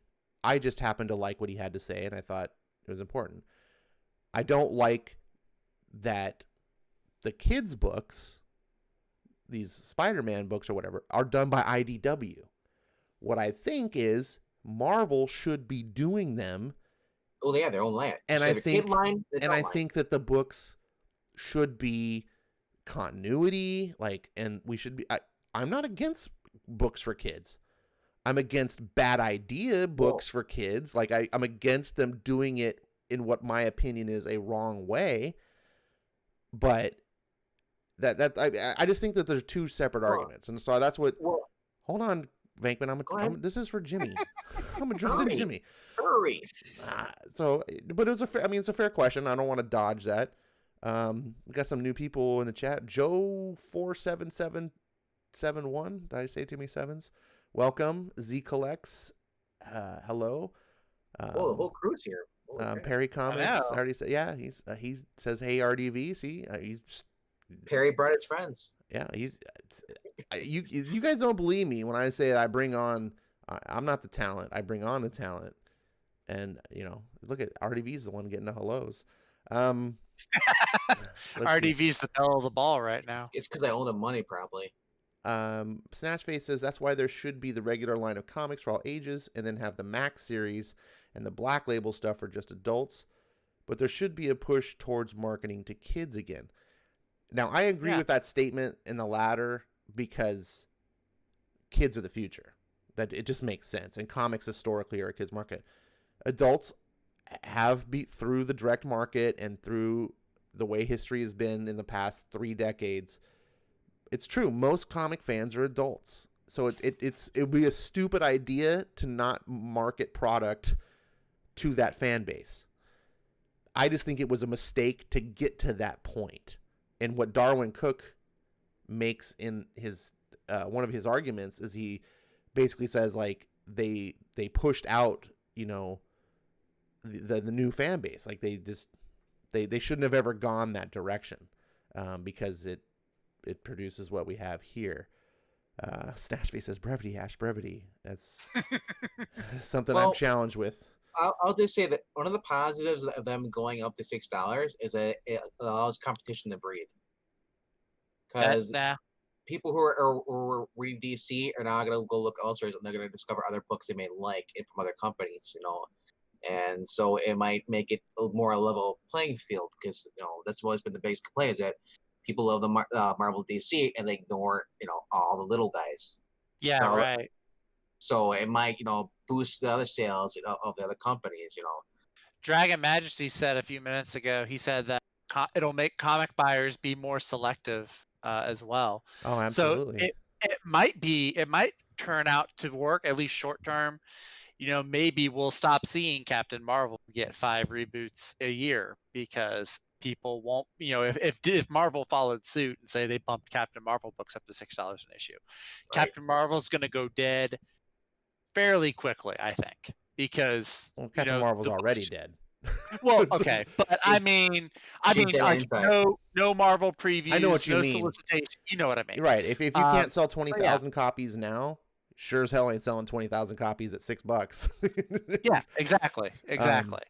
So in a way, I can see it as a good thing because maybe it would drive home the idea to some of these people who are writing the books at Marvel and DC, like, hey, people really don't want to hear our political takes or our whatever in comic books. They just want entertainment stories. Going back to Ash was saying about the Marvel thing, about the whole having the kids stuff, they had it perfectly. They had the Ultimate Comics, you know, the Ultimate Universe.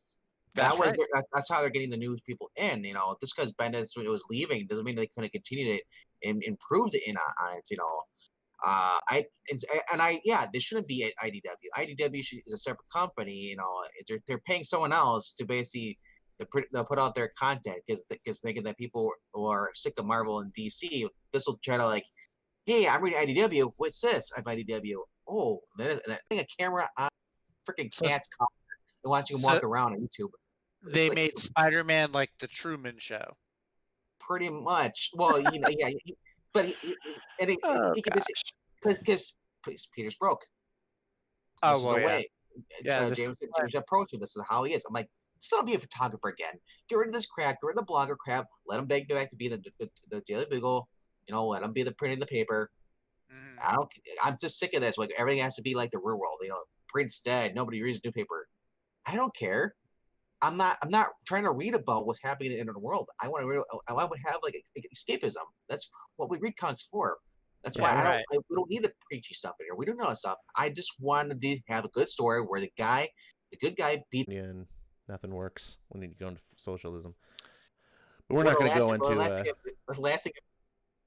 last thing up there is Zach though. So I didn't get anything I said. It's just. I'm gonna say. Sorry about that. I'm having some problems. I'm trying to troubleshoot actually behind the scenes and doing stuff. It's just not a quick fix. I don't know. It's a weird thing that happens. Like it works most of the time and then it cuts out for 30 seconds. It's not anything that I understand. Hopefully if you guys listening, it's not too inconvenient for you. I apologize if it is. I did want to address something that Jimmy had said in the chat. And then we'll move on from this. He says, it's not 2 different arguments. It's the same one. You ask for something, you get it. Then you're mad at what you get. I don't understand people, but I didn't get it. I never. I still have X-Men comics written for Arrested Development 40-year-olds. I don't have X-Men comics that are written for all ages anymore. I don't have all of Marvel. It's still written for adults. Now, are you saying, well, you got it because you can go over to IDW and buy Spider-Man for kids? No, because that Spider-Man isn't part of the Marvel Universe. It's a licensed property, which means IDW doesn't have any ability to do anything interesting with the character. Because it's not it's Marvel owns the character. So they can't think outside the box. They can't do anything super creative. They have to work within these restricted borders, which is always the problem with, like, you see licenses in movies. It's like, oh, look, the Sony Spider-Man. Yeah, Sony can only do so much because it's not their character. And that's that problem.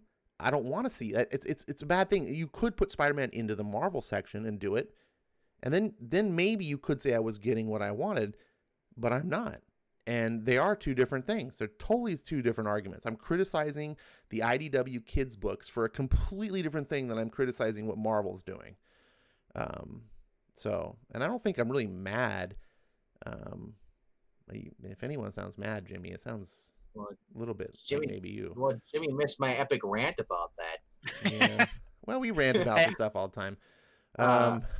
I'm still the big screen on YouTube, by the way.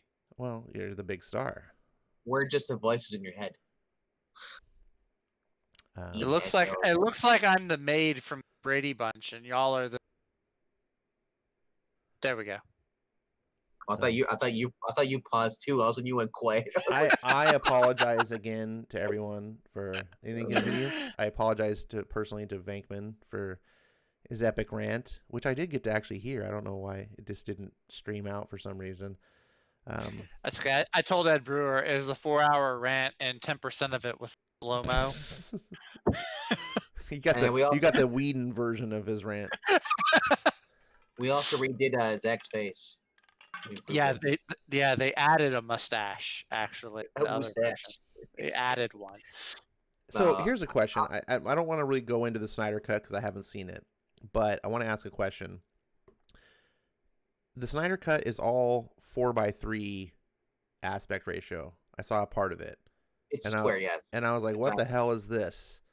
Like, I'm a big widescreen guy. Like, I'm like, well, and apparently that's like, oh, that's his vision. Like, did it bother you guys when you watched it? Like, what? No, but I'm gonna tell you what it is. You know why it is that way? Because Zack Snyder likes filming everything in IMAX camera format. Well, that would be fantastic if I had an IMAX screen. It was supposed to go on to the IMAX, so that was the whole point of his cut. That's true. He left. Yeah, he left, and then COVID hit, so there's no going to IMAX theaters. Yeah, but it didn't bother me at all, though. Well, you know what? Actually, theaters are reopening. I think this week. True. Coming up. That's true. Maybe my there's brother a possibility. And I are, but they are releasing it on Blu-ray in May. Oh, no, but I'm just saying, with theaters opening and not having things to show, maybe theaters will pick that up and show it in theaters. I wouldn't mind going to an IMAX and sitting down for a 4-hour epic fest. We know Ed said, Ed said, like, I'm not watching 4 hours. And I thought about that too. It's like, even Ronnie said, you need intermission. I'll just go, Mike. What is Ed saying? I'm not watching a 4-hour. No, not in a theater. Where is he saying that? Where did he say that? This was like 40 minutes ago. Oh, okay. Don't listen to Ed. Ed plays Valheim with me. Oh. Like, thank you, Ed. We've been having a lot of fun. Ed and I have been playing some Valheim together. Ed told me about like a 17-hour marathon session that dude played. Well, no. Have you ever been in a car ride for 2 hours and not stopped and you have to go to the bathroom? Yeah. I've never driven that before, 2 hours before, so when I first did that, I was going down to Illinois, for the NH area, the hot riders, the drag races down there. And I didn't realize, like, 2 hours in a car is like, I didn't drink anything that morning. I went to the bathroom, I found out, like, so whenever I have to go down there for 2-hour drives, I pretty much just not drink anything for like 6 hours before, or you could just pee before you leave. I did. That's the thing, though. So imagine sitting in a theater for 4 hours. Well, you can't And- even handle 2 hours. Exactly. Imagine going to see a Star Wars movie. Every single Star Wars movie is over 2 hours. You would be done. You're like, I can't do it. See, I just stopped drinking sodas. But at the my movie point theater. is I don't drink or buy anything from the theater, whether it's expensive or not, because I don't want to have to be that guy. How do you get through like sleeping at night? Do you like wake up 4 times a night to piss? I only sleep for 6 hours if I'm lucky. 4 Or hours. 3 times a night? I don't know. I guess I understand there's been times I've been in the car, I've had to go to the bathroom. Sometimes if I went to the theaters and was stupid and I didn't go ahead of time. My thing is at home, I can pause it because if I have a big gulp, from 7-Eleven, I can pause it, go back, do my business, come back, resume. That's one of the features That is true. That is true. I would rather see an IMAX than have the ability to pause. I think. Yeah, pausing is a cool pro. I'd rather have doesn't IMAX. trump IMAX presentation. Yeah, there are some films that just they almost demand to be seen on the huge IMAX. Like I Avatar. think Avatar, Justice League, especially the Snyder Cut. I think it'd be worth it, especially if you filmed it in IMAX, because not every every movie that's shown on an IMAX is actually filmed in IMAX, and that they kind of rip you off. At the museum, they had the IMAX. I remember when I was a kid, and they always said they played the video. They always came with the IMAX when they first come out. They're like, you're the helicopter ride. You're doing like this. I cannot imagine being like a Spider-Man movie where you're going up like this. I'd be like, because I would get motion sickness from stuff like that. It gets too it's curved. I don't like that when it's too realistic like that. Because I've been in I played video games like that. They had at Dave & Buster's. They had a Star Wars game where you're in like a TIE fighter pod like thing here, and the seat moves and all stuff, and there's a curved screen that wraps all the way around you. So it's like you feel it when you're going up and down and all. It's just like I'm good. And that's why I would not eat or drink anything before watching a movie if it was done like that. Great. Imagine it's like, pew, pew. So I like long movies. I would watch it in IMAX. I would definitely. But I'm like you, Ash. I like longer movies. I saw the Lord of the Rings. Well, I've never seen the third one. Sorry, hold on. I haven't finished my statement.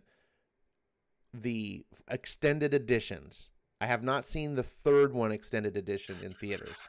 I saw the first 2 extended editions because when Return of the King came out, the theater near my house 2 weeks prior showed Fellowship of the Ring extended edition, and then 1 week prior showed Two Towers extended edition leading up, and then Return of the King would be the third week. So it was a cool thing that they did. So for 3 weeks in a row, I went and saw Lord of the Rings, extended, and then they just gave you the regular edition?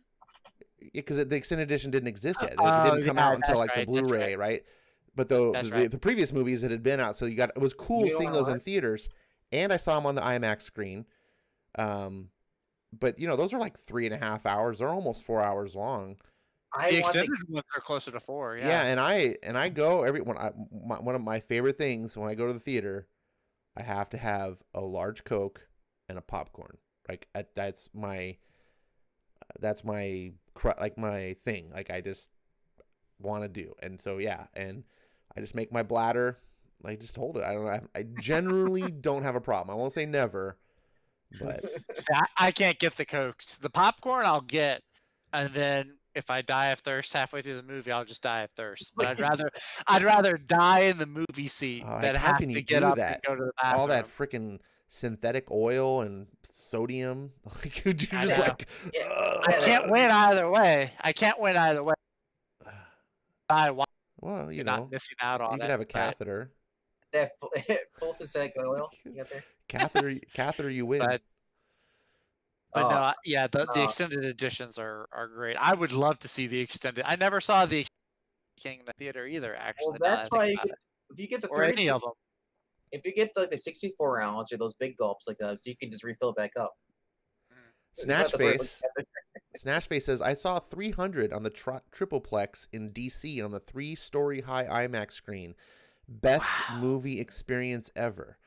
That to sounds which incredible. To which I salute you, and I applaud that. It sounds amazing. I wish I could have done that. But I also want to point out that the previous thing that Snatchface had said in the chat was that Zack Snyder is a pretentious wanker, and he's a tool. And I'm like, your best experience movie ever was a Zack Snyder movie. It's just like, he's a tool. He made the best experience ever. So I found that really humorous. So To which, well, look at Snatchface. So Snatchface says he doesn't like Snyder's movie, too dark, too dreary. To which I say, and that's a valid opinion. They can be dark, but you know, I told a friend of mine, it's like just think of it as an Elseworlds. You know, there's a million Elseworlds stories that aren't as bright. Not every interpretation of Superman is going to be Robert Venditta's Man of Tomorrow. Was it Kingdom Come kind of like a dark version of Superman? Kingdom Come, Red Sun. Trying to think of any other ones off the top of my head. There's a bunch of the other Elseworlds, like the one shot or like the 2-issue stories. There's tons of them. Injustice is dark Superman. Injustice for real. God, yeah, I didn't think of that one. Yeah, No, I mean I can understand that if you are a DC it's a fan. valid. Yeah, If it's you are a valid DC fan, criticism, and I yeah. was not a DC fan when Snyder started making his films, I of course knew about Superman because he's an iconic character, has been around forever. But I Right. wasn't a DC guy. I didn't have the understanding of what the feel of DC. I was a Marvel guy, and Marvel's always been edgier, right? It's always been the world outside your window type of philosophy. DC's been more like world in the clouds, and it's got sort of its nobility and stuff. And I understand Zack Snyder creates a way different feel. It's very edgelord, and it's the opposite of what like Jeff Johns' JSA would be, and I think a lot of people look at DC like at Jeff Johns and like that's what we kind of want. We want that wholesomeness, old school, classic feel that DC has, and Zack Snyder just turns it into like a Marvel movie. And that's fair that's not your cup of tea. But I will say Zack Snyder gave you your best movie experience ever, and you can't ever deny it now. I will say though, because I have seen the Joss. I've only seen it twice, so I don't remember everything about it, all the cuts. I will say there is one scene in it that revolved around Superman that I did kind of like a little bit better in Joss's version, just because it did paint Superman in more of that classic idealistic version that we all think of when we think of Superman. I still love what they did with him in the Snyder Cut. I think it's great. I'm very much looking for the Snyder Cut, and I don't think Man of Steel or Batman vs. Superman are amazing films. But as a fan, I am a fan of Zack Snyder, and I like certain things that he does. And so when I go into the films, I recognize the flaws, and I will point out, man, I could criticize Batman vs. Superman all day. But I also can be giddy and go, man, that was a really cool scene. Or did you see how he shot that? Like, I like those things. It's kind of like eating fast food. Like, I know it's not good for me, but it's tasting good going down. Like I said, this extended cut though, that actually made me like Batfleck because they actually expanded it more. I like Batfleck actually. Like, I did too. I don't like. Okay, he won me over. Two points though. I don't like Snyder's Batman because he's basically was Punisher Batman. That wasn't, but I like Batfleck, meaning I like Ben Affleck's portrayal of the mannerisms, his depiction of his on-screen presence. What? Why do you? Hold on. I was adamantly opposed when they announced that Ben Affleck was going to be Batman. I was screaming from the rafters, like, this is the stupidest choice there's ever been in a film casting. How can you cast Ben Affleck, Mallrats Ben Affleck as Batman? Are you kidding me? Daredevil is Batman. I was like, did you not see Daredevil? Like, who? And then I saw Suicide Squad. And I was like, holy shit, I gotta eat my words. That's very fun. I had a lot of friends that same exact thought process you had. Ben Affleck as Batman. I cannot tell you the amount of friends I had back 10 years ago. The exact same thought process, but with Heath Ledger as the Joker. And then they see the first trailer of Heath Ledger as the Joker, and they're like, oh crap, Heath Ledger's the greatest Wait, actor. the guy from A Knight's Tale is gonna be the Joker. The guy from A Knight's Tale, the guy from 10 Things I Hate About You. No, it'll never work. Chris Nolan's terrible for doing this. Trailer comes out. I they was think one of he's- those people, but not nearly to the level I was with Batfleck. Oh, okay. Right? Okay. Like I was like, Heath Ledger is Joker? Like really? Of all the what? I mean, he's fine. I like him in the what? And then I saw the movie. It's like, okay, you knew. I say Heath Ledger's Joker and Jack Nicholson are the two best on-screen Jokers. For animated, it's always been Mark Hamill. Oh yeah. I take Cesar Romero over Jack Nicholson. Mm, I'm actually because personality, the version of his joke. Because have you read Three Jokers yet? Mm-mm. Read that and then get back to me about the whole Jack Nicholson. I do like Jack Nicholson's a darker. Cesar Romero was just kind of like a happy-go-lucky, My problem with the Jack Picture. Nicholson Joker was that it was Jack Nicholson. It felt like One Flew Over the Cuckoo's Nest with Joker makeup. It was a darker, more evil Joker. Well, Heath Devil, Ledger was Devil, right? even darker than that. I I don't know. necessarily care about it one way or the other. Like, you can either do dark or you can do Cesar Romero. It's fine. But Jack Nicholson felt Jack Nicholson. That was my problem. It was like, and to be fair, that's how Jack Nicholson had got through his career. People just want to see Jack Nicholson on screen, and so, he does it. You see elements of like, in Joker, you see Here's Johnny, right? From The Shining. You see, God, what was the other thing? I'm drawing a blank, but you know what I'm saying? Like it was fine. And at the time I was all starstruck because in 1989, Jack Nicholson, I don't think there was a bigger actor in the world than Jack Nicholson in 1989. So the fact that he was Joker, you were like, wow, they're treating this seriously. Like people forget, the pre-MCU universe. Like when I was growing up as a kid, a superhero movie was like Dolph Lundgren Punisher. That was like, that was what we got, And so when they did a Batman movie, it was like, you cast Jack what?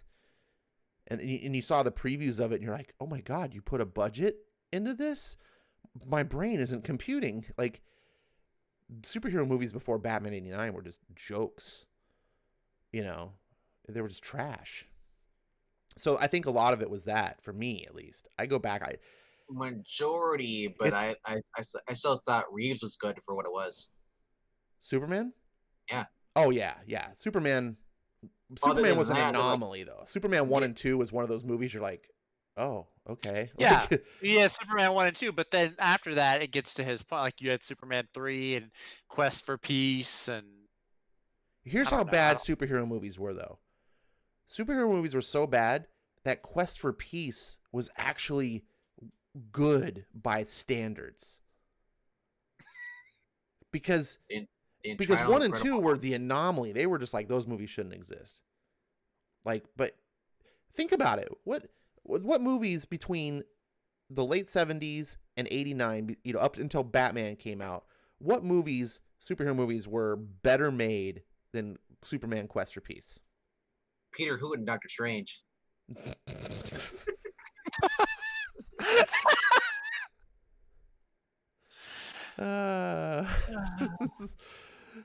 Face says, upset alert, Mark Hamill was the best Joker.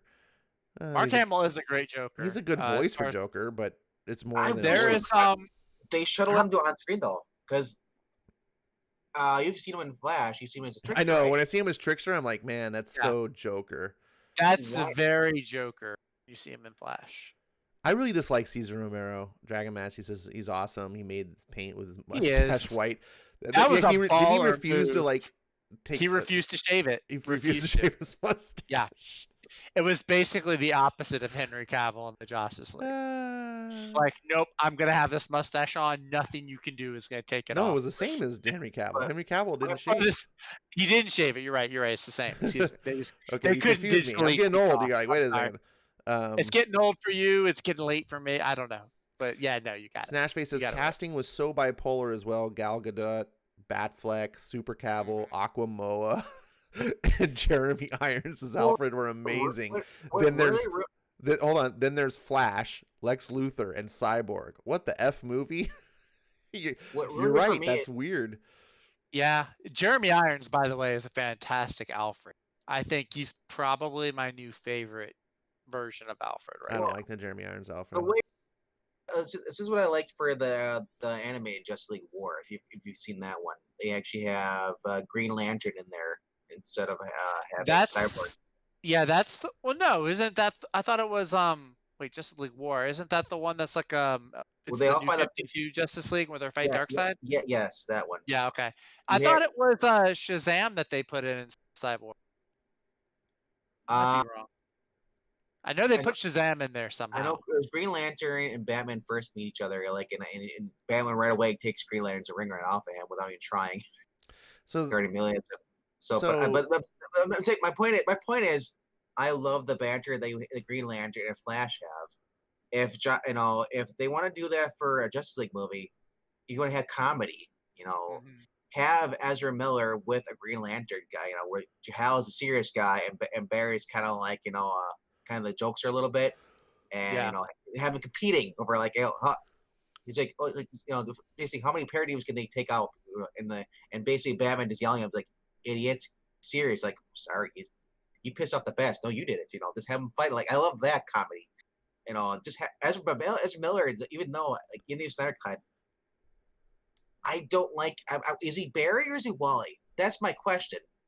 If you're gonna make him Wally, make him Wally. If you're gonna make him Barry, age him up, make him more serious. Don't make him like, ooh, I got the hots for Gal Gadot. well, Yeah, the we all problem, that's do. the problem when you That have was multiple. the Justice League version, though. In the Snyder cut, he's not Not that as bad. annoyingly. Yeah. He's not that. I actually like him in the Snyder. That's how good the Snyder. It actually made me care about the Flash at a few points. Well, here's They Um, flash you.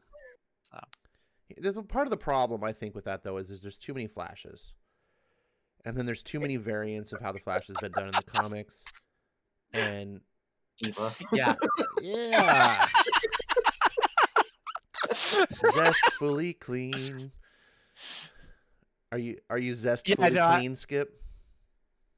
You're not fully clean unless you're zestfully clean. Nice. You didn't use that Irish Spring. I think this is a first in the community of one of the hosts taking a nice leisurely bath during the stream. For the And full then version, comes back. He leaves, goes to take a bath, then he comes back. Yeah, that's for those rad. for those who want to see the bath, it's behind the Patreon wall. Baller move there, sir. Right. Well, on Gotta get OnlyFans, past that paywall. Well, hopefully, Oh, my good sir, only you skips. feel Only skips. hopefully you feel a little refreshed and relaxed, and your muscles soothed, or whatever else was going on. I don't know. I'm not gonna ask. Let's see. I made it weird again. We were talking about. You want a quick we recap? were skirting around talking about not the Snyder cut, but just sort of the Snyder Justice League stuff in general, because I haven't seen Snyder cut. I couldn't talk about it. I started off just by asking, you probably heard, about the 3:4 aspect ratio that I'm a little disappointed in, especially since you can only see it on the small screen. It all defeats the purpose. But Well, They also have a black and white version coming out soon. I also want to tell you real quickly though, when I was watching this compared to the original version, you get to see more of the height stuff that you missed in the original. But when they made the widescreen, they cut it out, they cropped it, so Oh, you're yeah. seeing more. that's So, because it was shot in 4:3. So in order to make it fit a theater screen, they had to zoom in. And that's what, and I those shots that they cropped out, holy crap, they made more sense when you watch the movie. Yeah. It's pretty cool. I don't know how Nolan got around it, because Nolan shot Dark Knight partially in IMAX. Yep. And if you Yep. see, and I want to say, I could be wrong, but I want to say that you only notice this in the IMAX version, because I saw it on a normal screen, then I went to see it in IMAX again. And when you saw the IMAX, and then when those shots for the IMAX came on, it was like, boom, the whole screen like lit up and filled. And then when it went to the non-IMAX shots, it went back to the widescreen format. And Yeah, I know what you're talking about because when it did that in I think it did that in Endgame or Infinity War because I think they used IMAX cameras or both But of I those don't maybe. remember that being the case with like the home version of it. Like I think you only got that if you saw it in IMAX. I could be wrong. I'm not recalling off the top of my head. If anyone I knows want to better, say I've seen that happen at home, like with I don't know about Dark Knight, but with other certain movies, there have been scenes where IMAX and the screen kind of branches out and you see more, but then it goes back. I think I have seen that. I'm not sure though. I'm about 85% sure. But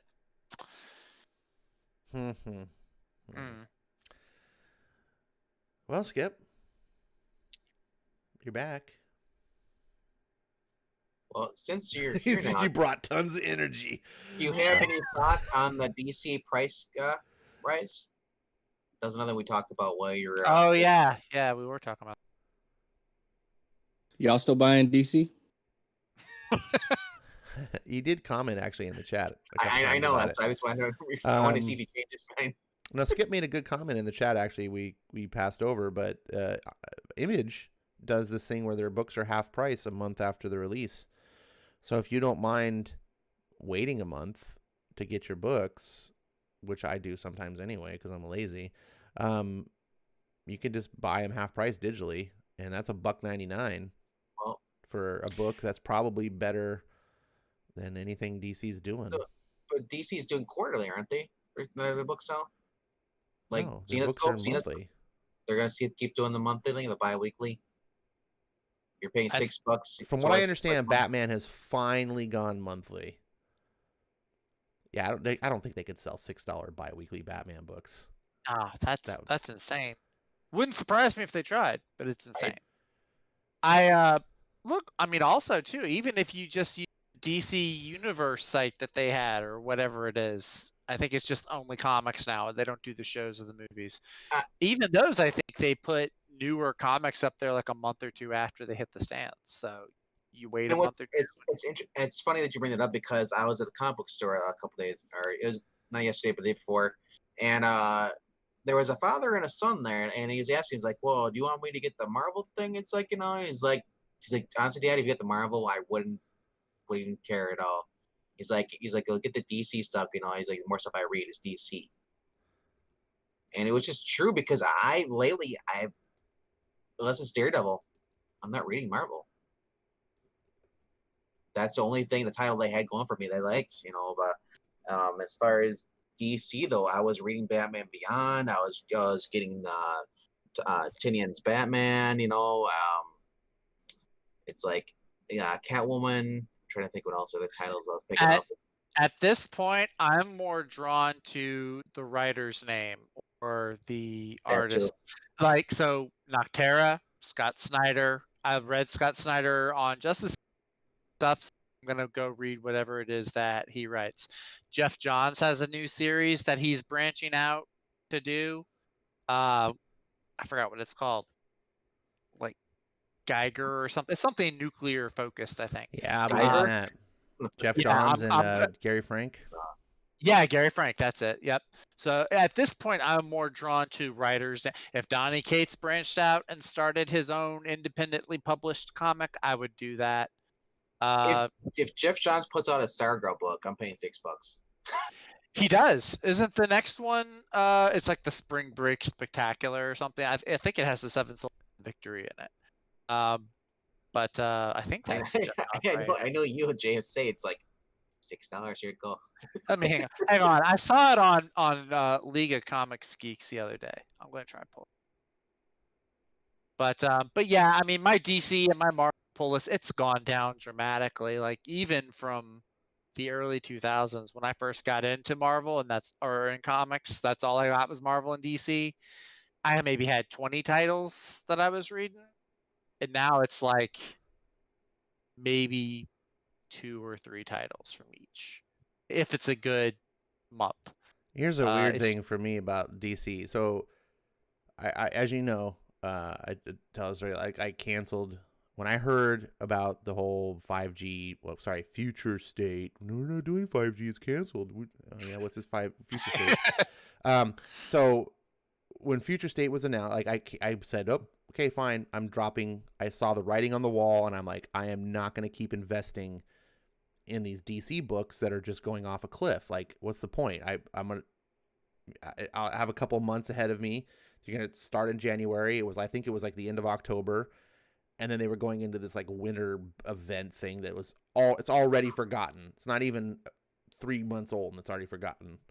And so I'd stop buying the books. Now I did finish off some of the runs because I did have a pull list or whatever, but I was like, I'm done. And then I was like, I do like Tynan as a writer. He's decent, and Jorge Jimenez is one of my top 3 artists currently working in the business right now. I love his work. This Batman book, it's not like Detective Comics where it's like they pulled off Tomasi and put on Rico Tamaki. It's not like something I was like, I stuck through Tom King to get to Tynan. I'll keep getting the Batman. I took it off my pull list, but I just like, they're not going to sell out of Batman books. So I'll just go to the store, so I picked up the latest, the nice, that yellow cover, which looks pretty stunning. I picked that up and I was like, I'll give this a try. Maybe I'll keep one DC book on Batman. And then DC's like, oh, we're raising the price of $6. And I was like, done. Like, dude, I had to wrestle in my mind to make an excuse to not cancel, even though it was my first instinct. And I did cancel the book. I gave you a chance. Like, well, I'll keep this book. And you're like, nope. It's like DC tries to find a reason to make you not get their stuff. I don't understand. What? Do you know what's funny, though? I'm always cheering when a book like gets bad. I'm like, yes, I'm saving $4. And then I find another book. I'm like, damn it. There goes the money. There it goes. To different books. In one palm and out the other. The Stargirl Spring Break special, by the way, 48 pages for $5.99. So there's that $6 price. I will still pay though because it is Jeff Johns writing. And it's 48 pages, not 32. That's true. 48 pages. It's a one shot. So you're paying $2 more. Like, hey, Englandine is in the chitty chats. What's going on, Englandine? Welcome to my neck of the woods. He was saying that he likes Suicide Squad is all right. And Iron Fist and Shang-Chi from Marvel, he likes both of those. Iron Fist is good. It's kind of a shame that it's only a mini series. I think it's only going to be like 5 or 6 issues. I'm enjoying that though. No, here's a good thing. Okay. I'm not a fan of the Iron Fist book, but it's not because it's bad. It's because it's not for me. It actually is a good example, and I've got to do a review of this book. It's in the pending cycle, because Sergeant Bats, now he's MAGA Bats, donated the first issue to me, and so if anyone ever donates me a book, I promise I'll review it. And I read it. It's Larry Hama, which I was like, oh, okay, and it is what I argue all the time. Like, comics should be for kids. Iron Fist #1 is something I would hand to a kid. Right. Unabashedly. It doesn't have any weirdo politics or dumb. It has no BS of like, ooh, I'm going to sit around eating all issue. It's, villains are attacking.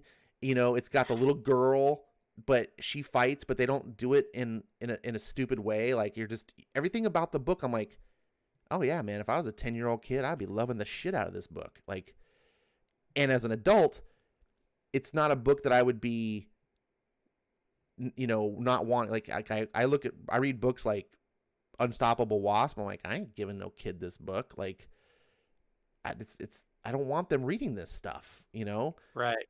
Read fun adventure. And Iron Fist is legitimate, like a fun superhero book. It's a little bit young for me. It's a little bit simplistic for me, but that's not a fault. That's just my taste. Like, I don't want comic books to be I should rephrase. I don't want all comics to be Christopher Nolan movies, right? I want the ones for me to be that, but I also want the comics that I grew up with to be for the next generation, still be there for them.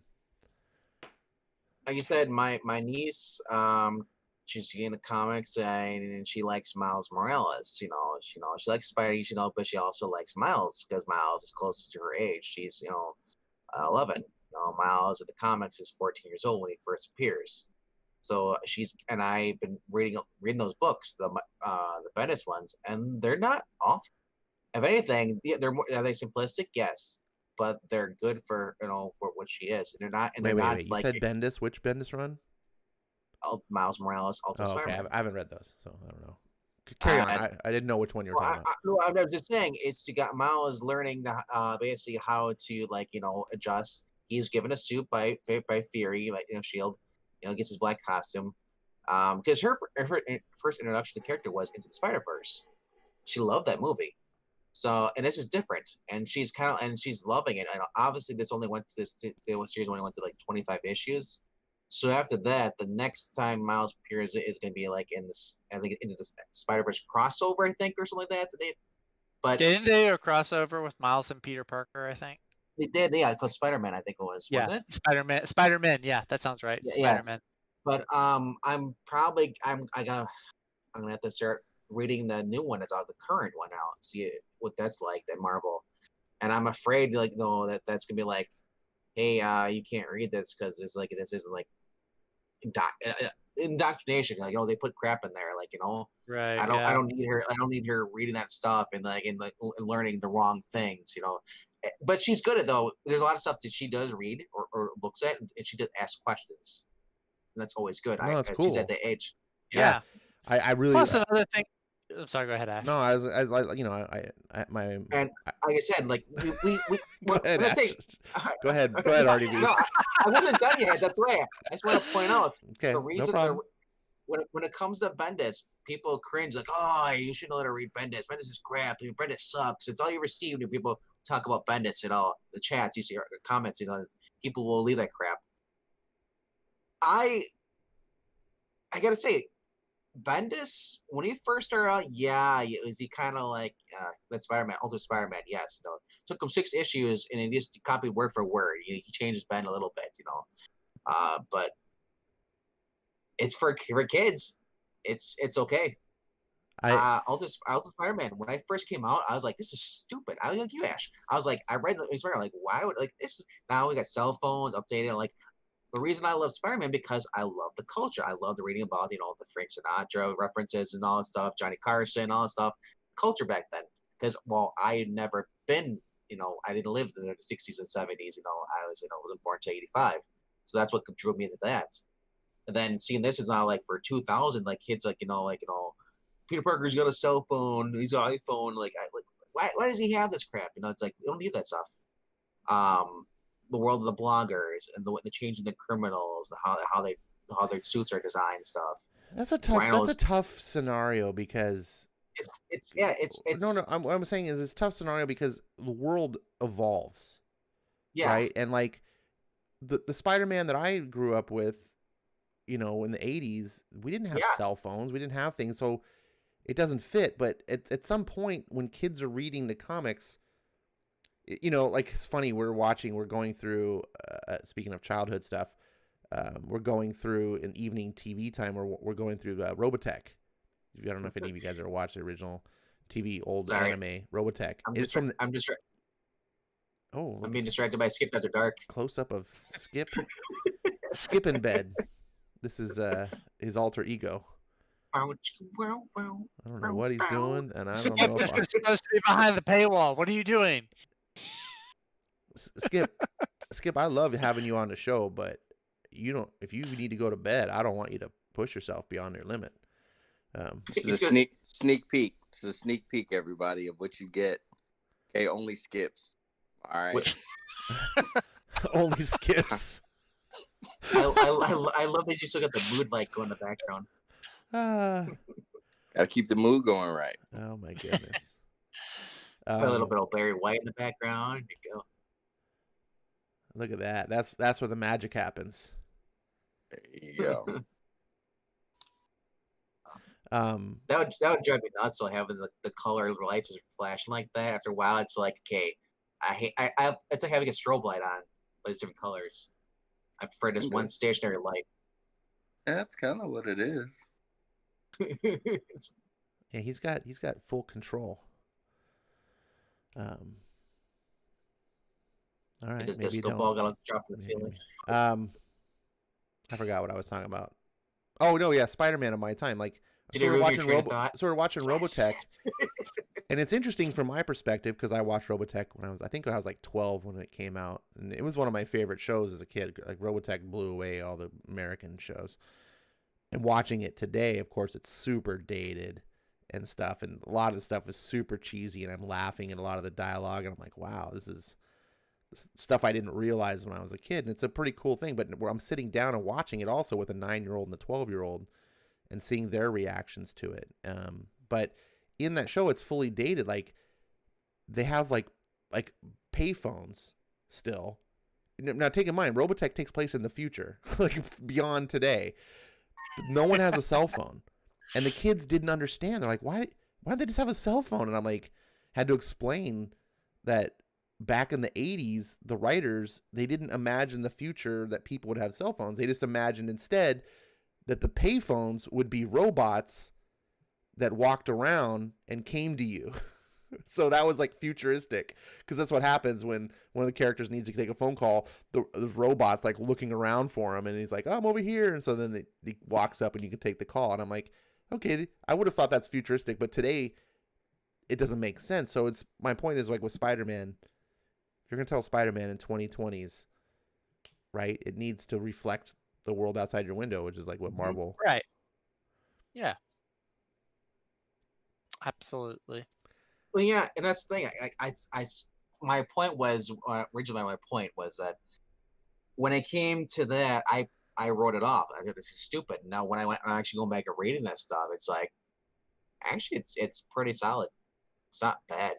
You know, obviously it was kind of cringe those first couple of episodes, issues, but it got better. I've heard good things about the Miles Morales story. The Miles stuff is like I love it. Like I'm in the second trade, and he's like, how the heck do I make the webs? I don't, because Peter's dead. He's like, how did he do the web thing? It's like he's just got the powers. He can run the jump. He's like, I get tired of freaking running because he doesn't have wrist or web shooters. Oh, I love it. He's like, and there's like somebody apparently like there's his buddy Genki, who because they kept the story from, like, if you watch the Into the Spider-Verse movie that Sony did, mm-hmm. Him and Genki are living on the school property. Like, they're there for the week, and then during the weekend he comes home with his parents. So Genki is like giving all the ideas. He's like, here, dude, I got you this awesome like DVDs bootleg, like this. It was it's apparently somebody filmed Spider-Man fought against somebody, and it happened to land on a film set, and the guy just kept rolling. So he's like, oh, I got all uncut footage. It basically turned into money off of Spider-Man, even though Peter didn't get money a single time. So he's learning the moves. He's jumping around, and I love it because he's still learning how to do this, and he's also got the whole Aunt May factor. He's got, because his mom. He's jumping around doing stuff, and his mom walks in. He's like, "What are you doing in here? Why are you sweating?" He's like, "Nothing." And he's like, and it's first of the two things, like, it's like, if you need to talk to your dad about, especially learning the birds and the bees. He's like, "No, I'm just working out, Mom." It's like, why don't you just say working out then?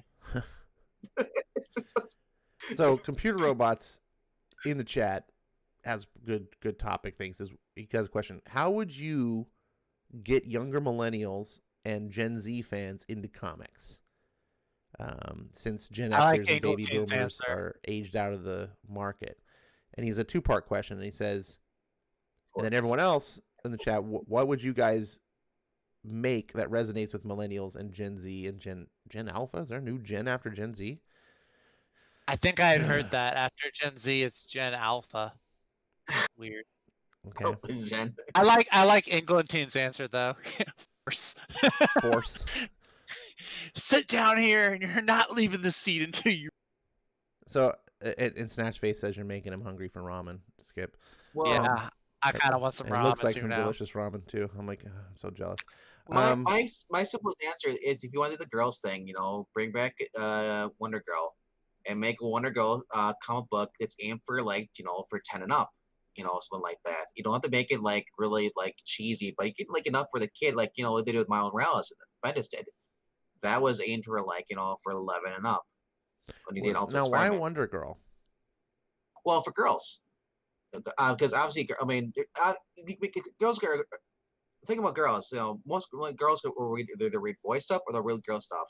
Guys, the boys generally they don't read the girl stuff when they're younger. I don't. At least I didn't. I don't know if that's true with most boys, but I mean, like boys are into action stuff and stuff. No, I think there's some truth in that. I honestly, Yeah, I think so. I'm of the unpopular opinion, but I think comics is a boy's hobby. I think that girls, though, you can still include a little bit of romance, not a lot, but you can have the thing where like the girl and the boy, they're 14, 15, they still have a crush on each other, like she has a crush on the boy. You can still do that, but she's also battling that school, like Stargirl. Stargirl is a perfect example of what Jeff Johns is doing. Stargirl, I do want to read that. I'm not. That's my gateway, where she's only 16. She takes up the mantle. Mm-hmm. She finds out that Stripes, her new stepdad is Stripey. He used to work with Starman. So she takes up the mantle. She's trying to battle supervillains in the town while also trying to juggle going to school and and keep good grades and also keep this. Her and her stepdad, Pat, had to keep the secret from her mom. Mm-hmm. So that to me resonates with that because with girls. And then also in the comics, I can't remember if I think there was a boy that she liked, or if that.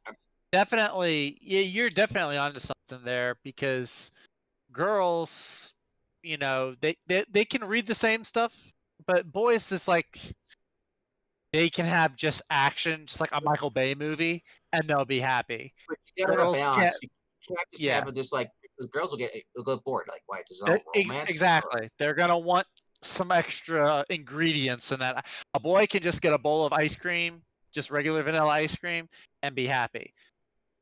Girls are gonna have to add, and some boys like some little extra stuff. Speak for yourself, I'm thinking back to when I was 11 and 12. Like Ash wants nuts. Hey, hold on a second. I was to say bye to Eglantine. He's taking off. He's got to go back to work. So, Eglantine, it was good seeing you. I don't get to see you often in these parts. So, hope your channel. But like I said, well. age group. I always said like the best thing to get into interested is like if you'll do on a way if they like the cartoons or anything like that, even the movies, they need to show someone interest. If they don't like any of the movies or even the cartoons, they're not gonna get out. That's my niece. My one niece, the oldest, she's the second oldest one. She didn't really care for like the cartoons and all that stuff, but she did read the Essentials Spider-Man I gave her. But that's the furthest she got into comics. She moved on to going into manga. So, and I just maybe she just she read Spider-Man, Stan Lee and stuff. Maybe she just didn't find that appealing enough. So maybe that was the right book for her. If she maybe had the right book, maybe she would have been more interested. But like I said, you gotta find something that piques her interest and then nurture it from a younger age. Like Frugal did with his kids. He just kind of brainwashed them into it. That's why he has Little Frugal. My thing about how would I get kids into comics? Number one, lower the price. $6 comics is just retarded. And it's because, honestly, when a parent comes in and goes, if a kid's like, I want that, and the parent looks at the comic and goes, this is $6, I pay $7 for an entire month of Disney Plus, and you get way more value out of that than you are going to get out of this frilly book that you probably won't even read. That's how I think a lot of parents are going to think. Number two, like that's even if they go in the store. So number two, and it's probably equally important, is make comics cool again. The reason why we had the big Image era of the early 90s and the way it was is because Marvel was making comics cool. Todd McFarlane on Spider-Man was like breaching into the mainstream. And it was because in the 80s period when I got into comics, it was very kind of an outcast type of thing. Like, oh, I was a book nerd type thing. It wasn't popular to say, oh, I collect comics. That was like the dorky thing to do. But by the end of the 80s, it was sort of like, hey, what's comics? It's cool, huh? Like, and these Image guys, they weren't Image guys yet, but the reason why they were popular, I truly believe, the people like Rob Liefeld, who, in all real admission, if you're being objective, Liefeld is not a good artist, but he was a rock star. Todd McFarlane was also a rock star in his own right. And these guys were making comics cool. They weren't stuffy old dorky 40-year-old virgin men, making books for little kids that kids could see right through and go, this is stupid. This is dumb. It was like, oh, it's a 19-year-old kid that looks cool. It looks like a rock. He's making these awesome comics with big guys with guns. And it was just cool. And by the time the Image thing hit, everything just, was like a perfect storm. And I think that's what brought a lot of normies into comics. And it allowed people to break that seal to be like, you know what? I'm not going to avoid comics because they're done. They're like, people would try them out. That's a thing. And that's why what kids are into, like right now, like they're into Fortnite because all their friends are into Fortnite, because Fortnite's not for me. I tried it out. I was like, okay, cool. But kids do what other kids do. This is why Pokemon has been a phenomenon forever, because other kids are into it. You need to get, that's what comics has to do, is find a way to breach into culture, into a significant enough of a factor. Like, you're not going to reach everyone, right? But you need to reach enough to where there's enough kids at school that are like, yeah, I'm into comics too. And that spreads. Because kids are very much, as much as adults are herd mentality, kids are very much what the other kids are doing. Oh, yeah. Right. And that's something they are starting to do too. I noticed. And then they're trying to do comic books of. Number 3, once you can, some of these things are kind of dependent on each other, but I think number 3, once you can do those things, is you gotta make comics not for kids. I don't think you need to dumb them down. But you need to realize that kids are reading your book, and kids are not interested in seeing people discuss finances at dinner, right? Like, kids have a limited worldview, and it's not because they're stupid. It's just because they haven't lived a full life yet. And so they don't understand paying taxes. They may understand that taxes are a thing. But you know what I'm saying? Like, they don't understand a lot of these adult concepts that modern day comics, I pick them up and I read through and I'm like, what is in here for a kid? Like, it's speaking to 40-year-old people. And then it's making inside jokes about how adulting is hard and stuff like that. And I'm thinking, if I'm 12, I'm not finding that funny. Like, yeah, you know what I'm saying? Like, you don't necessarily have to write down to kids be dumb or anything. What you need to do is do what Larry Hama did in his Iron Fist comic, and just write a fun adventure story where like ninjas are coming in and attacking, and Iron Fist has got to fight them off, and then they find out, oh my God, there's this monster and he's affecting things, and I gotta go. And then his buddy Luke Cage is like, I'm gonna come with you, and we're gonna go have an adventure. It's gonna, you're like, oh yeah, cool. Oh, there's a dragon involved. Holy crap! I gotta read more. And stay tuned, kids. Next issue, and you're like thinking in those type of terms. Firepower does an excellent job, actually. Like, but is there really a dragon though? Nice. Yeah.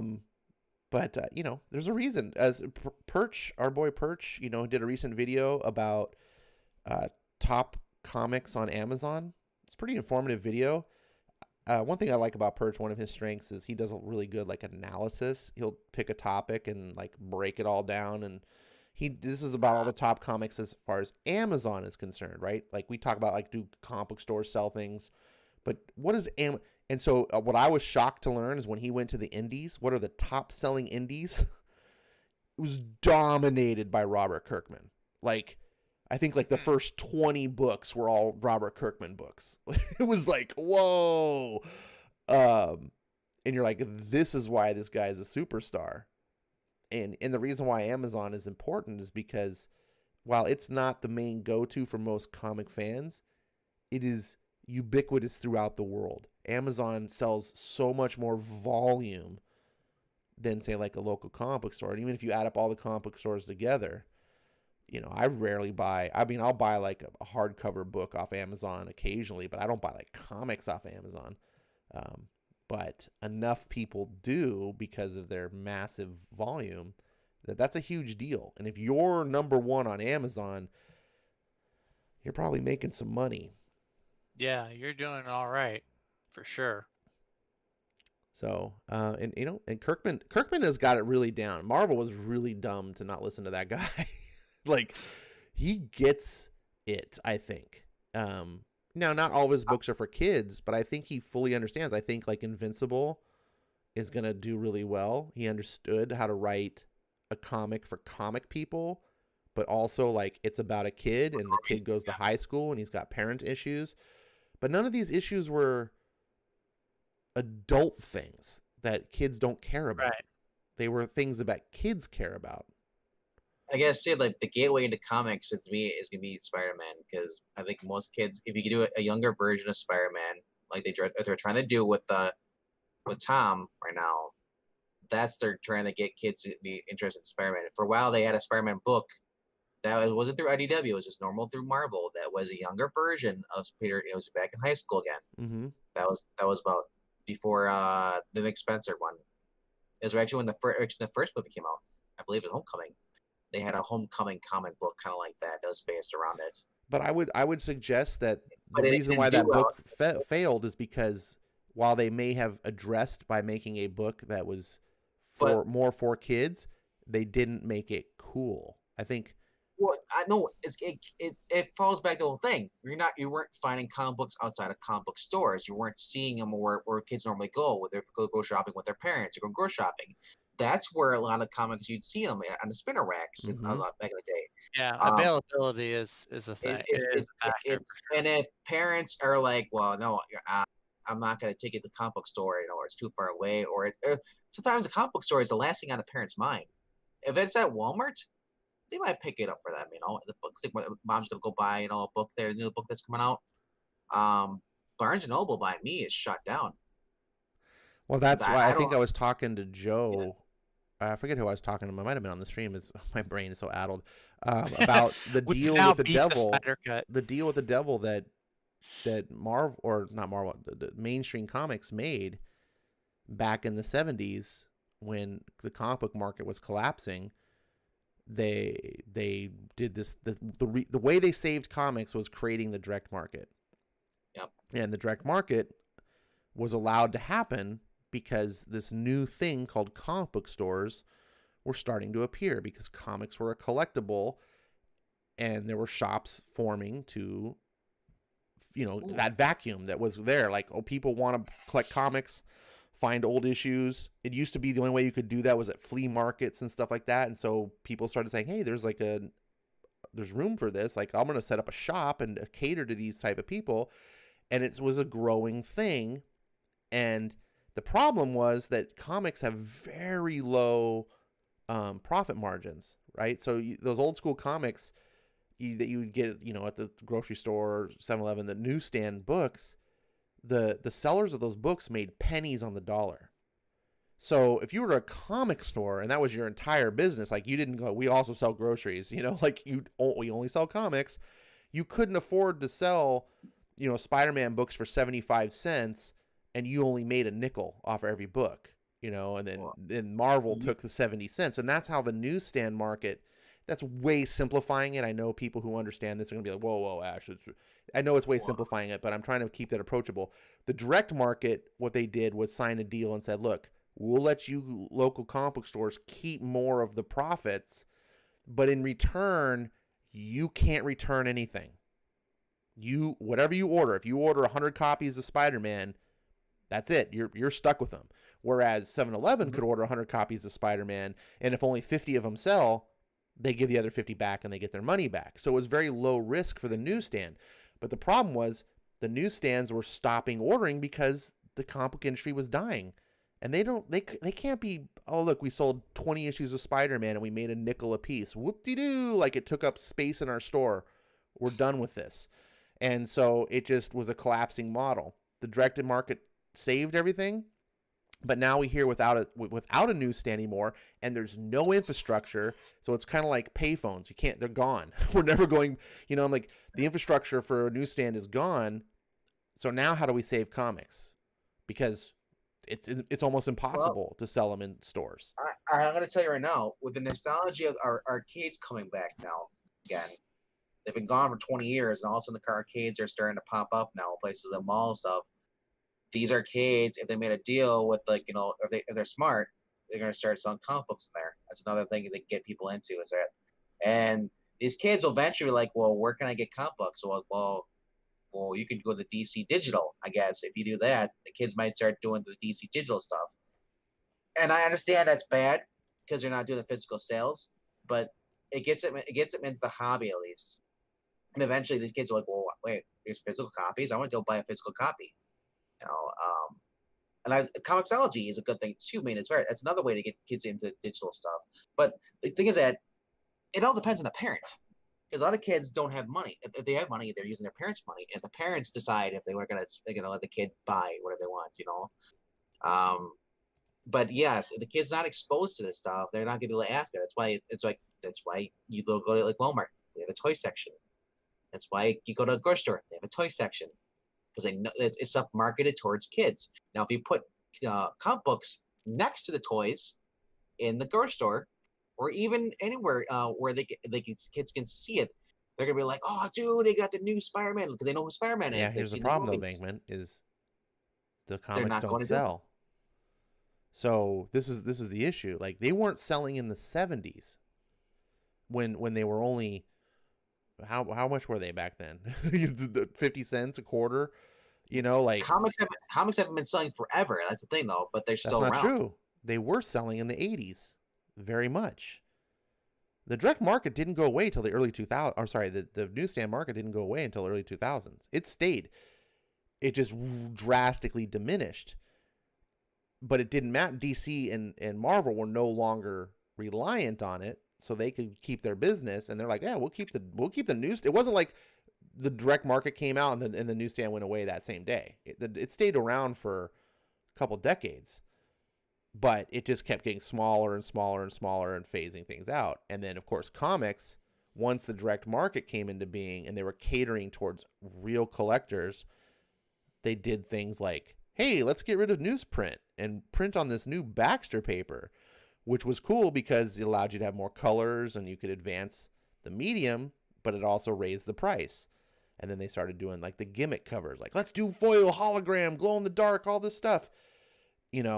Those were expensive books. And, collectors were like, I will pay extra money for these things. But the newsstand audience was what you're talking about, right? The kid who's going in the toy aisle and he's like, I got my G.I. Joe figure. And he's like, there's a G.I. Joe comic. Awesome. I got to get that. Yeah. But it's different when the comic is 75 cents and he's like, Mom, can I get this? And she's like, okay, yeah, good. I want to encourage your reading. Here you go. And then today you go, oh, Mom, can I get this? And she's like, that costs as much as our Disney Plus subscription. Are you out of your mind? No, you can't get that. Well, yeah, obviously, because everything's and I think the reason everything's going up is also because due to inflation too, not just because of Marvel, DC. Look what the books are printed out of, and they're using ink, they're using oil, which the price of oil is going up again. Oh, right. So everything's going up. So. As much as they think like, oh, DC, screw them. I think DC is not. They're doing what they can right now. With COVID, they're probably. I don't know if they're back to full staff yet. Here's my thinking on this, and I go back, and this is why my important thing was make them cool, because I can remember. Yeah. Not when Starbucks came around, because Starbucks has actually been around for a long ass time, but I can remember when Starbucks got noticed. Right. I can remember in the 90s, or was it, the late 90s, when like coffee houses became this thing. And it became like, it used to be a joke. Like, you went to Starbucks and you paid how much for a fucking coffee? Are you a moron? And then Starbucks became like on every street corner. And it became this like everyone, like, dude, Starbucks is, I wish I could have bought stock in Starbucks. Like, but here's the thing. Starbucks entered the world and convinced people that our coffee is so awesome that you will pay $4 for a cup, right? You used to pay 35 cents at McDonald's for coffee, but you're going to pay $4 for our coffee. But people wanted to because they got to walk around with that Starbucks cup, and it was like a status symbol. It was a social. And Steve Jobs totally tapped into this with Apple. Like, he understood, like, look, we're not going to beat PCs at the technology game, right? that's never going to be a thing. But here's the thing: most people look at computers as just dorky, nerdy. You build a computer, and Steve Jobs is like, but people don't have that problem with stereos. They don't have that problem with designer watches and things like that. Like, people will pay up the ass for things like that are cool. That clothing is a good example. So he turned Apple into beyond just technology. He turned it into a lifestyle thing that people were like, I want that. I mean, remember when iPhones came out? I don't know if, I mean, there was like, everyone had to have an iPhone. It was like, and they were just printing money, right? But they didn't do that, for, I don't know, other, I remember like the iPod. iPods weren't the first MP3 players. There were a ton of them before that. I remember when iPod came out, and I was like, oh, Apple's making an iPod, whatever. And people were like gobbling it up because all the other stuff was techie, weirdness, stupid. It didn't have to appeal to the mainstream. Comics needs to do that. This is why I think manga is beating comics hand over fist, because manga's like, dude, we got to be cool. And they're approaching, and kids find it cool. Kids... And someone else had posted in the chat earlier, part of the question is like, how do you, like, I forget what the exact question was. How do you also make it for the new generation, but also the old? And I go, just, again, look at manga. I'm a 40-something-year-old. I'm closer to 50 than I am 30. And I love My Hero Academia. It is really, really good. It's not written specifically for my age group. It's an all ages type thing. There's a very youthful appeal to it, but it's not written down so I can still enjoy it as an adult and not feel like, oh, I'm watching something silly for kids. When I watch Robotech, it totally feels like it's written for 10-year-olds. Like, I have to admit it today. Screw Min-Mei. Everyone hates Min-Mei. But a lot of the mainstream manga today doesn't do that. They do like what Star Wars did. They just tell a fun story that for all ages, and they don't pander, and it's like, here you go.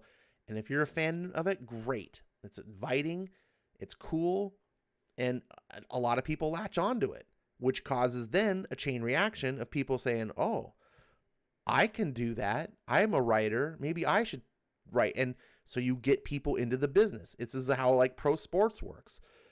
The more successful the sport is, the more people grow up trying to play that sport and become an athlete. And then over time, the best players of today outshine the best players of 50 years ago just because of sheer pool of players and people like trying to become into this thing that's now cool, right? That's what you need. Marvel and DC are suffering because comics are dead, practically. How many people want to write for Marvel and DC? Very, very few.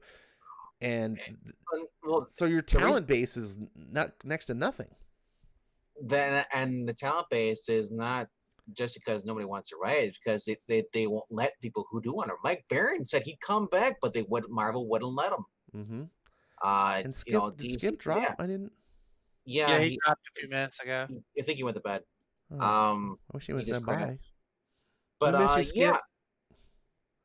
Writers that were around back then, that maybe because we're asking, why don't we see certain writers, honestly, and I don't always think it's because they don't want to write. I think it's because they're being pushed up because you don't fit our agenda, and that's they're kicking themselves in the pants by not letting certain people come back.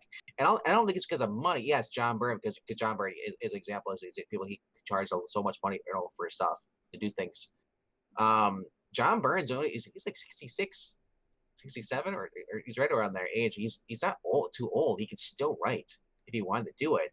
Yeah, and I think they're just too cheap. They'd rather, if anything, they're giving all this money to these people who are writing crap books. Is that and it's not because they're it's what they want them to write. I think it's because they cater to these people because they figure like, well, if these people go, what are we gonna do? We don't have any. They're gonna go somewhere else. I'm like, let them go to freaking Marvel and let Marvel tank. DC, you've done it before. You let you were winning the whole comic book war in the early 2000s. Marvel was going bankrupt. you got to get someone back in there who's running it, and I hope AT&T gets balls, because we were discussing about the Snyder Cut. It was only released on because the AT&T wanted to make money. That's why they have HBO Max. That's what they put it on there, because they knew it would draw people in. Otherwise, they were done with it. It was never going to see the theater. It was never going to go anywhere else, Right. And now, because now the Snyderverse, people want, after watching this, people want the continued Snyderverse, because it fits in with the movies, fits with Aquaman, it fits with the Wonder Woman. It's like, holy crap! It's like, I would understand we got Matt Reeves. He can do his own. He can be in Elseworlds. Bring back Batfleck. Let's do another movie.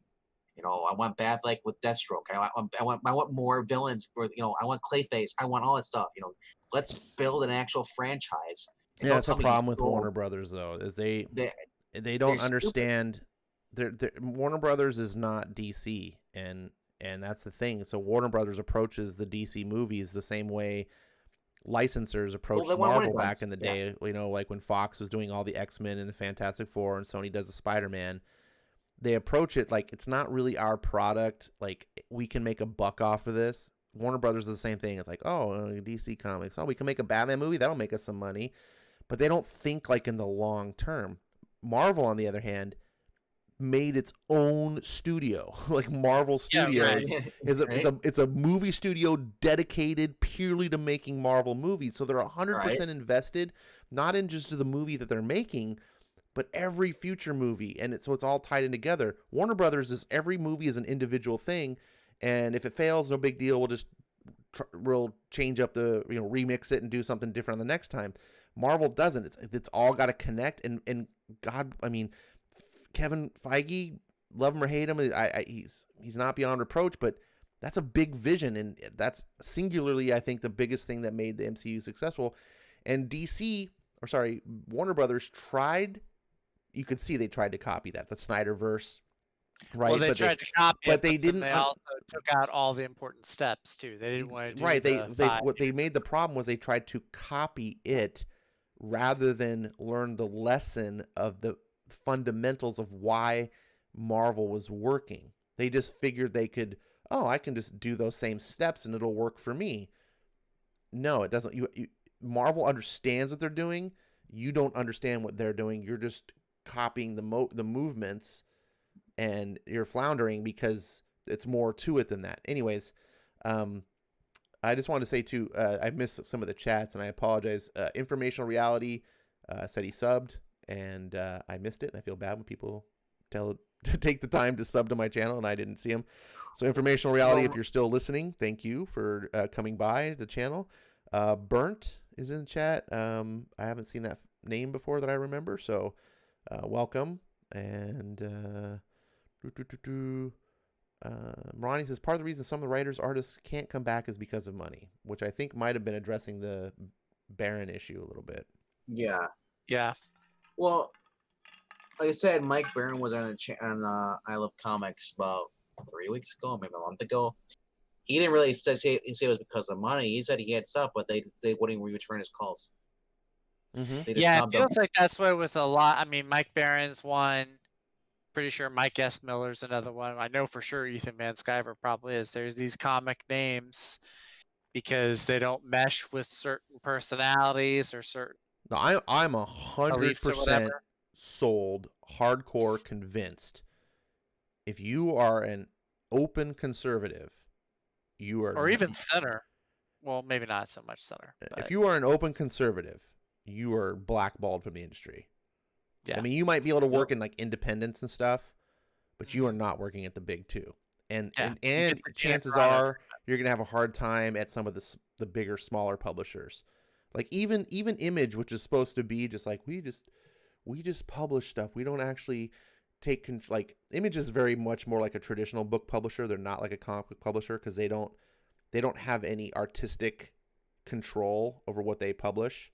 They just like let creators come to them and then, oh, you got a book, give us a pitch. We think, oh, okay, we'll publish it. Like, and it's just separate. Every other comic book publisher controls like their content, right? Like Valiant's like, these are our characters and we do this. Even Dark Horse, like we decide to license these particular books and we have our direction and we hire writers to come in and write for these books, but we control it all.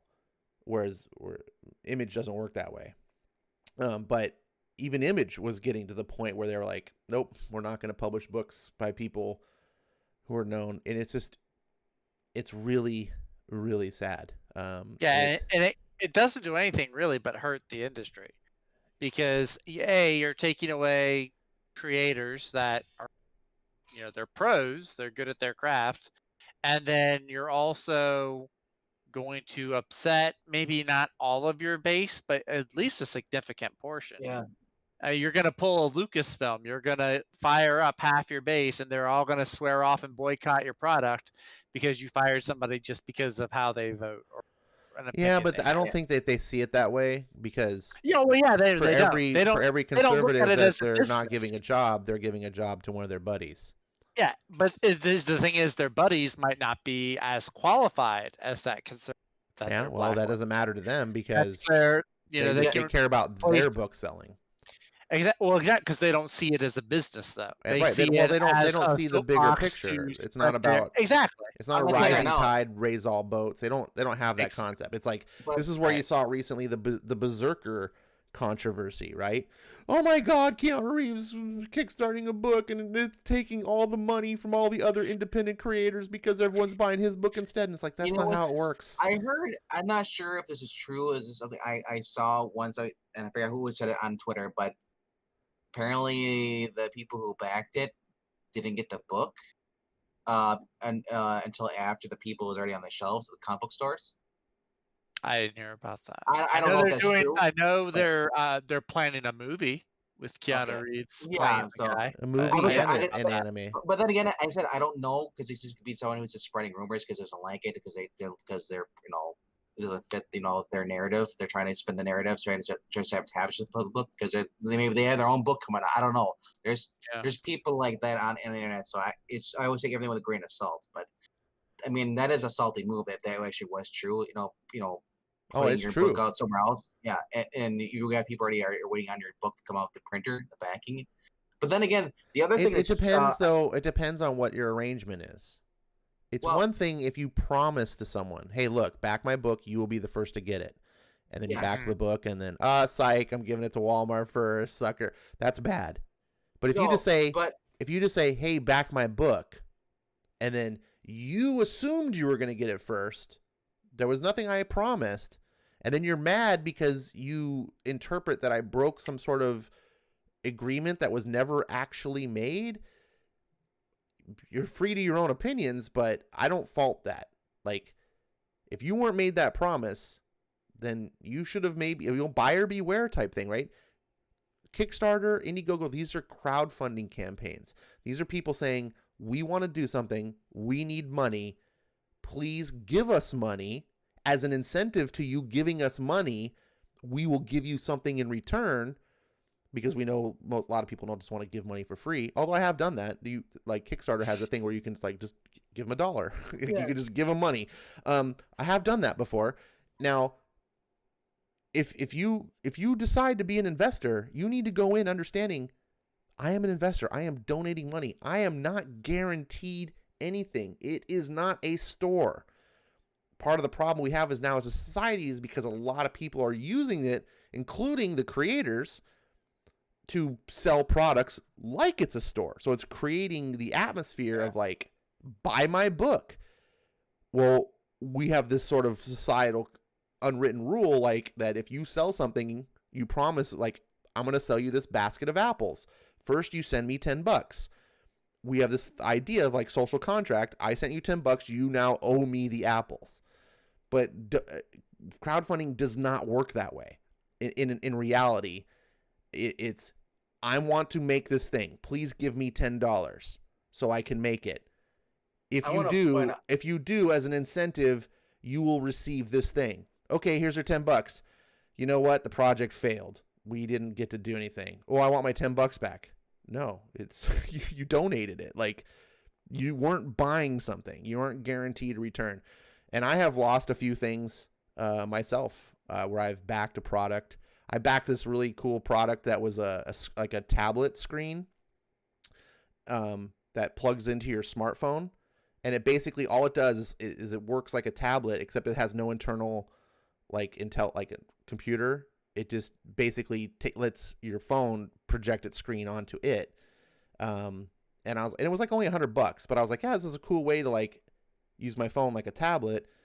And the project ended up failing, and I lost $100. So, I mean, this was years ago, but that's just something you have to look out for.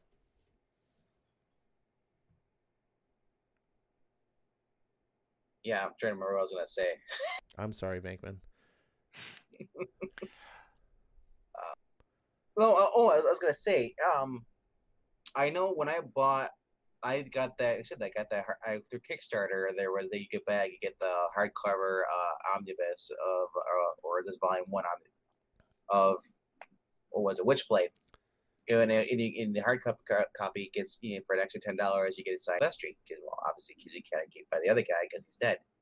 Artist, Mr. Mark Silvestri also wrote on the book. So yeah, that was supposed to go. It was the campaign ended, and then all of a sudden, guess what? Last year, we go into lockdown in March because of COVID. 15 days to curve the thing, Guess where it's coming from? California. Forever to get my book. I didn't get it till like August. It was originally supposed to be shipped to me back in June, but so the shipment date, it was playing by ear. I had to keep looking at the updates, finally shipped out in August. My thing is that with COVID being as it is right now, I mean, I don't know what the policies, if they are shipping this book Berserk or any of the book that's being shipped out from California, maybe they're shipping it to the local Walmarts there too to get money, try to get money there first. They can at least try to pay a higher class, first class, get these books out faster to the people, because you're dealing with the more backers you are dealing with, the more, I guess, the demand, the more the quality you want to, because you want to be top notch. You don't want to be like half-assed, like, well, we don't know when we're going to get your books. No, they have to like expedite it faster. So Right. maybe that's why some of these are. Maybe they are giving out to the people, the backers. At the same time, they're also putting in Walmarts, and there's just that many backers. Like there could be like over like 400,000 backers, and people are like, "Why did I get my book back? I just saw it at Walmart." I'm thinking like, dude, the only people there are, and with COVID, I shipped like in the mail. It's supposed to be 2 days through my post office. Angleton's getting them in Florida. He gets it like a week later. Sometimes it's like I'm paying. Yeah. Why am I paying $15 for this prepaid box for it's supposed to be 2 day thing, and it's arriving like 6-7 days later? It's like what? Mm-hmm. Drop the $15, mark it down to 5 or 10, and then then you can ship it on 2 days, because whatever you're going to do. Because I was saying that it's people, and the thing is that people do freak out about they go because they go, well, I paid for this, why isn't this coming on? It's like people just assume like, it's a store. It's not a store.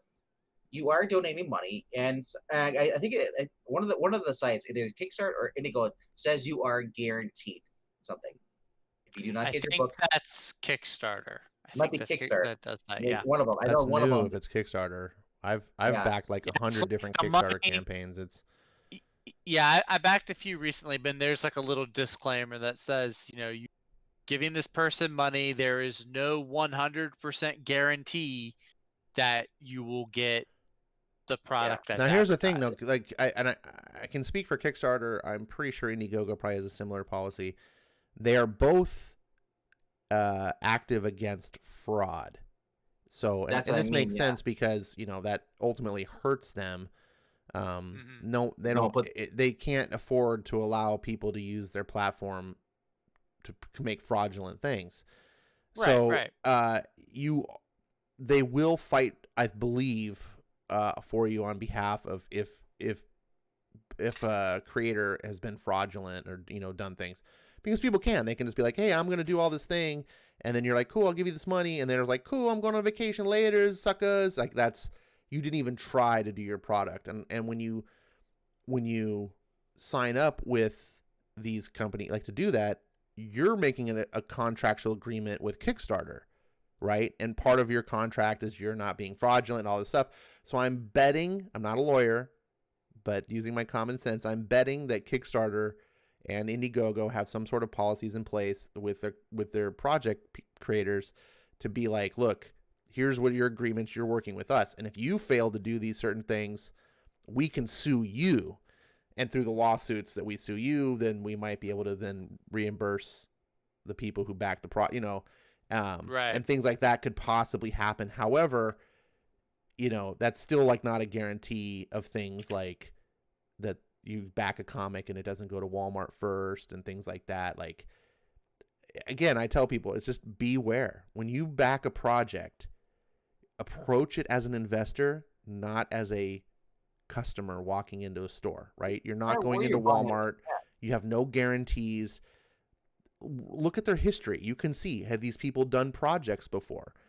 Chances are, if they've done projects before that have completed, you can see the comments. Like, were the people in the comments like happy? Like, or are they sitting there bitching? Like, yeah, go back and watch, like, what is it? The Hawaiian Dick by B. Clay Moore. I think it's like 8 years now, still has not been fulfilled. Go and like look at these comments of people and see like what you can. It's so easy to identify the hucksters, right? And Indiegogo, it says on here, it says, be sure to evaluate every campaign closely and contribute at a level you can afford in the event that the team is unable to complete the project as planned. Yeah. So you're giving them money. Yeah, you're giving them money. Yeah. And as I think these are scams, because people are saying, what? Back my book, and then then they purposely, the book's not done yet, going on 2 years. But that's how years. the investment world works, right? In the investment Yeah, world, right. You're like, look, I want to make this business, but I need $1 million. So I'm going to go to some investors to give me money to make this business. Mark Cuban, back my comic Right, book. yeah, you go to Mark Cuban, right? Now, people like Mark Cuban aren't stupid. So they do their research. Like, they're not just throwing money away, but that doesn't mean that there aren't hucksters out there trying to get people like Mark Cuban to throw money at them, and then they can just run, and be like, oh, cool, see ya, and just run away with the money. Right. You're doing a similar thing, but just on a much, much smaller level. And the idea of crowdfunding is just that. Like, instead of getting one Mark Cuban, you want 1 million people to give you $1. You're saying instead of one Mark Cuban, you want 1 million Mark Cubans. A million Mark Cubans. Yeah, you don't really want investors, because Mark Cuban is taking a lot of, if he gives you money to make a business, he's probably being like, well, I want 70%. You're like, it's my business. And he's like, yeah, it's my money. You can keep 30% of the profits. But that's why he's rich. But I bet you Mark Cuban's lost shit tons of money. Oh, probably. You know, I mean, lots of these, self-made millionaires. I mean, failure is just one. It's one step on that ladder to. It's a cost of doing success. business. Yeah, exactly. It's, it's like, it's, going back to like comics and movies and stuff. I mean, I know for sure the movie industry works this way. The movie industry expects movies to bomb, right? That's why it needs blockbusters. That's why it needs movies like Avengers or whatever to make $1 billion. So a lot of people will come and be like, well, dude, if you spent $200 million on the movie, but it only made $400 million, that's like a success. Yes, if in a vacuum, that would be true, except you have to understand that studio probably made 30 movies, and maybe only like 20% of those movies succeeded. So they're losing millions and millions of dollars because they're like, we made this movie and no one went to see it. So they need movies like Event. They need these massive successes to overcome those losses. And generally a successful studio will get those, from time to time. It's the theory of the home run hitter. You're going to strike out most of the time, but when you hit that home run, wins the game. Yeah.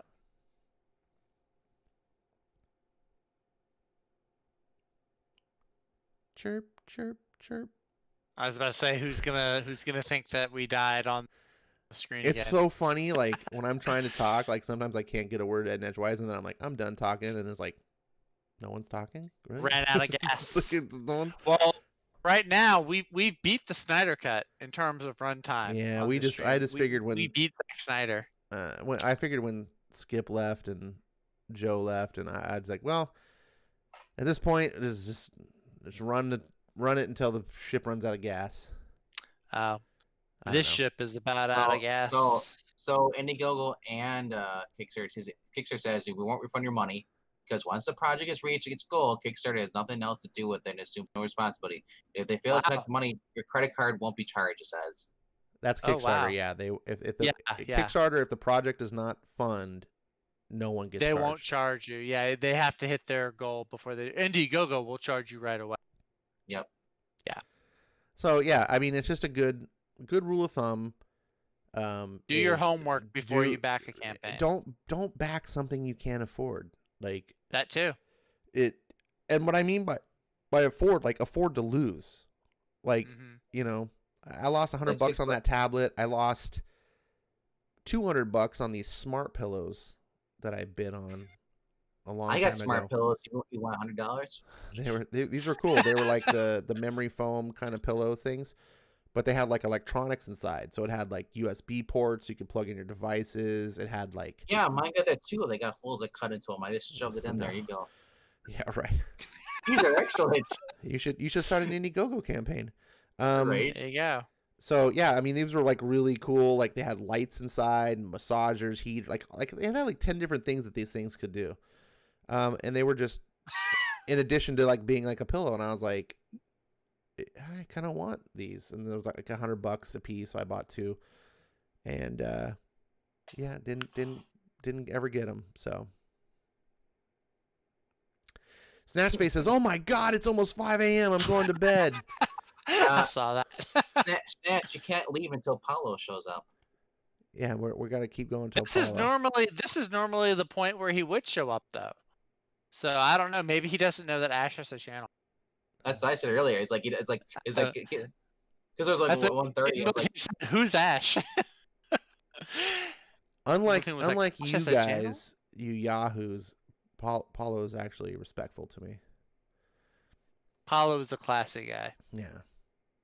is it because he doesn't show up? Unfortunately, You should get unfortunately, Paulo on your show. he's asleep, so he can't. I have to settle with you guys. That's all right. You sound just like my mom. I had to settle for you. Oh man. No, I'm just kidding. That You're was- adopted?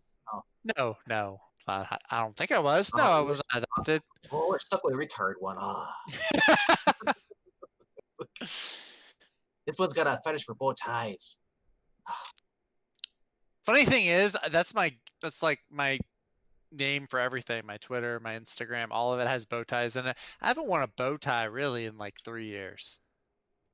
It's all like You neckties. are fake. I'm a liar. news. I'm a fake. I'm a fake. I'm a fraud. I'm fraudulent. But I'll wear one next time. Next time I decide to turn on my camera, I'll have a bow tie on. Did the wife throw them away? Get these crap. No, no, she likes them actually. I don't. She complains that sometimes I don't wear them enough.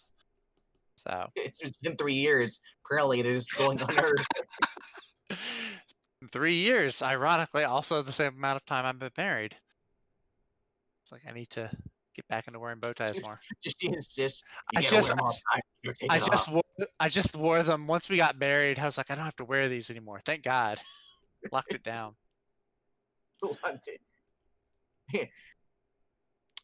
Oh, honey, But I anyway. didn't know you had this channel. It's like- watching.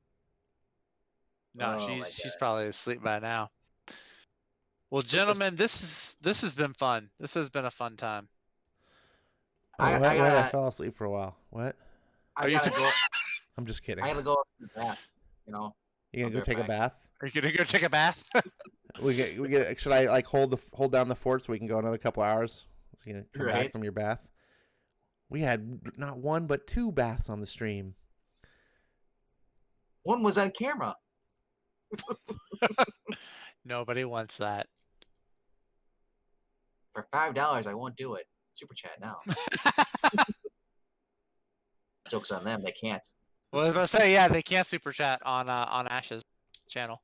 Not yet, anyway. Look, you've had like at least 10 people watching for 5 hours, 50 hours watch time, right? That goes towards monetization.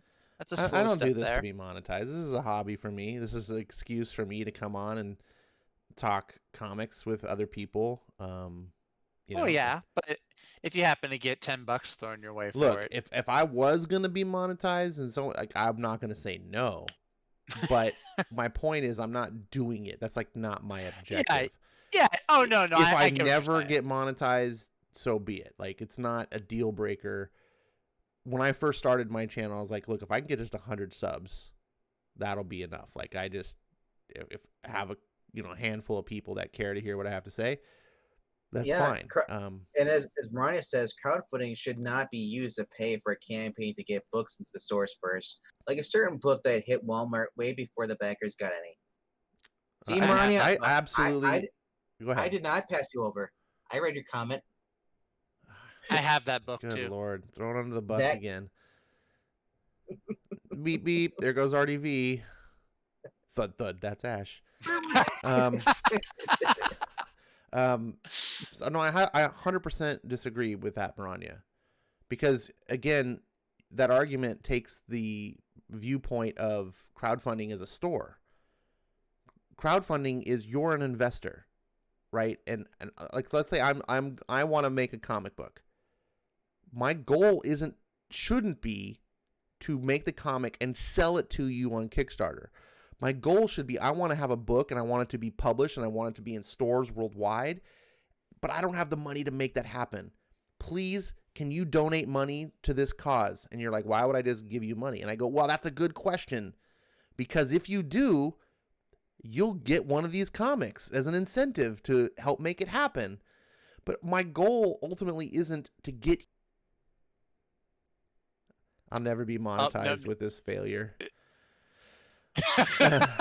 Someone earlier in the chat said that they were surprised at you, Zach, that they thought you were black the whole time. I know, I saw that too. It was like, before I saw your face reveal, I thought you were black. I've never gotten that. I don't hear it.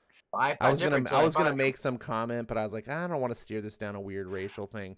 But I was gonna make some comment. I'm kind of surprised. I'm surprised I read that, because I used to work in drive-through a lot, and every time I would talk to somebody in drive-through, they would always think that I was a woman. And then when they came around to the window, they'd see me, and I used to have a beard that was grown out a little bit more. And they'd be like, wait, where's the woman? Exactly. As soon as I found out you're married, I was just like, wow, I guess. Jeez. Yes, it makes sense now. I was gonna make some comment about something like, like, oh, he's black. I would have been like, well, not for long. Now that we know he's a ginger, he'll be eventually replaced with be black.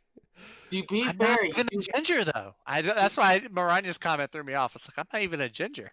Well, you appear close enough, so we'll just assume. We'll just lump you in. To be fair, you do have the gym teacher haircut. Gym teacher haircut?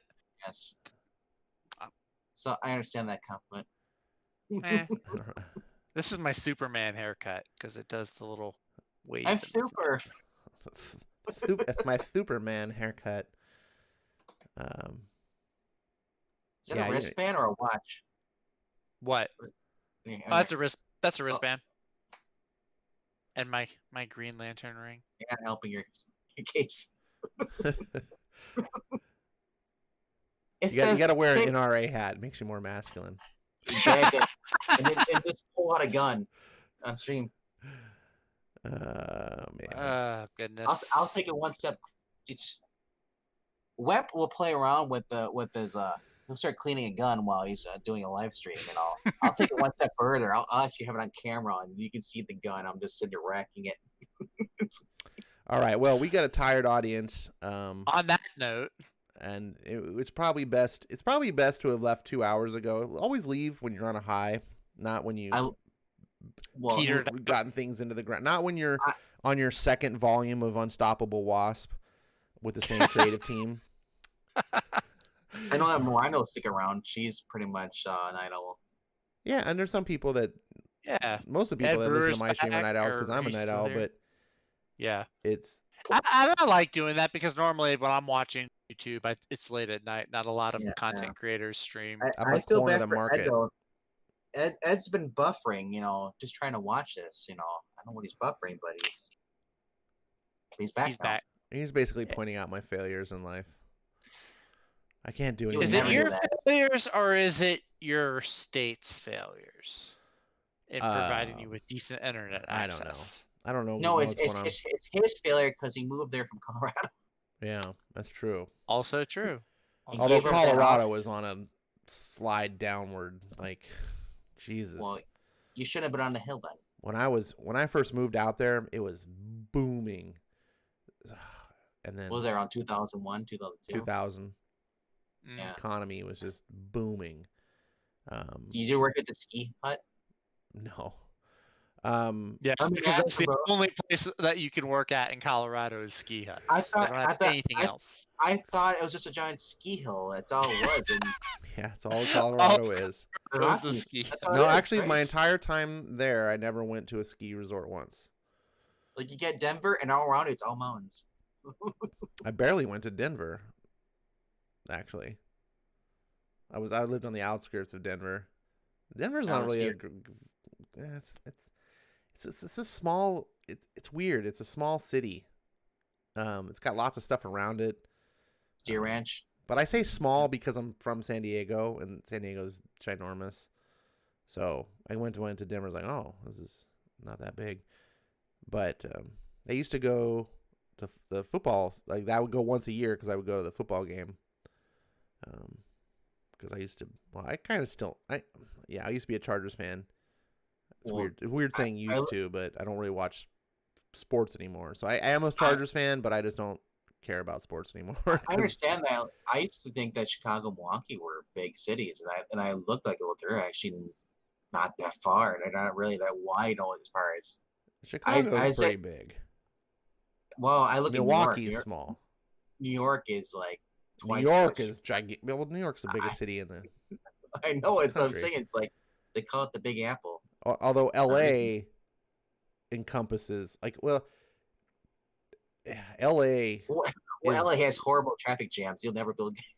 Well, short it so is. does New York. To be fair, I mean, most people don't even drive if you live in the city because New York's traffic. Well, But you can web sling if you need to. it's true. You can web sling. Yeah. But You just can't get in LA though. LA is nuts, and it's because it's surrounded by big cities, so they're all just butted against each other. So it's like a mega city. It's like what happened in the Judge Dredd books, right? Mega City 1. Like it's just, and San Diego is growing, and and it's like the southern parts of LA, which is like Orange County and stuff. Like it's growing south as San Diego's growing north, and so eventually they're gonna touch, and it's gonna just be this one massive metro area that. It's crazy when you can drive for like 3 hours straight and you don't leave the city. Not because it's traffic jam, but because you've literally gone like 150 miles and it's still city. You're like, this is, that's what it is out here in Southern California. It's retarded. That's Southern Illinois, but the opposite. It's just all cornfield. Yeah. And you go anywhere else in the country, well, except for maybe New York, but like, yeah, Colorado, I blew by Denver. It's like you're on the freeway. It's like 10 minutes on one end to the other. Like, boom, up there's Denver. And like, okay. Meanwhile, like here, I can literally drive just San Diego from one side to the other. It's like an hour. And that's not the downtown, obviously, but the Metroplex, which goes all the way to the border. And if you took off that border, it would just butt right into Tijuana, and Tijuana, like it's just all. And so if you go from the southern border and just keep driving north, it's probably an hour before I get into space where I'm like, oh, I'm out of the San Diego Metroplex area. But even still, you're still in like civilization. It's not like there's just fields. It's just I can actually see spaces that aren't city now. There's like blocks of land. And I think it's mostly because in between LA and San Diego, there's a stretch of freeway. And, well, first you have Camp Pendleton, which is right up north. So you have the military base, which is going to keep it kind of vacant. And then north of Camp Pendleton, you have San Onofre, which is a big nuclear reactor. So no one wants to build next to that thing. So, I just got a good idea at the Save Comics. Have them have every single hero switch cities. yeah, Marvel's definitely never tried that. Yeah, didn't they put Daredevil in San Francisco a few years ago? Put Batman into Metropolis and put Superman into Gotham. Why not? I mean, they're changing all the superheroes. Give it for a day. Gotham's already cleaned up. You see that new book that's coming out, Superman and the Authority? Yes. I'm like, what? I heard about it. What the fuck? They're just gonna kill Superman and Bat. I mean, they're not gonna literally kill him. They're just going to figuratively redo the character so that he's not even recognizable anymore. Right. And Superman, and he's part of the Authority from the Wildstorm. Yeah. That? Yeah, that Authority. Like Elseworlds, or he's just no. I don't know. I don't know. It's Superman and the Authority. It's part of the DC line. I bet you it's probably an Elseworld because they had like a Justice League Black Hammer crossover. Oh yeah, that was for sure. But I mean, might be. What was the other one? Oh, the Elite. That's like an Elite. Yes, remember it's the Elite. That was the other, with the Manchester Black. Ed says, I was at the BP convention in San Diego 20 years ago. Beautiful place. It was between Thanksgiving and Christmas and 78 degrees the whole time. Yeah, San Diego is gorgeous. I've been there 3 times in my life, and every time it was gorgeous. Every time you escape, you run away. It's all right. I do miss Colorado. As much as I grew up here, people didn't believe me when I was on Colorado. They're like, oh, you grew up San Diego, all the weather. And I'm like, I think the weather's actually better out here. San Diego, the thing about San Diego is that you never really have nasty weather. But I will take several days. I'll take snow periodically once in a while.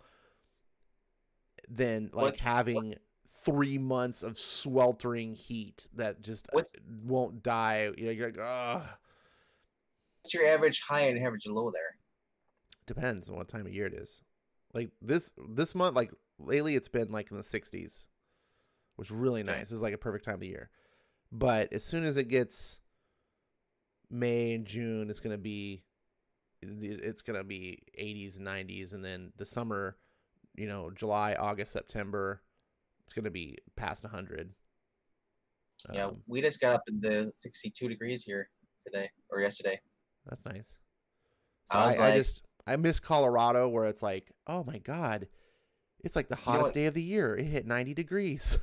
You know what kills me? It's been above 50 degrees the past 2 weeks, and there's still snow in the parking lot from how many months ago, because we had 18 inches of snow, and it's this much left, Yeah, and you're up north, so you got the nasty snow. Colorado's got the most forgiving snow in the world. You'll have a day of oh look, you wake up in the morning and it's it dumped snow last night, so it's nice powdery snow all over the place. And by midday, the sun is out.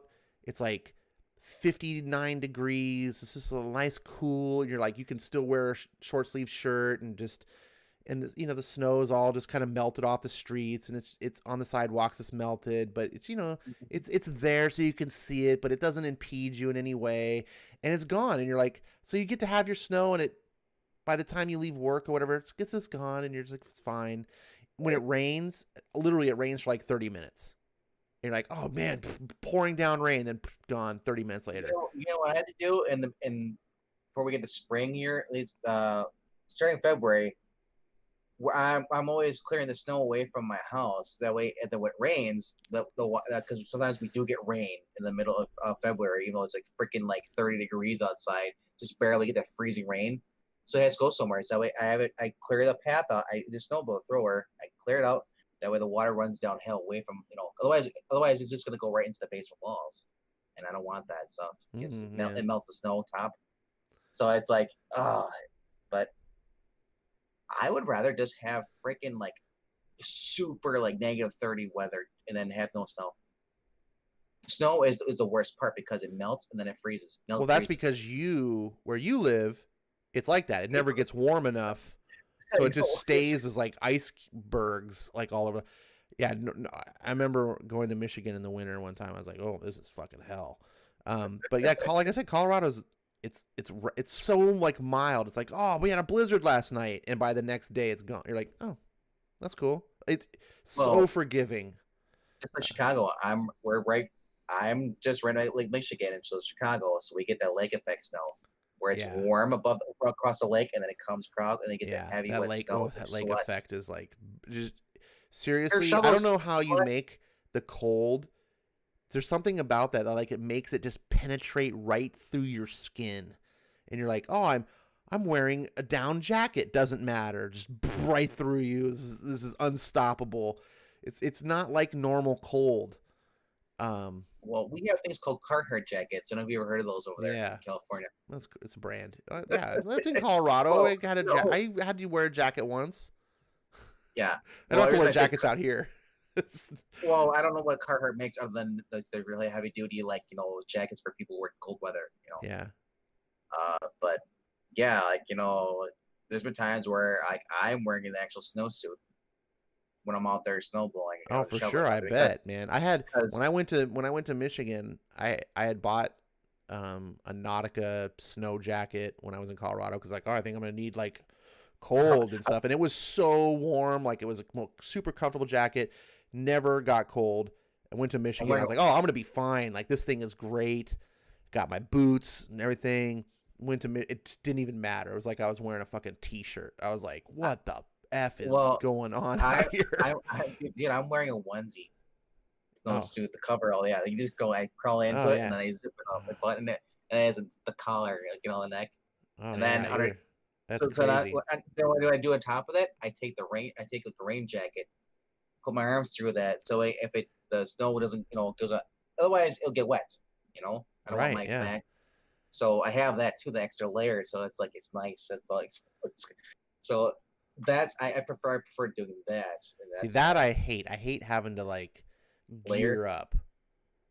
That was my biggest complaint about snow. It wasn't about like shoveling snow or sweeping snow off a car. It was always about like got to put on the winter boots and then all this stuff. And it's like sometimes I just want to like throw on some flip flops and walk outside. Well, the thing is, I wear winter boots to get to my car. As soon as I get into my vehicle, I take the boots off because I can't drive with these big clogs on. Right, that's another problem.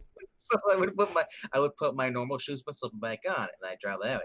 And then when I get to work, I put my boots back on, walk in, and then I have my shoes in like a little plastic bag, like Pickett's or what do you grocery store bag, the Walmart bags, tight in that because that way they don't have to worry about it, getting if it falls. Hey, it's protected. It's not wet, Mm-hmm.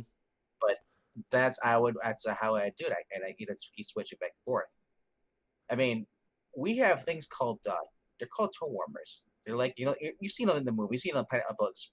No, Zack and Miri make a porno. There's a one where he's freezing his balls off. So he has a hand warmer. He puts it in, he burns himself because he puts it in by his crotch.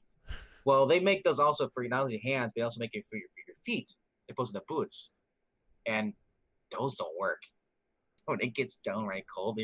Especially when I'm out there driving forklift. Oh my gosh, my feet. It's like, well, I guess I'll just have wheels or peg legs. I don't know, pretty soon because it said it takes like 9, sometimes 5 minutes, depending on how wind chill is. Because the general temperature could be sometimes down to like -10, -15, -20. And then the wind chill comes in, it makes it feel like it's on the -50, just because that wind. I know that. Wind. So it's like if you're out there, like you can have gloves on, you can still get frostbite. Screw that. Screw the lakes. Nope. Now, the best part is if your car breaks down. In the middle, I had that one time happen to me, and it was like New Year's Eve. My alternator died. I'm 45 minutes away from home. I had to wait for a flatbed 2 hours just to get towed home. I luckily I had all my freaking gear because I knew it. Because I'm like, fucking piece of shit, you're gonna do this to me. It's an old '96 Dodge Avenger, so it finally just decided to die at me. I was like, oh well, you know. If I have to, I'll call it back. I'll call my own. Yeah, you got to keep. own- I would, if I lived out there, man. I would. Yeah, I would definitely have the. They sold them in Colorado, but I never thought I needed them. Where the emergency kits, like the winter kits, so if you're trapped in your car, you get like the solar blankets and. Yeah, I have that. Well, as I said, I had my nice winter boots on. I slipped those on. I had my jackets layered. I had a Carhartt sweatshirt, double sweatshirt, thinking that I had the jacket on too and the pants. Then I also carried blankets with me in the car. My buddy's like, "What do you have blankets for?" It's like, are you not aware where we live? It's like, the thing about Colorado was scary is it never gotten as bad as it would get up where you are for sure, but Colorado weather would change on a dime. So you could leave and be like, oh, look, it's 60 degrees. I'm going to go out in shorts and flip-flops. And you're getting your car and drive. And then an hour later, it's fucking snowstorm. And you're trapped out there. And you're like, this is bad to be trapped. If my car, so that I didn't have an emergency kit like that, but I would keep jackets in my car or a pair of boots in my car because the weather, you'd be like, oh, it's going to be fine. Everything's great. And next thing you know, you're like, where the hell did this come from? Because stuff would just come off the mountain. Because Colorado's at the base of the Rockies. So it just, weather would just change on a dime. It's so weird out there. And I've never seen lightning in the day until I went to Colorado. And I was like, snowstorms? No, lightning, you're driving around. It's daytime. You can see it's day. Imagine skies lit up. It's day. And then boom, lightning bolt. And you're like, my brain didn't register because for me, lightning only happened in the dark because usually you have at least you have, if it's not nighttime, you have thunderclouds which darken the sky. Nope. Oh, Colorado, it's there's one little puff of cloud up there in the sky. Apparently, maybe you're like, what? Where's this lightning coming from? I know this doesn't make sense to me. We get that where we get the thunder and the lightning, even though it's a snowstorm. Look at that. Yeah, but is it day? Is it bright outside?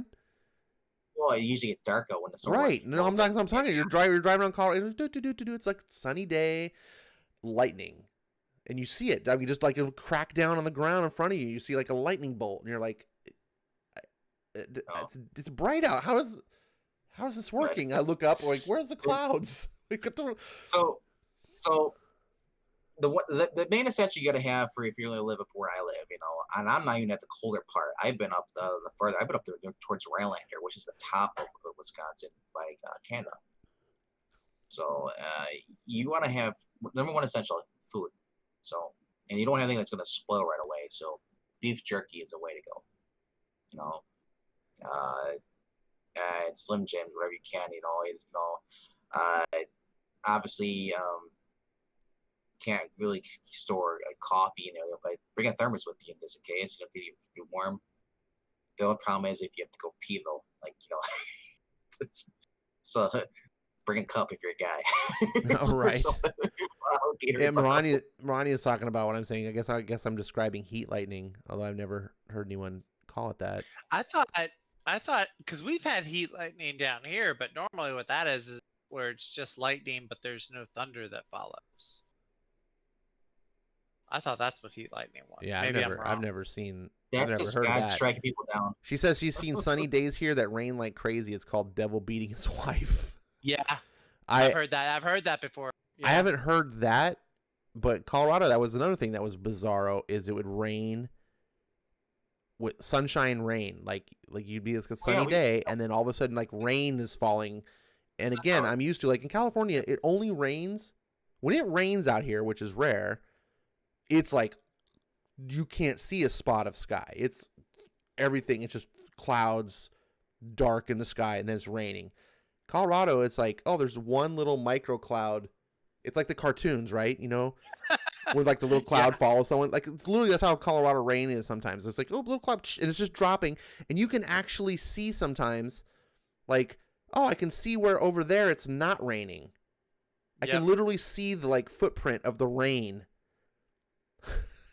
It's so weird. We've had that in Louisiana a lot. I would be like driving from my parents, and I would go like not even 30 seconds down the road, and it'd be bone dry, like it never saw a drop of rain. But then go back towards my parents' house, turn right around, and it's like saturated. Mud is everywhere. It'd be crazy.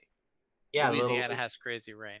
Yeah, we get that during the summer and spring and stuff. You know, the showers and stuff. We get that where it's you can see literally you can walk to the left and like I could stand there like I'm on the edge. I'm like, okay, I guess I'll just stand right here.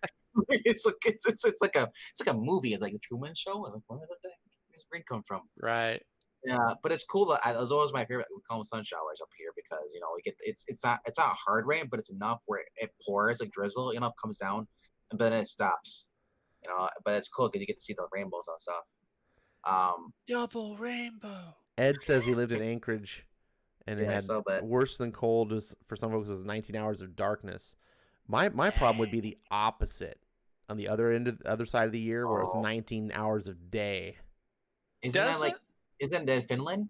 No, he's in Anchorage, Alaska. No. Doesn't Alaska? Don't they have like the 30 days of complete darkness that they based the comic off of? Isn't that a real thing? Yeah, but that's like on the northern side of Alaska. Anchorage is one of the cities. Okay. Yeah. If you go further up north, but See, the vampires are true, but the 19 hours of dark, 5 hours of daylight, I can handle that.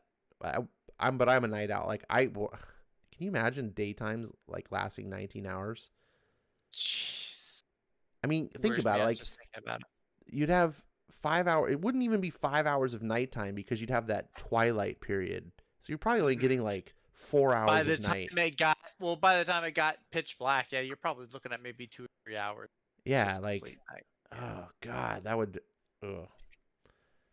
Or if you want to imagine what a world would be like, completely dark, you could always pick up Noctera, available now from Scott Snyder and Tony Daniels. Yeah, Noctera is a good book. It's did you read like the little letter they have at the, like he's talking about reaching out and doing it's really cool because it was like his kid was afraid of the dark, and so he decided to take that and kind of turn it into that story. That's pretty cool. Here you go. In Norway, in Svalbard, Norway, which is the northernmost inhabited region of Europe, the sun shines continuously from April 10th to April 23rd. And you're getting 23 hours of sunlight. God, 23 hours? Oh, God. No, thank you. Now, it would be worse the other direction where you only you had 23 hours of darkness. That would be. I could live with that. I don't know. Maybe it's because in modern times you could probably, because you have everything. Imagine living in the old days, though. Like, imagine being like a Viking. Oh, yeah. Like, like primitive. Like, it's dark forever. Yeah. I don't know if you guys know this. It wasn't until like the 60s that they started introducing daylight saving times. Otherwise, there was no something like that. They implemented that. Daylight savings time, that was 60s. That was like right after World War I thought. No, my mom was telling about this. Where we live, it wasn't implemented until when she went into school, like middle school. Oh wow! Yeah. Okay. For us, there was a way for basic corporations to make more money because they could be up more hours, open more because they're not. That sounds right. And because farmers still don't rely on it. You realize that farmers, they get up at the same time no matter what it is. They have their own clocks. Because they're not gonna be like, well, I gotta wait an hour because now it's dark out. Well, that wasn't ever the purpose of daylight savings before. No, it's for the kids. No, it wasn't for the kids. It was during harvest. They were getting up at the same time, but they would get daylight. Like, as a farmer, you're not doing the same job 12 months out of the year. There's certain months out of the year, like might be your harvest months, and the light was important back in a time where we didn't have all this technology where we could just illuminate the planet with lights. Like darkness matters. Like when you go to an area that's not, I mean, we're kind of spoiled living in cities, like how everything's illuminated. You go to a really rural area, when it's dark, it's dark. You're like, I need to plow this field, except I can't see anything. Right. So that's part of the reason. why daylight savings was there, Well, to give they them really- that extra light during. really You're right. pushed- You're right though. They didn't alter their times. The time No. was altered for them so that they would get the light in the times that they needed it.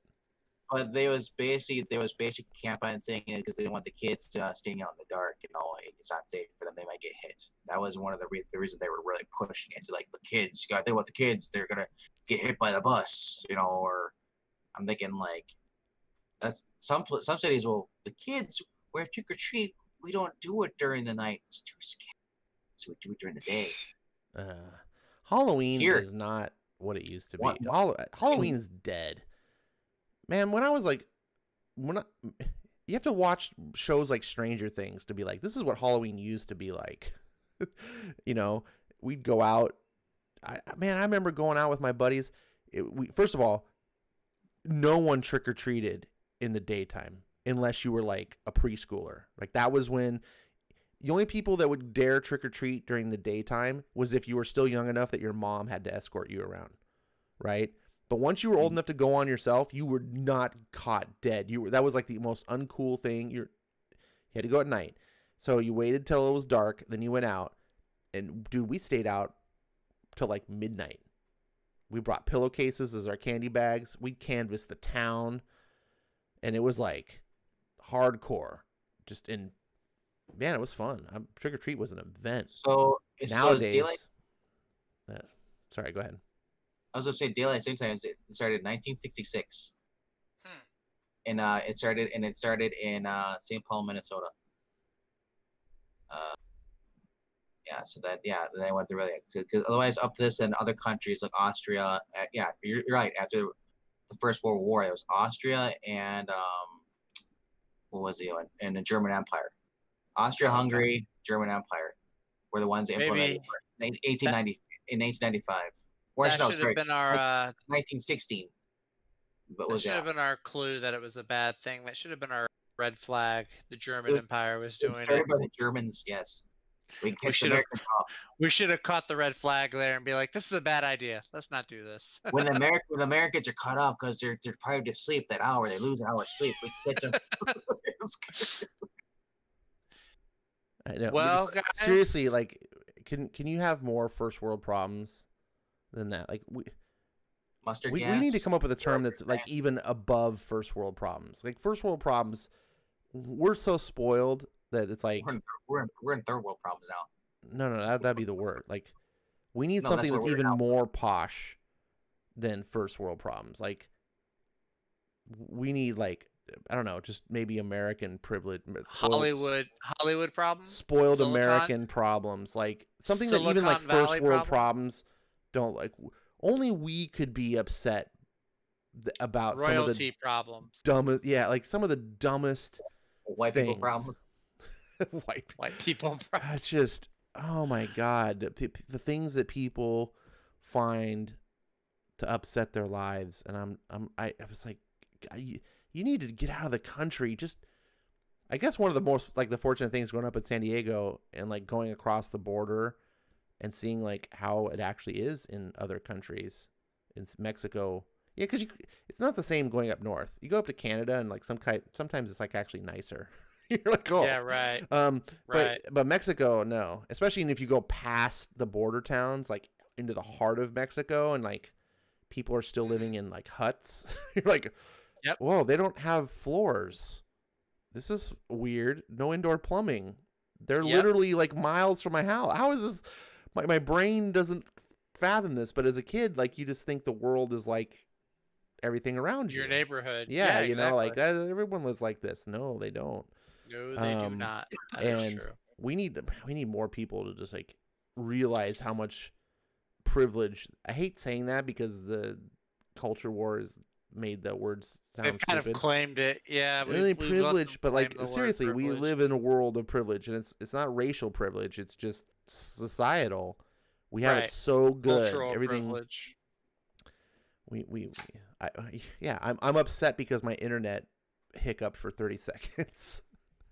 Right. Like, meanwhile, kids in Africa are like, oh, I was upset because I hiked 25 miles for water and the well was dry. Almost died out. I got attacked by a lion. Got attacked by a lion. Water. Right. Yeah. Talk about the lion and all the animals. They're all friends. Did you guys watch Lion King? The Lion King. Oh my gosh. All right, guys. Well, it is. Zach's been trying to getting bow out for a while, and early I for keep cutting me. him off. I start bowing, and then Ash stops me, and I stand back up. I'm just like, coffee's starting to wear out. It's been a fun 6 hours. I gotta say, it doesn't feel like it's been 6 hours. Yeah. See, it's been and a all fun you people time. that said the Snyder Cut's too long, Ed, speaking to You you. stuck around here to watch 5 guys. That's because we're better than the Snyder Cut. Well, that's because That's true. That's because he has access to a bathroom.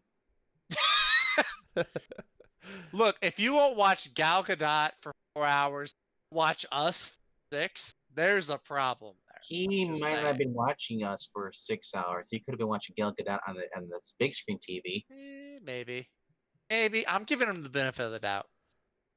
All right, Why? guys. Anyway. Hey, so I don't know. you guys in the chat, thank you so much for listening and contributing to the conversation.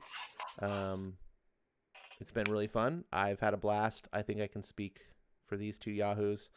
And I'm a yeehaw. I don't identify as a Yahoo. I I don't identify as a yeehaw. I'm going to identify you as a Google. Me and Venkman will be yahoos. That was an I internet don't know joke. which is worse. Yahoo. I'm a DuckDuckGo. Screw this. I'm leaving. Oh, I'm a- bastard. I'm a Brave. I have Brave. I'm an Alta Vista because I'm old. And if you don't get that, it's because you're young. He's an XP. That's not, Windows that's not a 98. search engine. Alta Vista was the Google before Google. They're both extinct. Yes, they are. Google killed off all the previous competition. So Google we're gonna killed go the Alta Vista. before work Ash is become a extinct. Linux. That's why his internet sucks. Ed says he wouldn't even play Valheim in a theater for 4 hours. He lies. Wow. He lies. Lies. There are lots. I would play lesser games in a theater for hours. That would just be cool. First Yeah. world Karen problems. One day Zach will I get. like Karen problem. One day Zach One will get day. Valheim. I will get Valheim one day. Hopefully his I wife don't will be know on when. vacation because he's gonna get sucked into it and she's not gonna like it. The funny thing is, she's the reason I gaming on my PlayStation. Then she got me into PC gaming. So now we're at that stage where I'm Oh, there starting you go. to. That's nice. One day. Does she it will be PC? mine. Does she game too? Yeah, she games on PC. She does a lot of the player stuff. She doesn't do a lot of multiplayer. She plays like the BioWare RPGs, like Knights of the Old Republic and Mass Effect. She possibly. Valheim is a very. I don't know. It's something it's possible because Ed will tell you it sucks you in, and while it doesn't have like a story like a good BioWare game, it has this aspect where you start imagining your own story because it has this very organic world, and it feels like it's a living world, and you're Vikings and you're trying to beat these bosses, but you have to prepare and build towns. And I think it has a lot of aspects that would appeal to the female mindset because there's a lot of homesteading, right? And you got to like build your house right, and you have to supply things like so you can cook, and you can raise animals, so you can have like a pig farm. You can actually make a real farm and get vegetables, and you got to do these things. And on the surface, it sounds really boring. You're like, why would I want to do that? But when you're in the game and you're playing it, and if you have a creative, imaginative mind, like you just get lost into this world, and then you're trying to accomplish things and get the things you need so you can build yourself some armor and some weapons, and then go tackle the big deer god that shoots lightning at you. And then you can feel like a champion when you beat him and you take his antlers. Wait, a giant stag? Yeah, giant stag. This stream sponsored by Valheim. and red stag. Yeah, Ed says the hours just slip away. Anyways, I believe it. I'm gonna go. I don't know if I have time to play Valheim now. It's so late, but everyone, Ash is psyching himself this is up. the longest goodbye ever. Isn't that a movie? The longest goodbye. The long kiss goodbye. Yeah. Yeah.